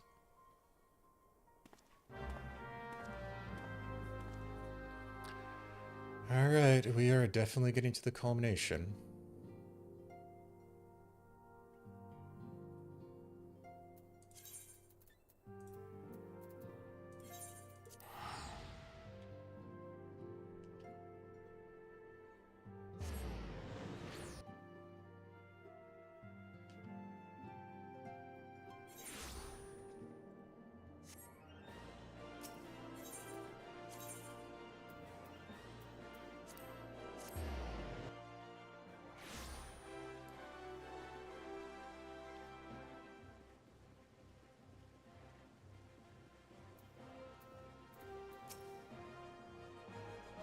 We've been waiting for you, Saphrine. The celebration is due to begin shortly.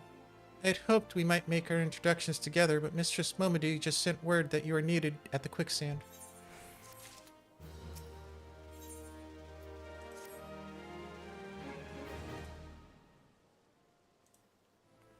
We will go on ahead, Saphrine. Pray join us once matters at the quicksand are resolved.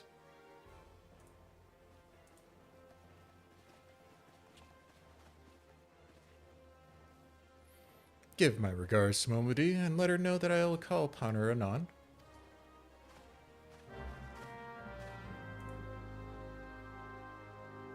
Okay.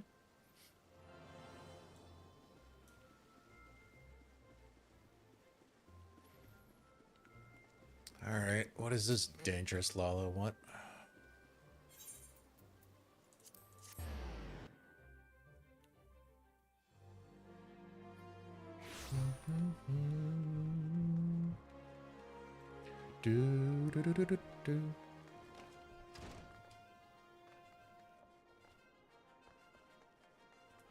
No, this is Momody.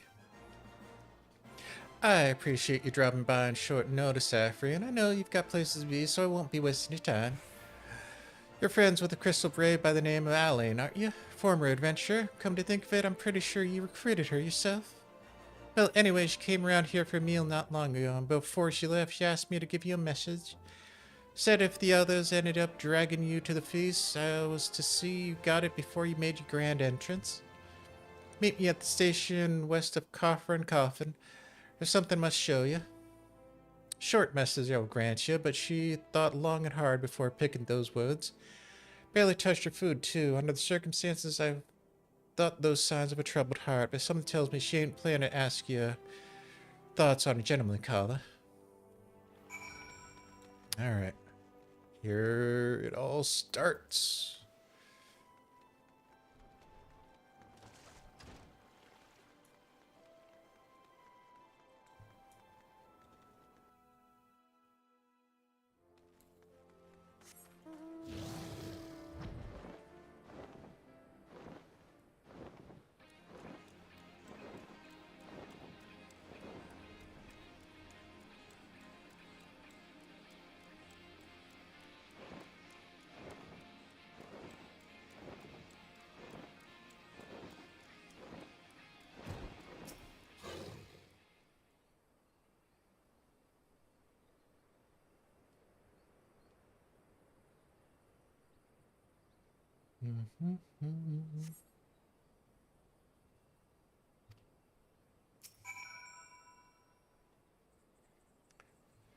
Seriously, how long you gonna make me wait?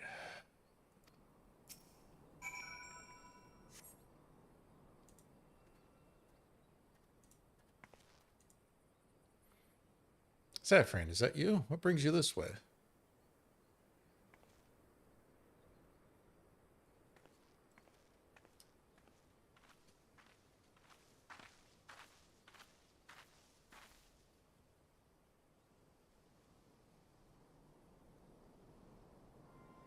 Lieutenant Allian? Why, no, I haven't seen her about. Had she come this way, I guarantee you we would have crossed paths. Must have passed the spot a dozen times. We were to patrol the city environs on account of royal banquet. Captain's orders, you understand. Speaking of which, isn't it about to begin? You should be with the other honored guests, enjoying your well-deserved respite. Aye, pray return to old Saphrine. If I chance to meet the lieutenant, I'll tell you were here.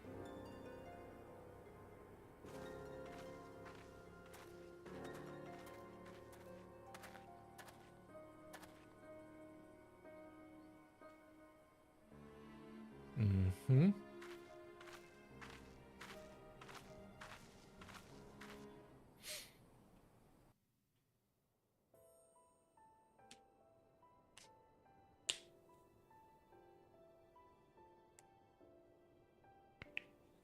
O Sultan Tree, hallowed spirit of my line.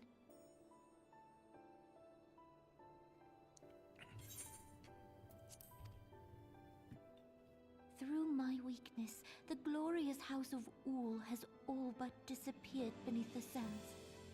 For want of the strength to raise it up again, it were better that it fall. Forgive me, but I know not what else to do.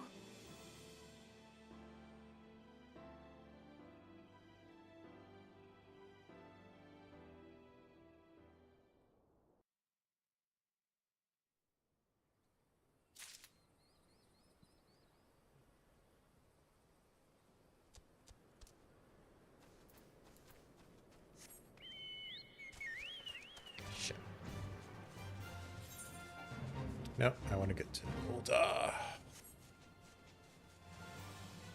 And get this party started.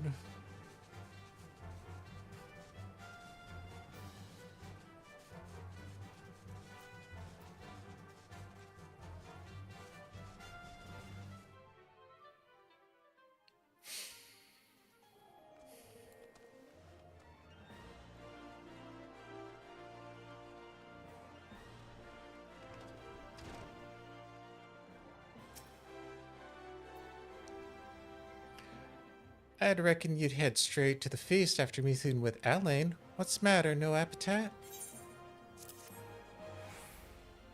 So she wasn't there, but this was, eh? Let's see. Looks to me like an alchemist vial. Beyond that, I can't say. Might be best if you hold on to it for safekeeping, though. Any rude, no use worrying about Alain. I'm sure she'll turn up before too long, and when she does, we'll find out what it was all in aid of. Besides, you got more important things to worry about. Alright. Would you believe that while you were away, another message arrived for you? Well, one did. One delivered by the Sultana's handmaiden, no less. Seems her grace desires a private audience. Her handmaiden will meet you on the royal promenade and escort you to the Sultan's chambers. So what you waiting for? Go on, go then, go!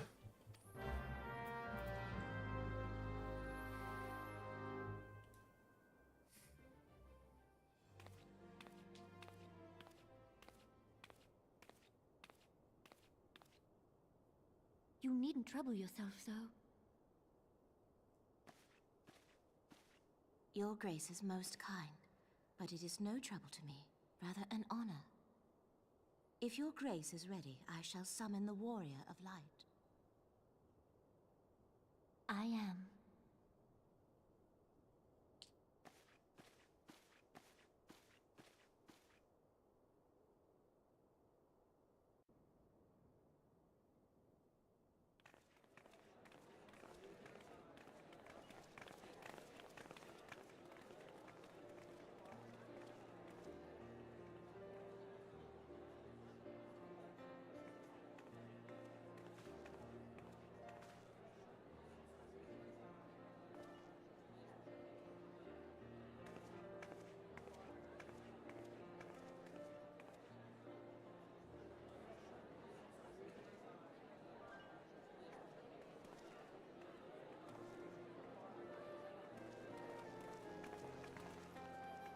Everyone looks to be in high spirits.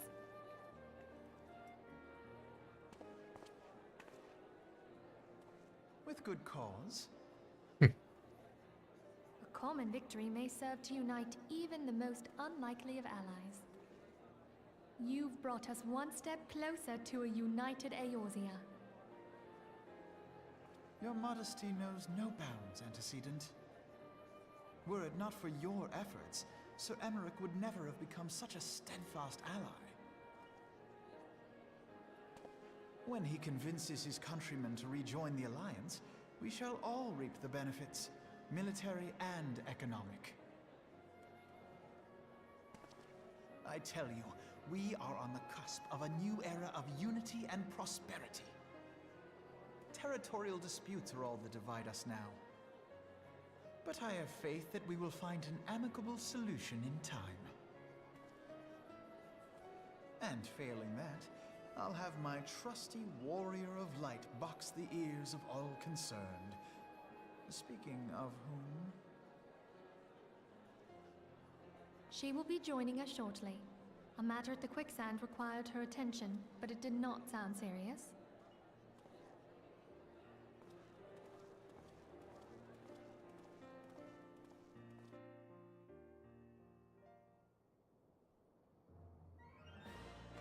All right.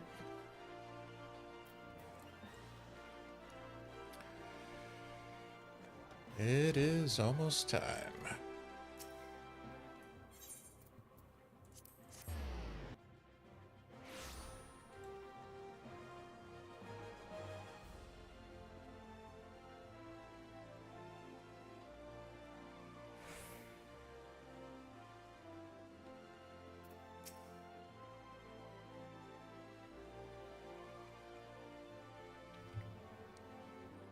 Thank you for coming, madam.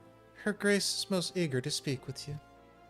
If you require a moment to compose yourself before the audience, you may have it, or if you are ready, it would be my honor to escort you to Her Grace's chambers forthwith. Alright, so we are finally at the end of Post-ARR Reborn. There are going to be a crap ton of cutscenes coming up. So... a lot of shit is about to go down.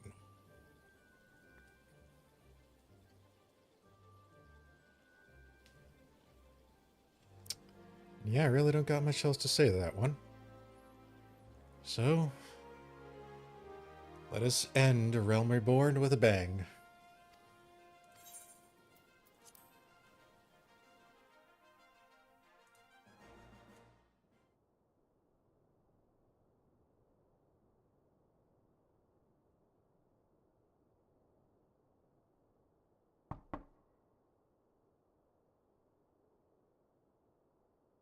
Enter. Your Grace, your guest has arrived.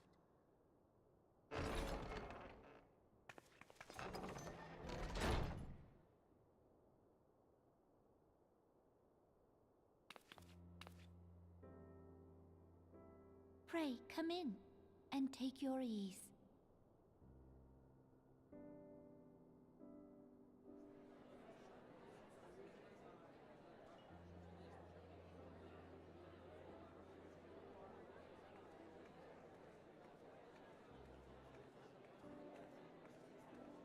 Tis well that the steps of faith held against the Horde. And what of the city proper? We sustained some few losses, but the heart of our nation yet beats with vigor. I am not certain I could say the same had we not received your most generous aid. An attack on Ishgard is an attack on the realm. We stand together or fall divided.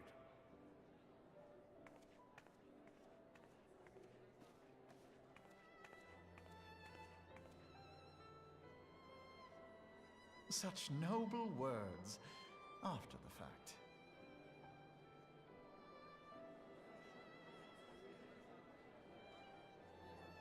I had hoped to speak in the presence of Her Grace, but it seems she has been delayed. That being the case, now would seem as good a time as any. Honored friends, pray allow me to convey Ishgard's warmest gratitude for your part in the defense of our lands.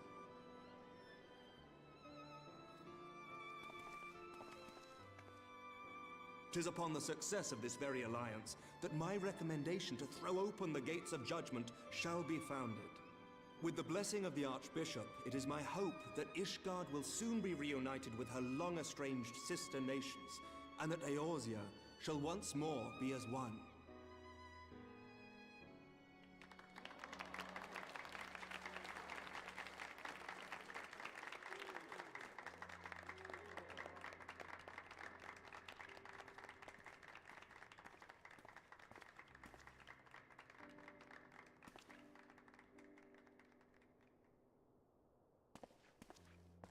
Very well.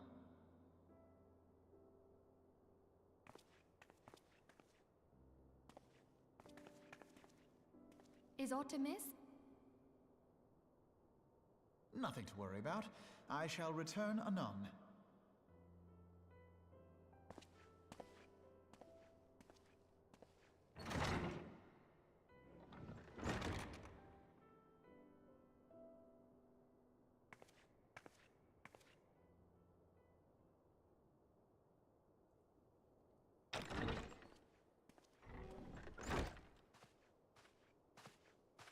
You wished a word, Yu Hase?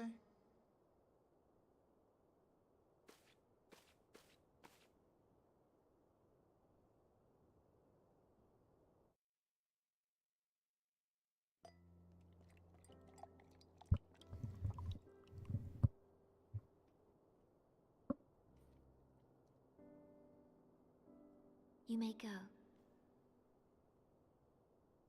Your Grace.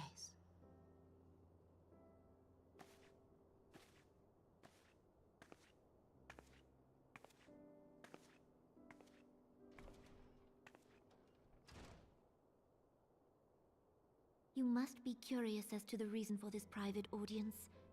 The matter I would discuss, however, will soon make apparent the need for discretion.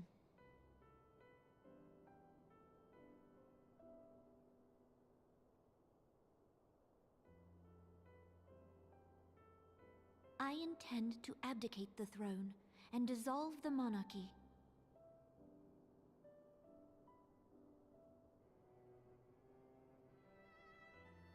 You have seen for yourself the storm of turmoil that howls through our streets.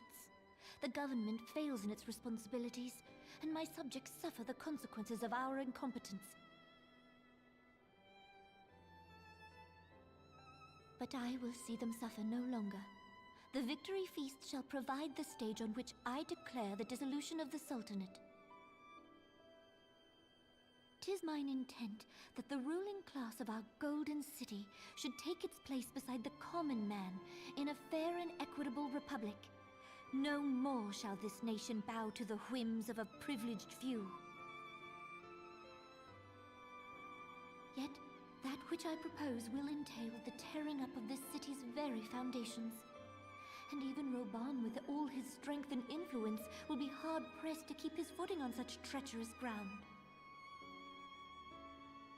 Thus would I ask you to lend him a steadying hand. You who have endured the wrath of innumerable foes are the one hero in whom I can place my trust. Will you do this thing for me?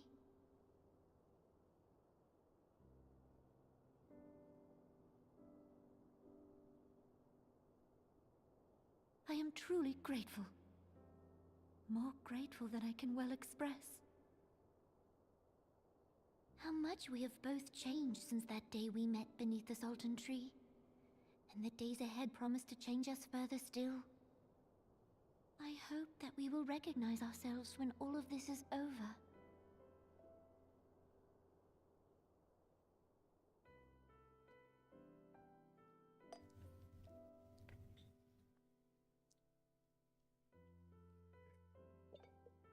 Time to go full Game of Thrones.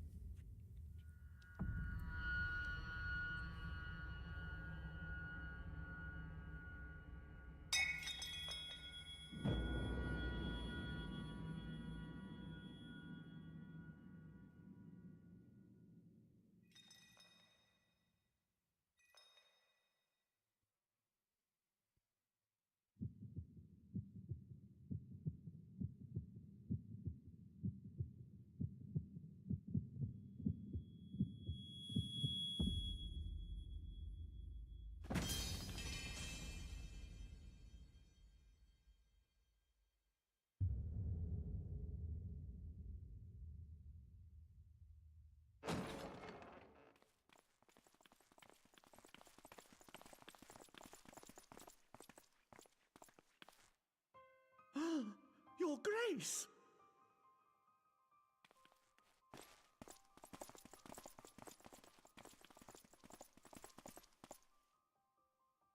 Her Grace, the Sultana, is dead.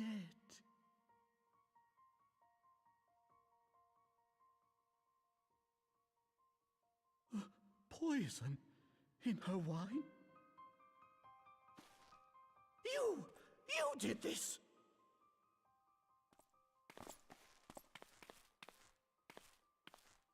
Spare us your denials! I see no other suspects, and the room has but the one entrance. I hereby accuse you of regicide. Men, arrest this viper.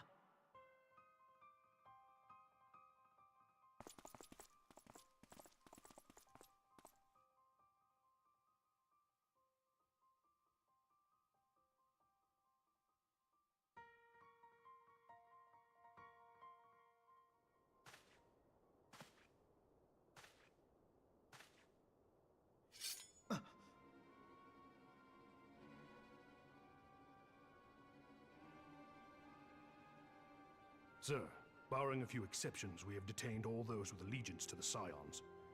The Rising Stones is also under our control.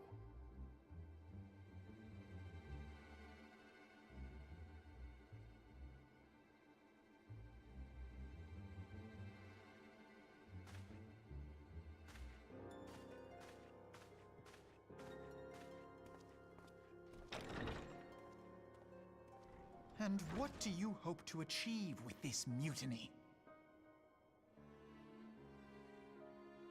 Why, that which we have striven for all along, Commander.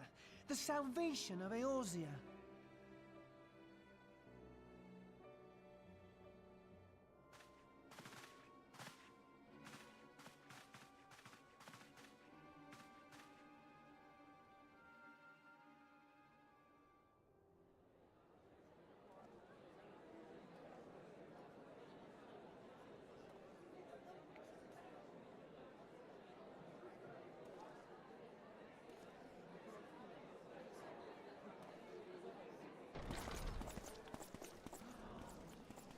What is the meaning of this?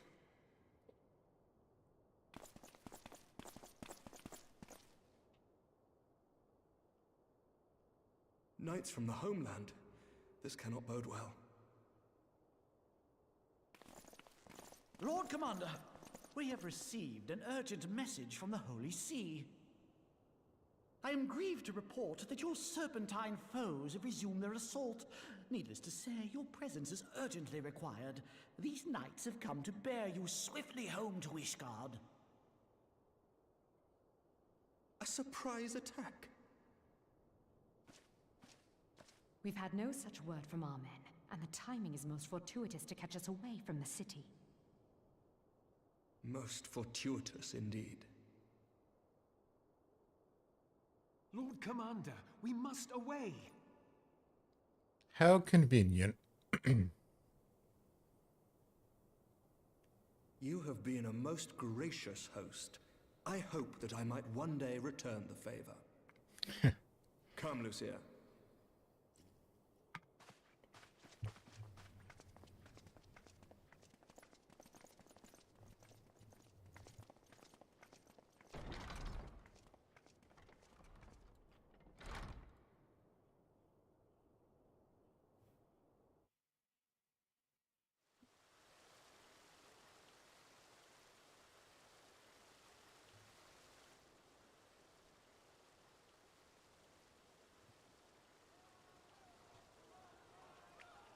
Whatever is going on in there?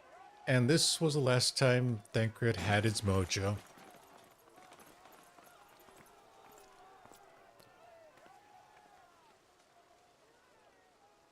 Ah, the ever-dutiful brass blades. I must apologize, but my dance card is rather full. Another time, perhaps? Thancred, of the Scions of the Seventh Dawn. You stand accused of committing acts of espionage in service to the Garlean Empire. Espionage? What in the seven hells are you talking about? Ah, if you're referring to that business with the Ultima weapon, then you must understand, I wasn't myself.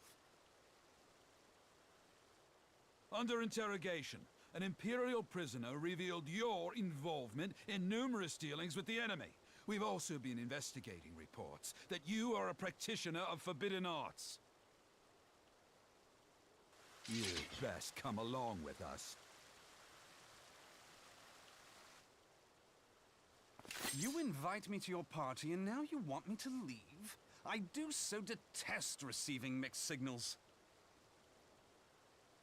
Come then. I believe I've lost my appetite for this farce of a celebration.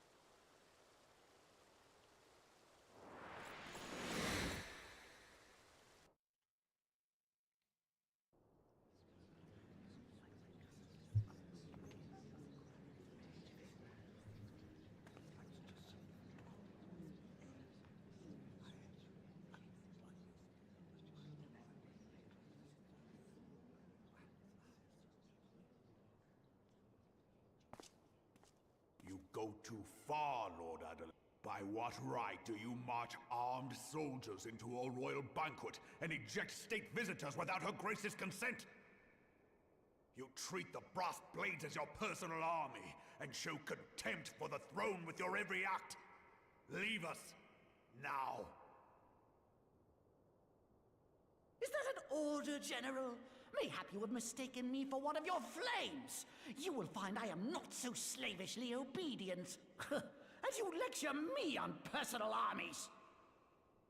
As for your outrageous claim that I have shown contempt for the throne, let all here observe that it was not I who feasted while an assassin removed its occupant.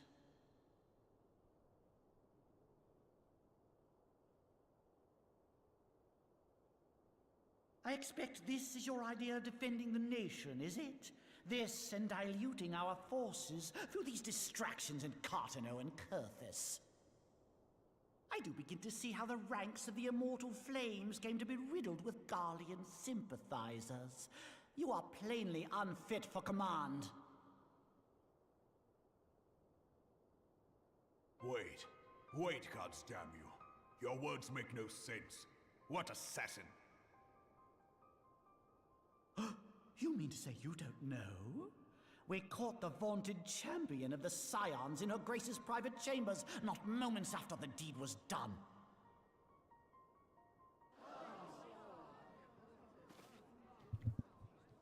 No! No, this cannot be! Save your breath. You will need it to plead your case. You and your entire order are to be tried for this atrocity.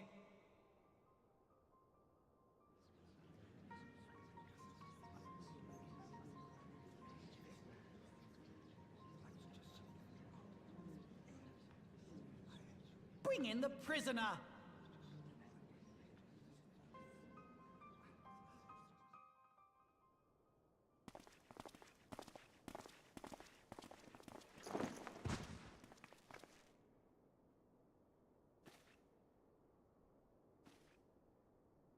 This woman stands accused of poisoning Her Royal Majesty Nanamu ul Namo and is suspected accessories to the crime. All members of the Scions of the Seventh Dawn will be detained for questioning. This is madness! What a pity. Who'd have thought your tale would end like this? Should you demand further proof, a vial with traces of the substance used to poison her grace was found upon the assassin's person.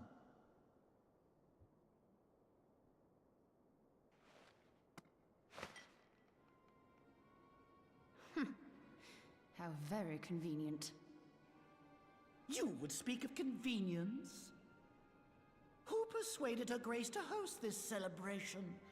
A diversion which presented you and your confederates ample opportunity to commit the crime, and a crowd within which to fade from view. A more convenient occasion I could scarcely imagine. How dare you! After all we have done for Uldar! Hold your tongue, witch! I'll not be ensorcelled! I know all about the dark gift that you and your disciples wield. Oh yes, I've observed how you worked upon the minds of the Alliance leaders, bending them to your will. And what of your cordial relationship with Sir Emmerich? For years, Ishgard abjured all contact with the outside world, and now the Lord Commander of the Temple Knights treats you with the familiarity of a childhood friend. I'll tell you what I think. I think this desperate defense of Ishgard was but a ruse to deceive us into dividing our forces. Your next move will be to charm your Kurthan allies into invading our lands. Now that is truly ridiculous. How do you even think of this stuff? She cannot be dead.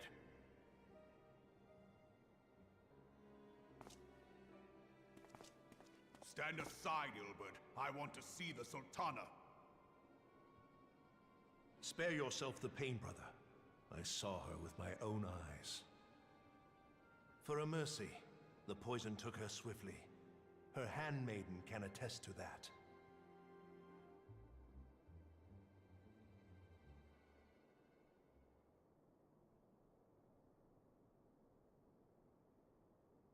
This cannot be.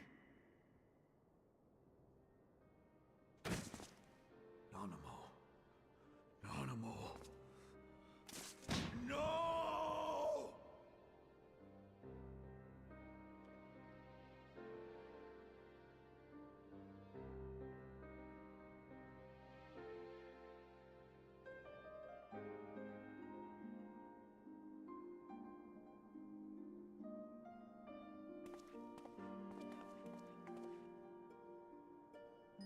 Plainly, the Royalists can no longer be relied upon to keep our nation safe.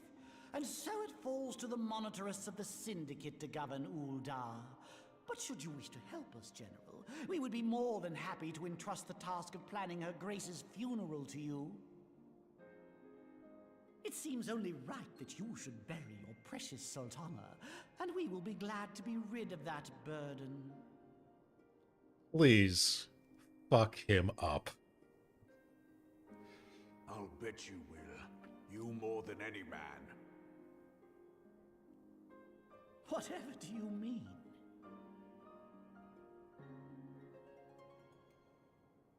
mean you had her killed, you black-hearted bastard! What rot! Though I did have sufficient motive, 'tis true. That young lady caused me no end of grief. She always was a most unwilling puppet. I dare say her grace was grateful that someone thought to cut her strings.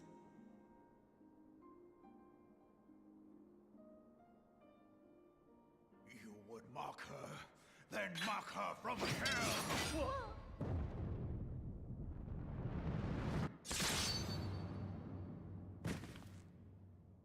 God, that's so satisfying.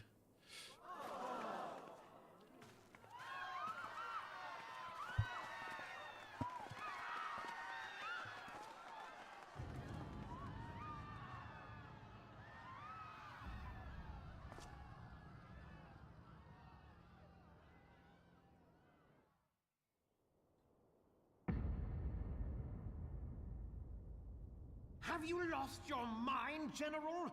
It is forbidden to draw steel in the royal chambers, much less slaughter our fellow syndicate members.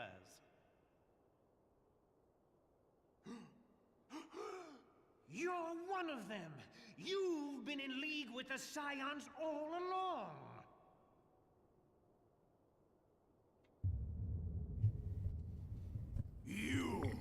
You're next to scheming bastard!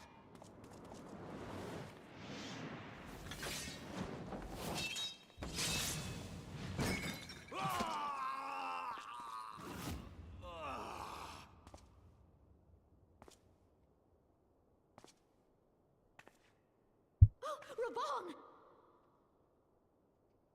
Seven hells!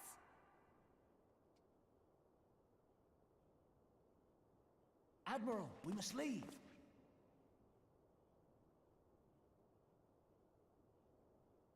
Ah!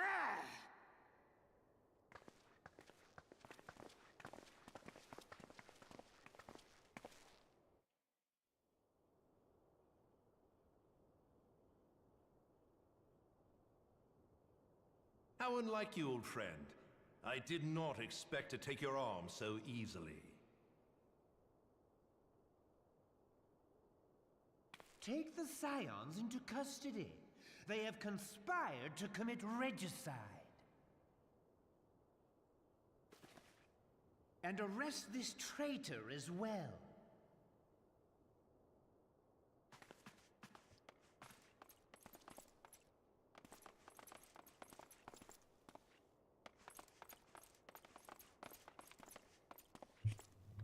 Ilbert, I hope you choke on their coin.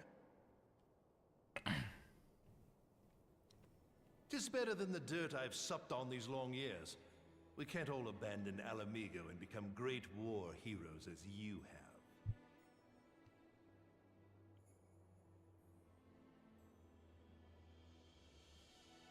You are not the man you once were, Raban.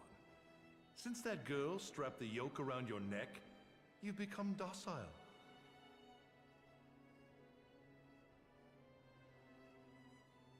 She took the mad bull and cut off his balls, and a bull that cannot rot is fit for naught but slaughter.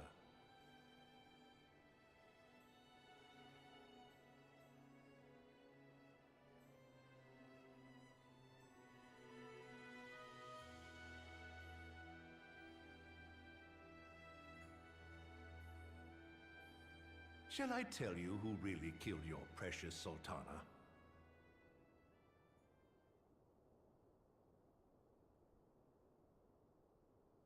It was me.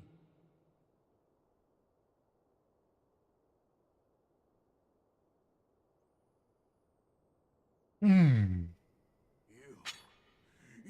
die!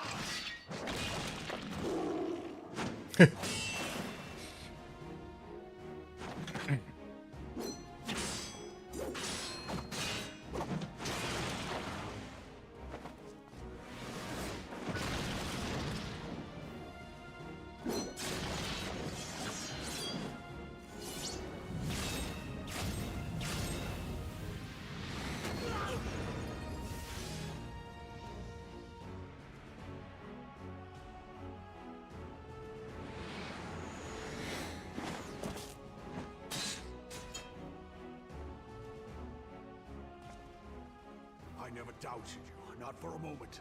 But there is more to this than I yet understand. Flee this place. Clear your names.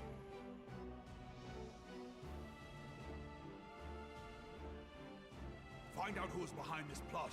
It is the only way. Now go!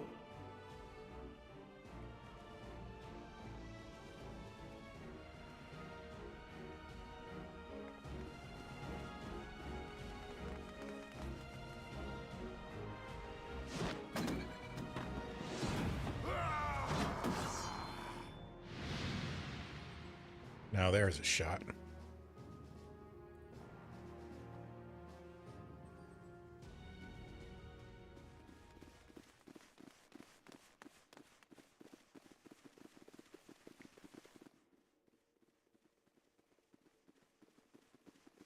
Ah, there you are. Thancred, where have you been? And what was her name? Avoiding the fumbling advances of some very persistent admirers. When I realized the celebrations had turned sour, it seemed prudent to slip away and take stock of the situation. 'Twould appear that much of the city is already under tight guard. It occurs to me that expanding the Brass Blade's authority may not have been such a wonderful idea after all.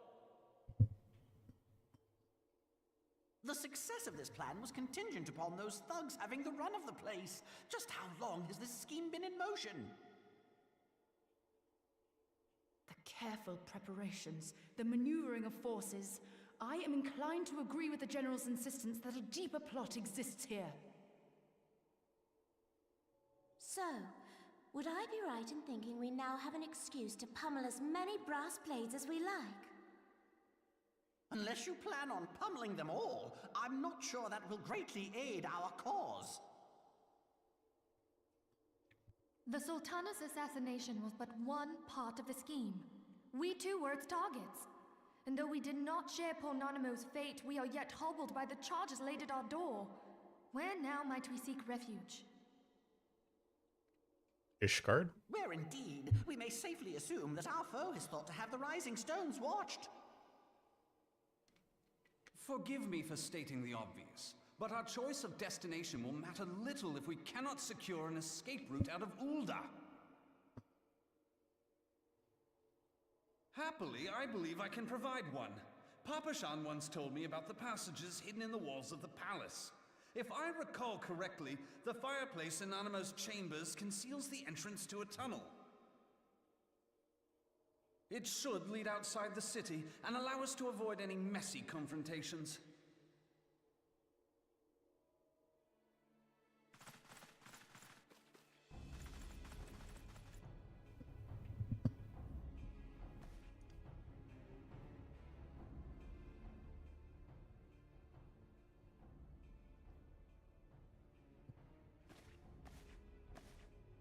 The rest of you, go on ahead.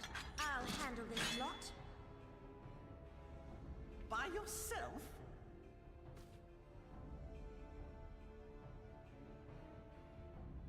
I suppose I shall just have to join you.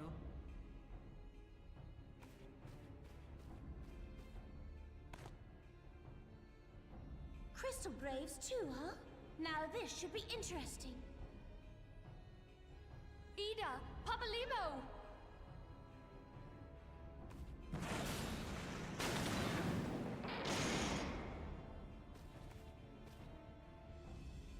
We will hold our pursuers here. Hurry, now! Find this tunnel of Thancred's.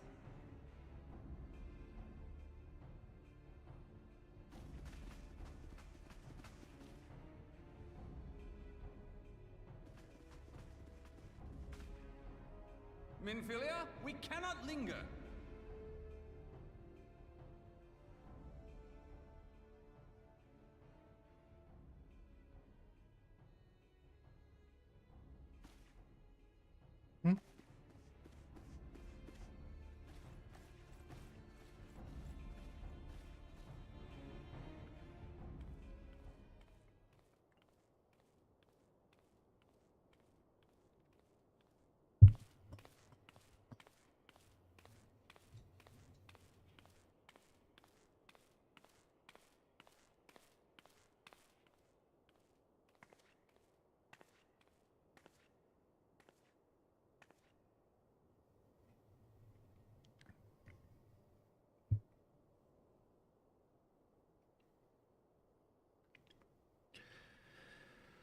Of course it's Lala.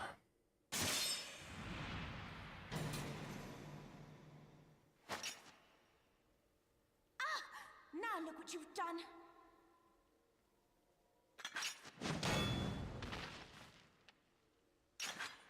Ida, are you all right? There are just too many of them. I'm fine. I could do this all day. How about you? Nearing the end of my tether.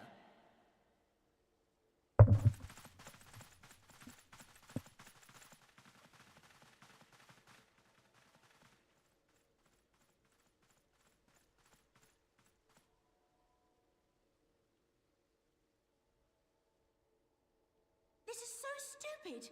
We're the scions of the Seventh Dawn. The ones who stand between this realm and the evil that's trying to destroy it. And if you think we'll leave the stewardship of Eorzea to the likes of your masters, then you're sorely mistaken.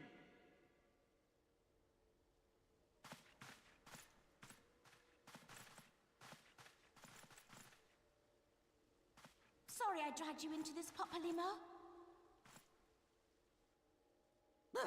'Tis hardly the first time, and I'll be damned if it will be the last.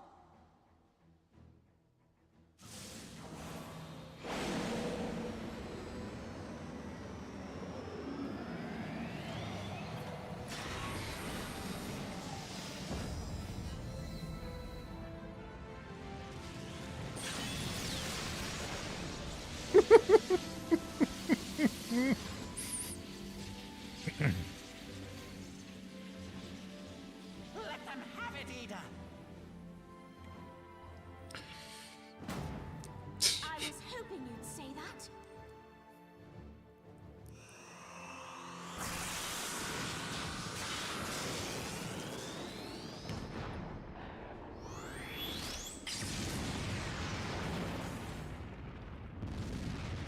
Jeez.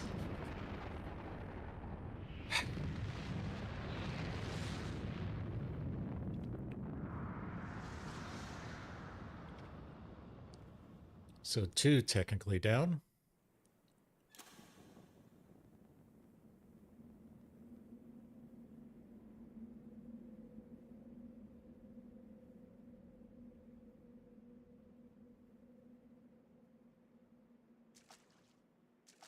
I never knew such a watercourse existed beneath Uldar. The architecture is of the Sildine style, if I'm not mistaken. The ancients plainly foresaw the need for a ready means of escape.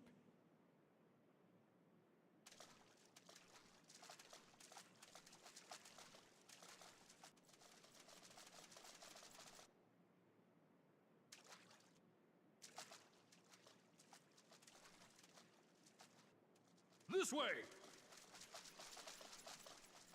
Well, that didn't take long. It seems these tunnels were not as secret as I'd hoped. You two, go on ahead. Thancred and I will deal with this.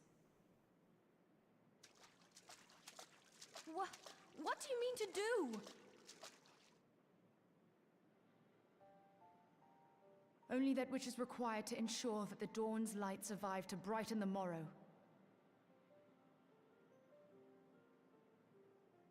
Fear not, antecedent. You haven't seen the last of these fair features. My friends.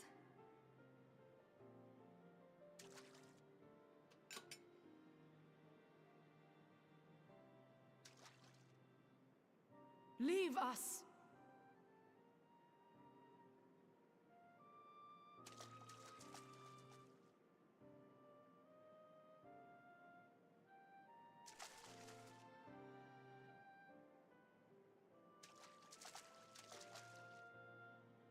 What is the plan, milady? Shall I take the dozen on the left and you the dozen on the right?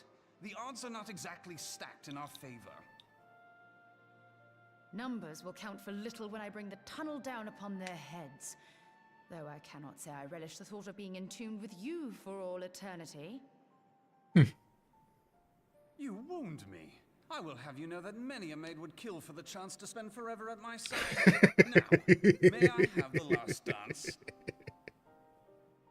Smart ass.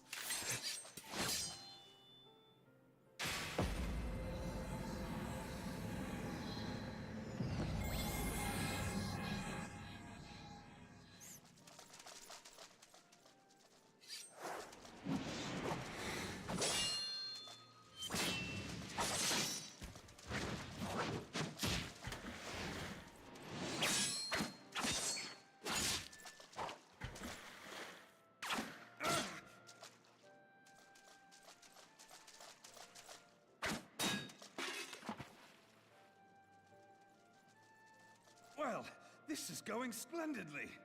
Now would be a good time, milady!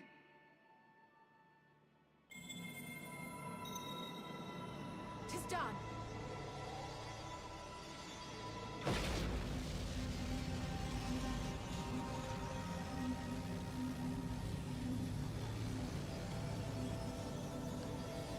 Forgive me, Mitra.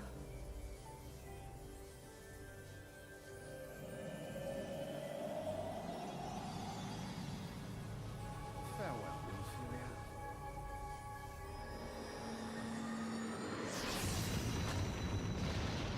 Ophelia. And that's another 2.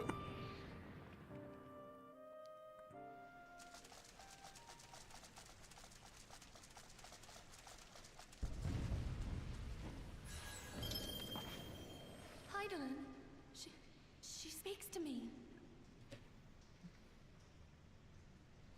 No.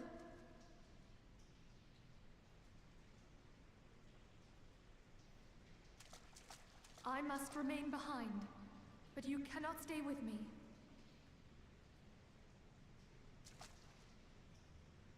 Please, you must go on. You are the warrior of light. You are hope for the Scions and for all the realm. As long as your flame continues to burn, the light of the dawn may ever be relit. You must escape and save Eorzea from those who would plunge it into darkness.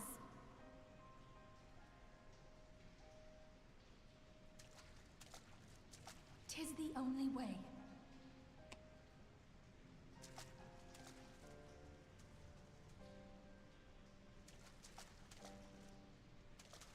Figures.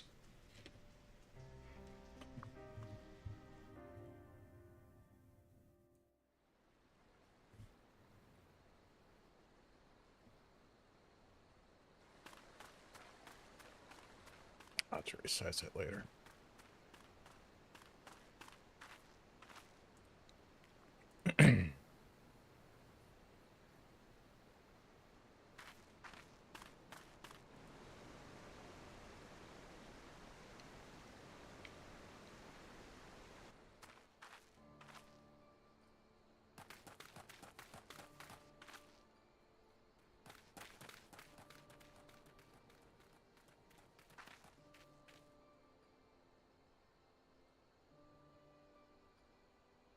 Pippin! I am glad to see you safe, my friend. What of the others?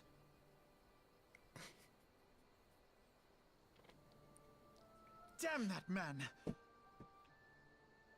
Teleji played me for a fool! I thought the Crystal Brave's mine till the very moment I felt the blade at my back.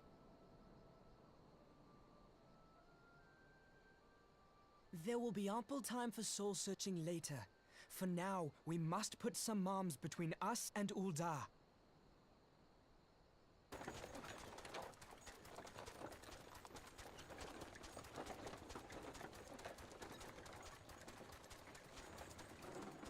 This guy.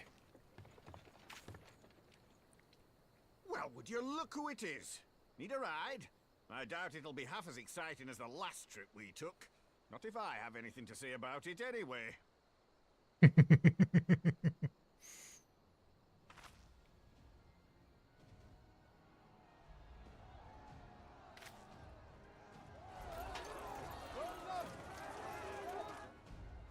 Let's not dawdle, eh? All aboard!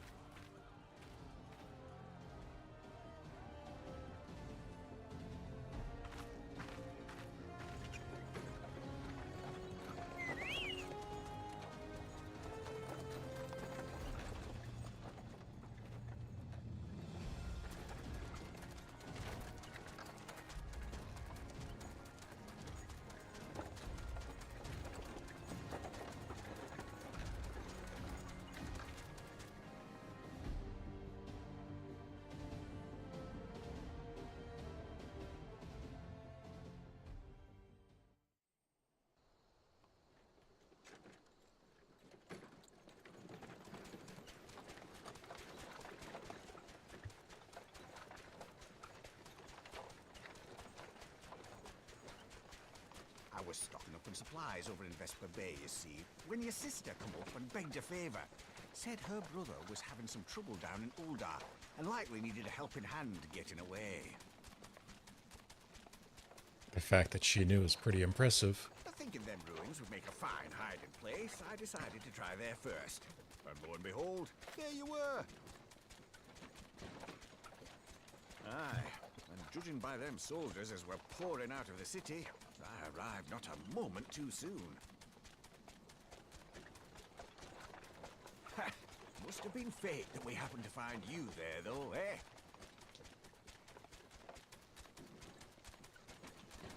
I had thought to look out for Alize, but would appear she was the one watching over me. I've made such a mess of things.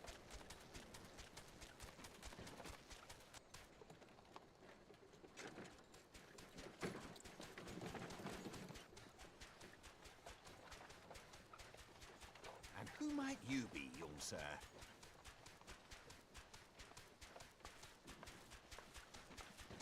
This is fucking up.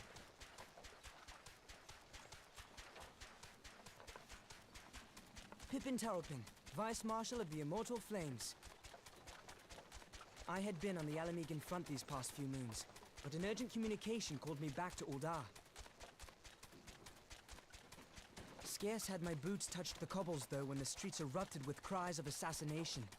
I immediately went in search of answers, and came across Master Alfino here. Needless to say, I did not think his imprisonment justified. The blame plainly lies with the Monitarists.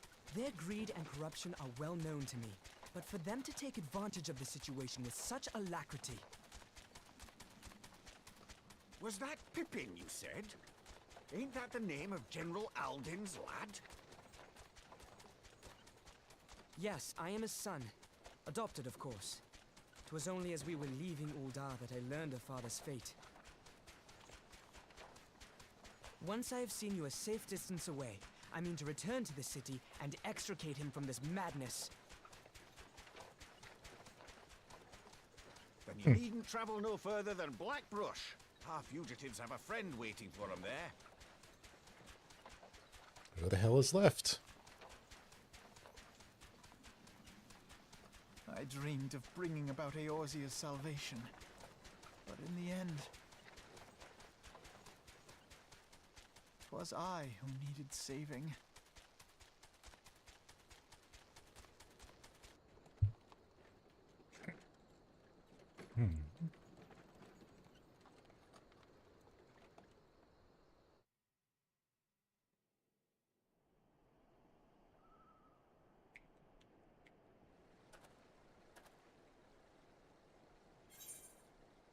Them soldiers keep searching for a while yet. Reckon we take this carriage back towards Ulda and get the lay of the land. Maybe provide distraction if need be. You three wait here. Help be along shortly. Stay strong, friends. Real fights come.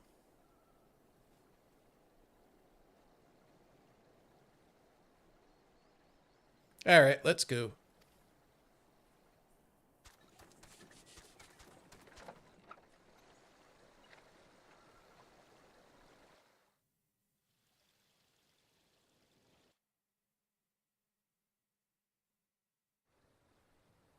Alright, how bad did I screw that up?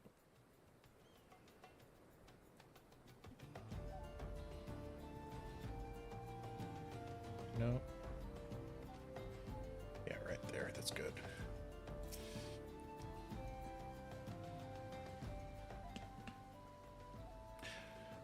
Most of the Nasuman folk can prove to be the greatest allies. That fellow was a passive merchant.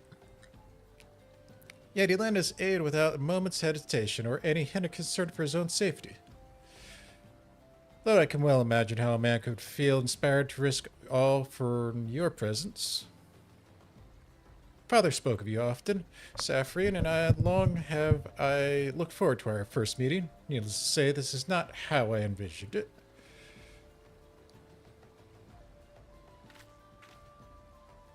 Master Alphino, you must not give in to despair. That would only play into our enemy's hands. So long as you and Saphrine are free, we may yet still set things right. Forgive me, Marshal Tarpin, but Alphino, my boy, sorry to keep you waiting. Hey, look who it is. Sid, what are you doing here? Pulling you out of the fire as usual. Your merchant friend told me everything. Truly, then he is no merchant but an angel in peddler's clothes. But tell us, how do you intend to bear our friends to safety? I had the Enterprise but a short distance away. All I needed was a destination. Must find a place beyond the reach of both the Monitress and the Crystal Braves. Kothras, Ishgard will not suffer the intrusion of foreign forces in their territory. That settles it then. With me, everyone. Not I fear. I must remain here. I dare not abandon Uldad to the Monitress and their cronies. You may be certain they will seek you to defame you, both here and in other city-states, but I know that I shall do my utmost to thwart their every effort. Frankly, I do not expect it to be much of a change. Small folk will not turn so easily on the warrior of light and her allies, no matter what the Monitarists claim.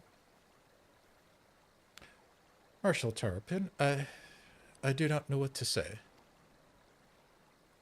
Ha! Now that father would labor to believe. But enough talk. You must go, Master Alphino. Your airship awaits.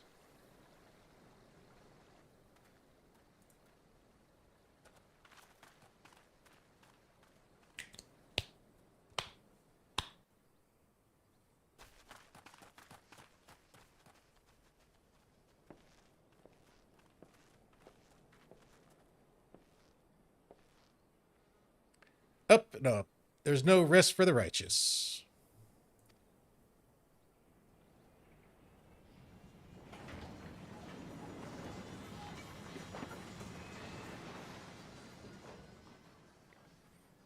Could have cleared that mountain range a little bit further, Sid.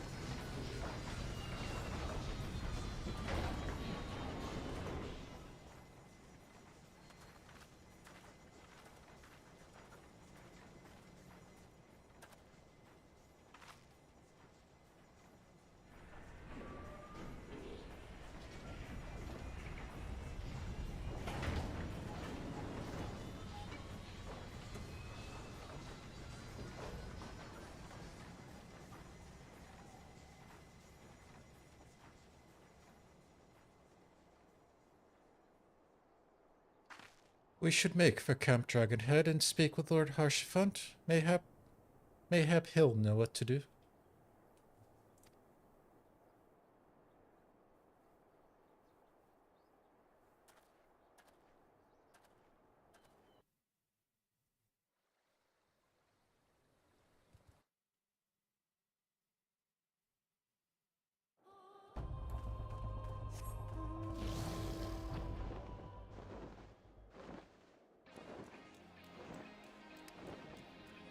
Oh boy, everything went south there very fucking quickly.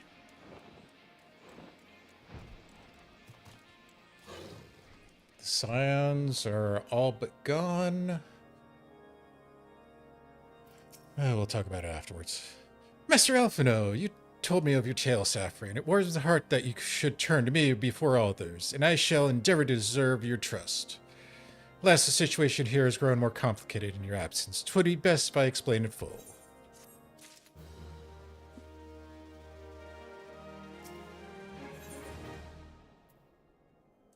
This is the last quest, okay.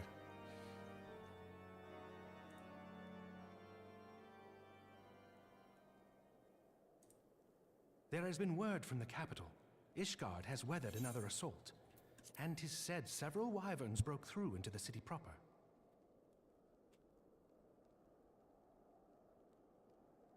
The Temple Knights succeeded in slaying the beasts, but the intrusion prompted orders to further strengthen the guard and to place the city under a perpetual state of alert.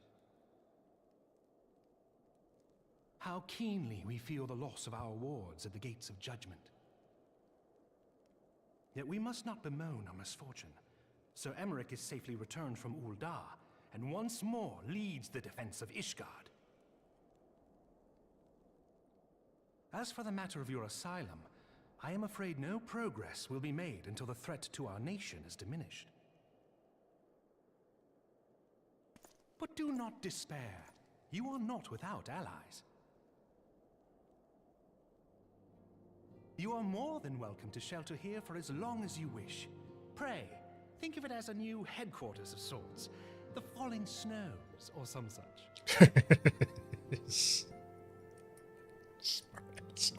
All frivolity aside, any who come here in search of you will receive no aid from House Forton.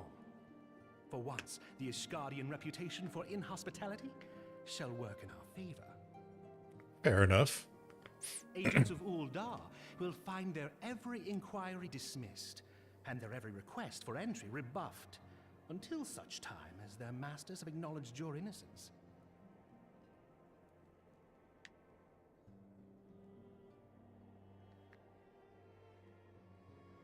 You once fought to preserve the honor of my dear friend. 'Tis a blessing that I may now repay that debt in kind. But let us dwell no more on this. Pray, join the rest of your companions. 'Tis bitterly cold this day.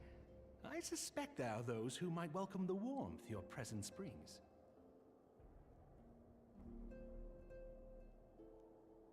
Mm-hmm.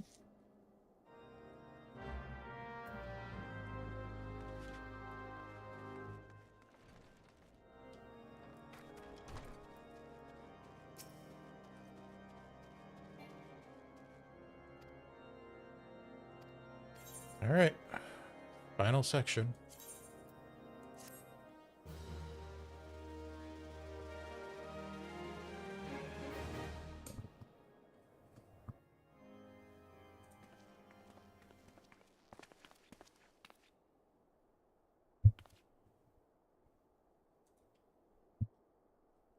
Could have voiced this part.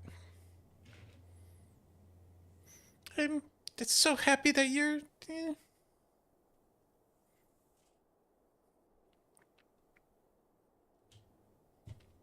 Damn it. I tried contacting Minfilia and the others, but no one would respond. And then the Crystal Braves, our own people, turned on us in the marketplace. Philemon told me to run, so I did. I ran and ran until my lungs burned and my feet ached, but I lost my way, and then... Fortunately, I had observed some of the Crystal Braves behaving suspiciously beforehand. And now for the big reveal. Ah, yes, my mask. It was lost in the struggle. Pretty, isn't she? Anyway, after you Gary found me, we traveled to Vesper Bay and met up with Urianger. When we told him what happened, he used his magics to weave a glamour around the Waking Sands. From the outside, our old headquarters now looks like an abandoned storehouse. The transformation didn't take long either. Apparently, Urianger started making preparations after the Imperial attack, just in case the Empire ever chose to pay us another visit. Good thinking, eh? Sorry, where was I? Oh, yes, so we waited there at the Waking Sands, hoping the others would come, but no one else did.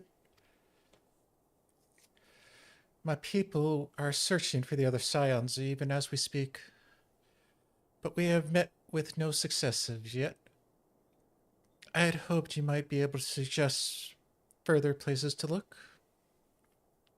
But you should know, the Rising Stones did not share the Waking Sands' good fortune. Only Crystal Braves await you there. Be that it as it may, we yet have cause for hope, do we not? If the two of you escaped, it is not impossible that the others could have done so as well. You may have been forsaken by men and women believed true, but rest assured that the people of Doma yet stand with you. We welcome this opportunity to repay our debts and shall continue our efforts to locate the others and see the Scions restored to their rightful place of honor.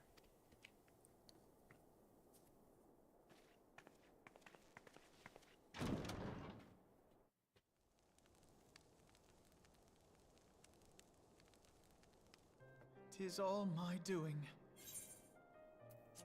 I believed myself the only one who truly understood Eorzea's woes. And look what that arrogance has wrought. I gave commands, influenced governments with my certainty. I treated the Crystal Braves and even the Scions themselves as pawns in my great scheme to save the realm.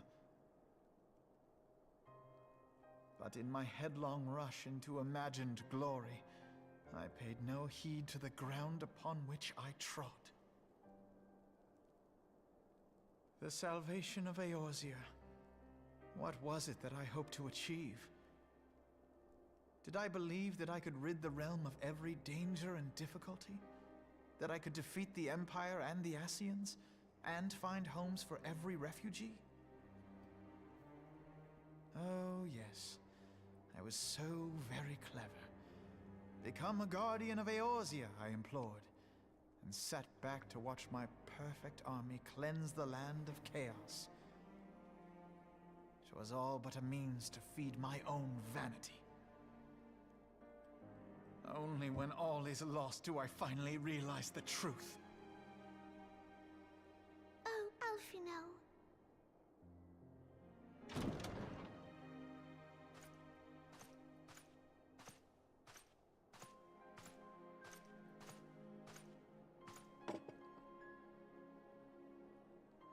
So, Master Alfino, are you content to remain a broken blade? Is there no flame hot enough to reforge you? What of the fine companions who yet stand at your side? I dare say the fires of their determination will soon have you slicing the air again with your customary wit. I hardly deserve such friendship. And besides, where are we to go?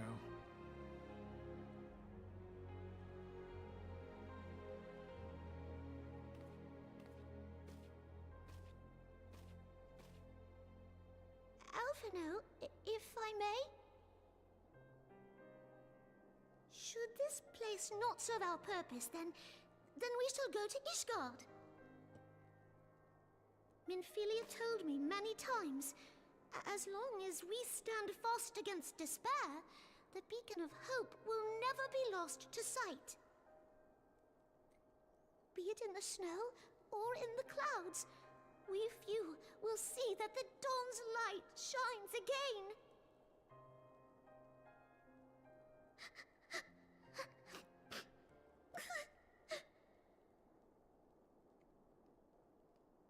They You are really... right, Tari. Thank you. And thank you for your kind words, Lord Orshfon. They really enjoyed making Lala's cry Eorzea this yet has patch. her guardians.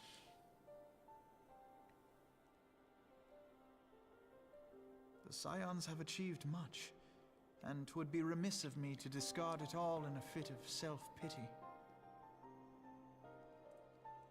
Let us then resume our journey, together, one step at a time.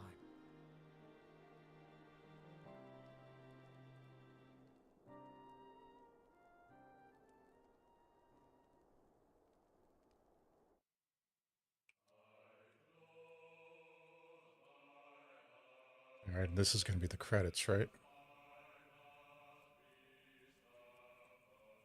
Yeah.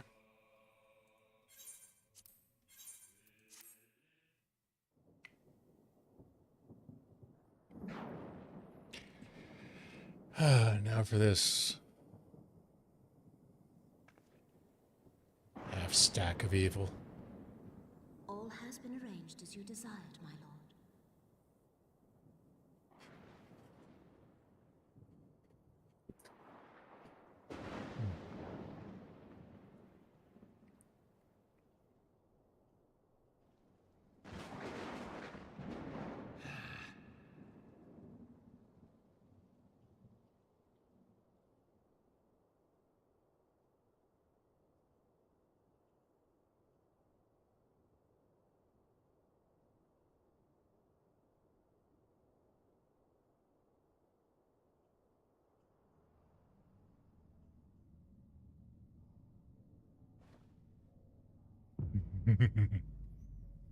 He's not done yet.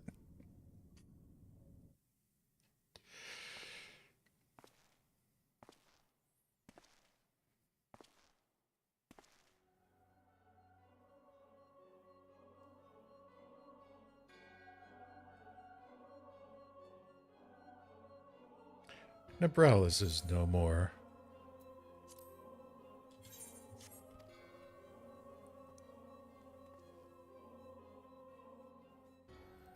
The Ardor was not his to invoke. His demise was of his own making. Nevertheless, it concerns me. They have extinguished that should be nigh eternal.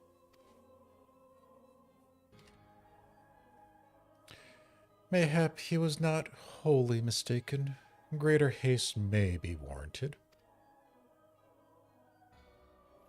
We are of one mind. The northern lands, then?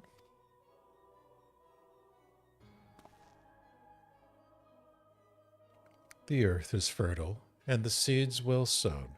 By my will they shall reap salvation unlike any the world has known. By his will. By his will.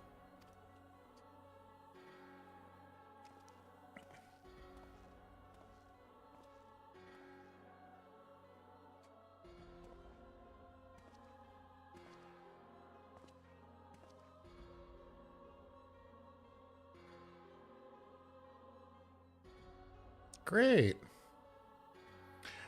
I have answered thy summons, emissary. Speak and make thine intent known.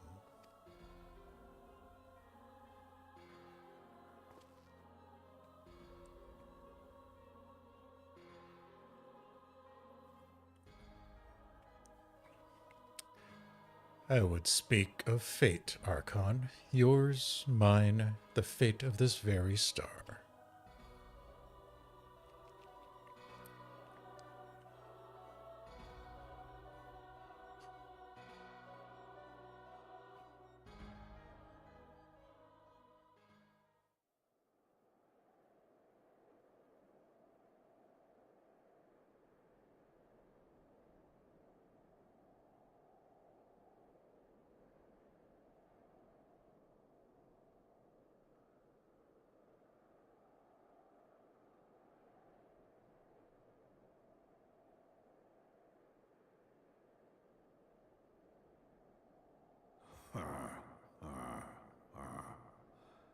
Thou thinkest sanctuary lieth beyond.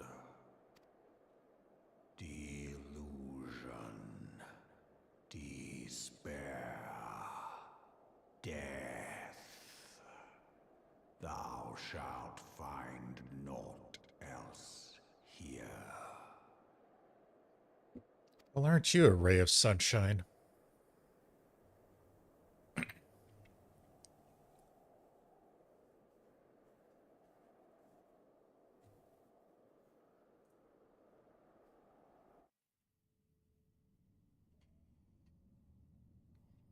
To preserve the dawn's light, the heroes journeyed north. Their hearts filled with hope and eyes fixed heavenward.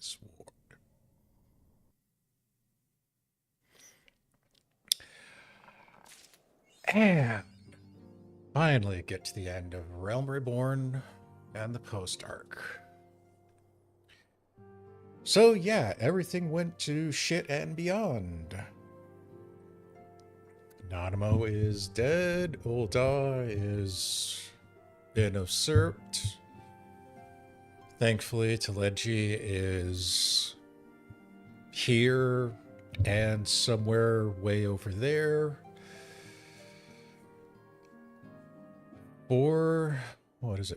Five scions are down. 6 is apparently working with the Yassians. We've got one boy, a Lalafell, and a possible one-way trip to Ishgard. waiting in the future. And that is how we are going to save the world next time. But as for us here now, I did expect this one to go a little longer than normal, but yeah. It isn't that bad. But as for us here at the corner, we're going to call it on that one. So, as always, thank you for watching, and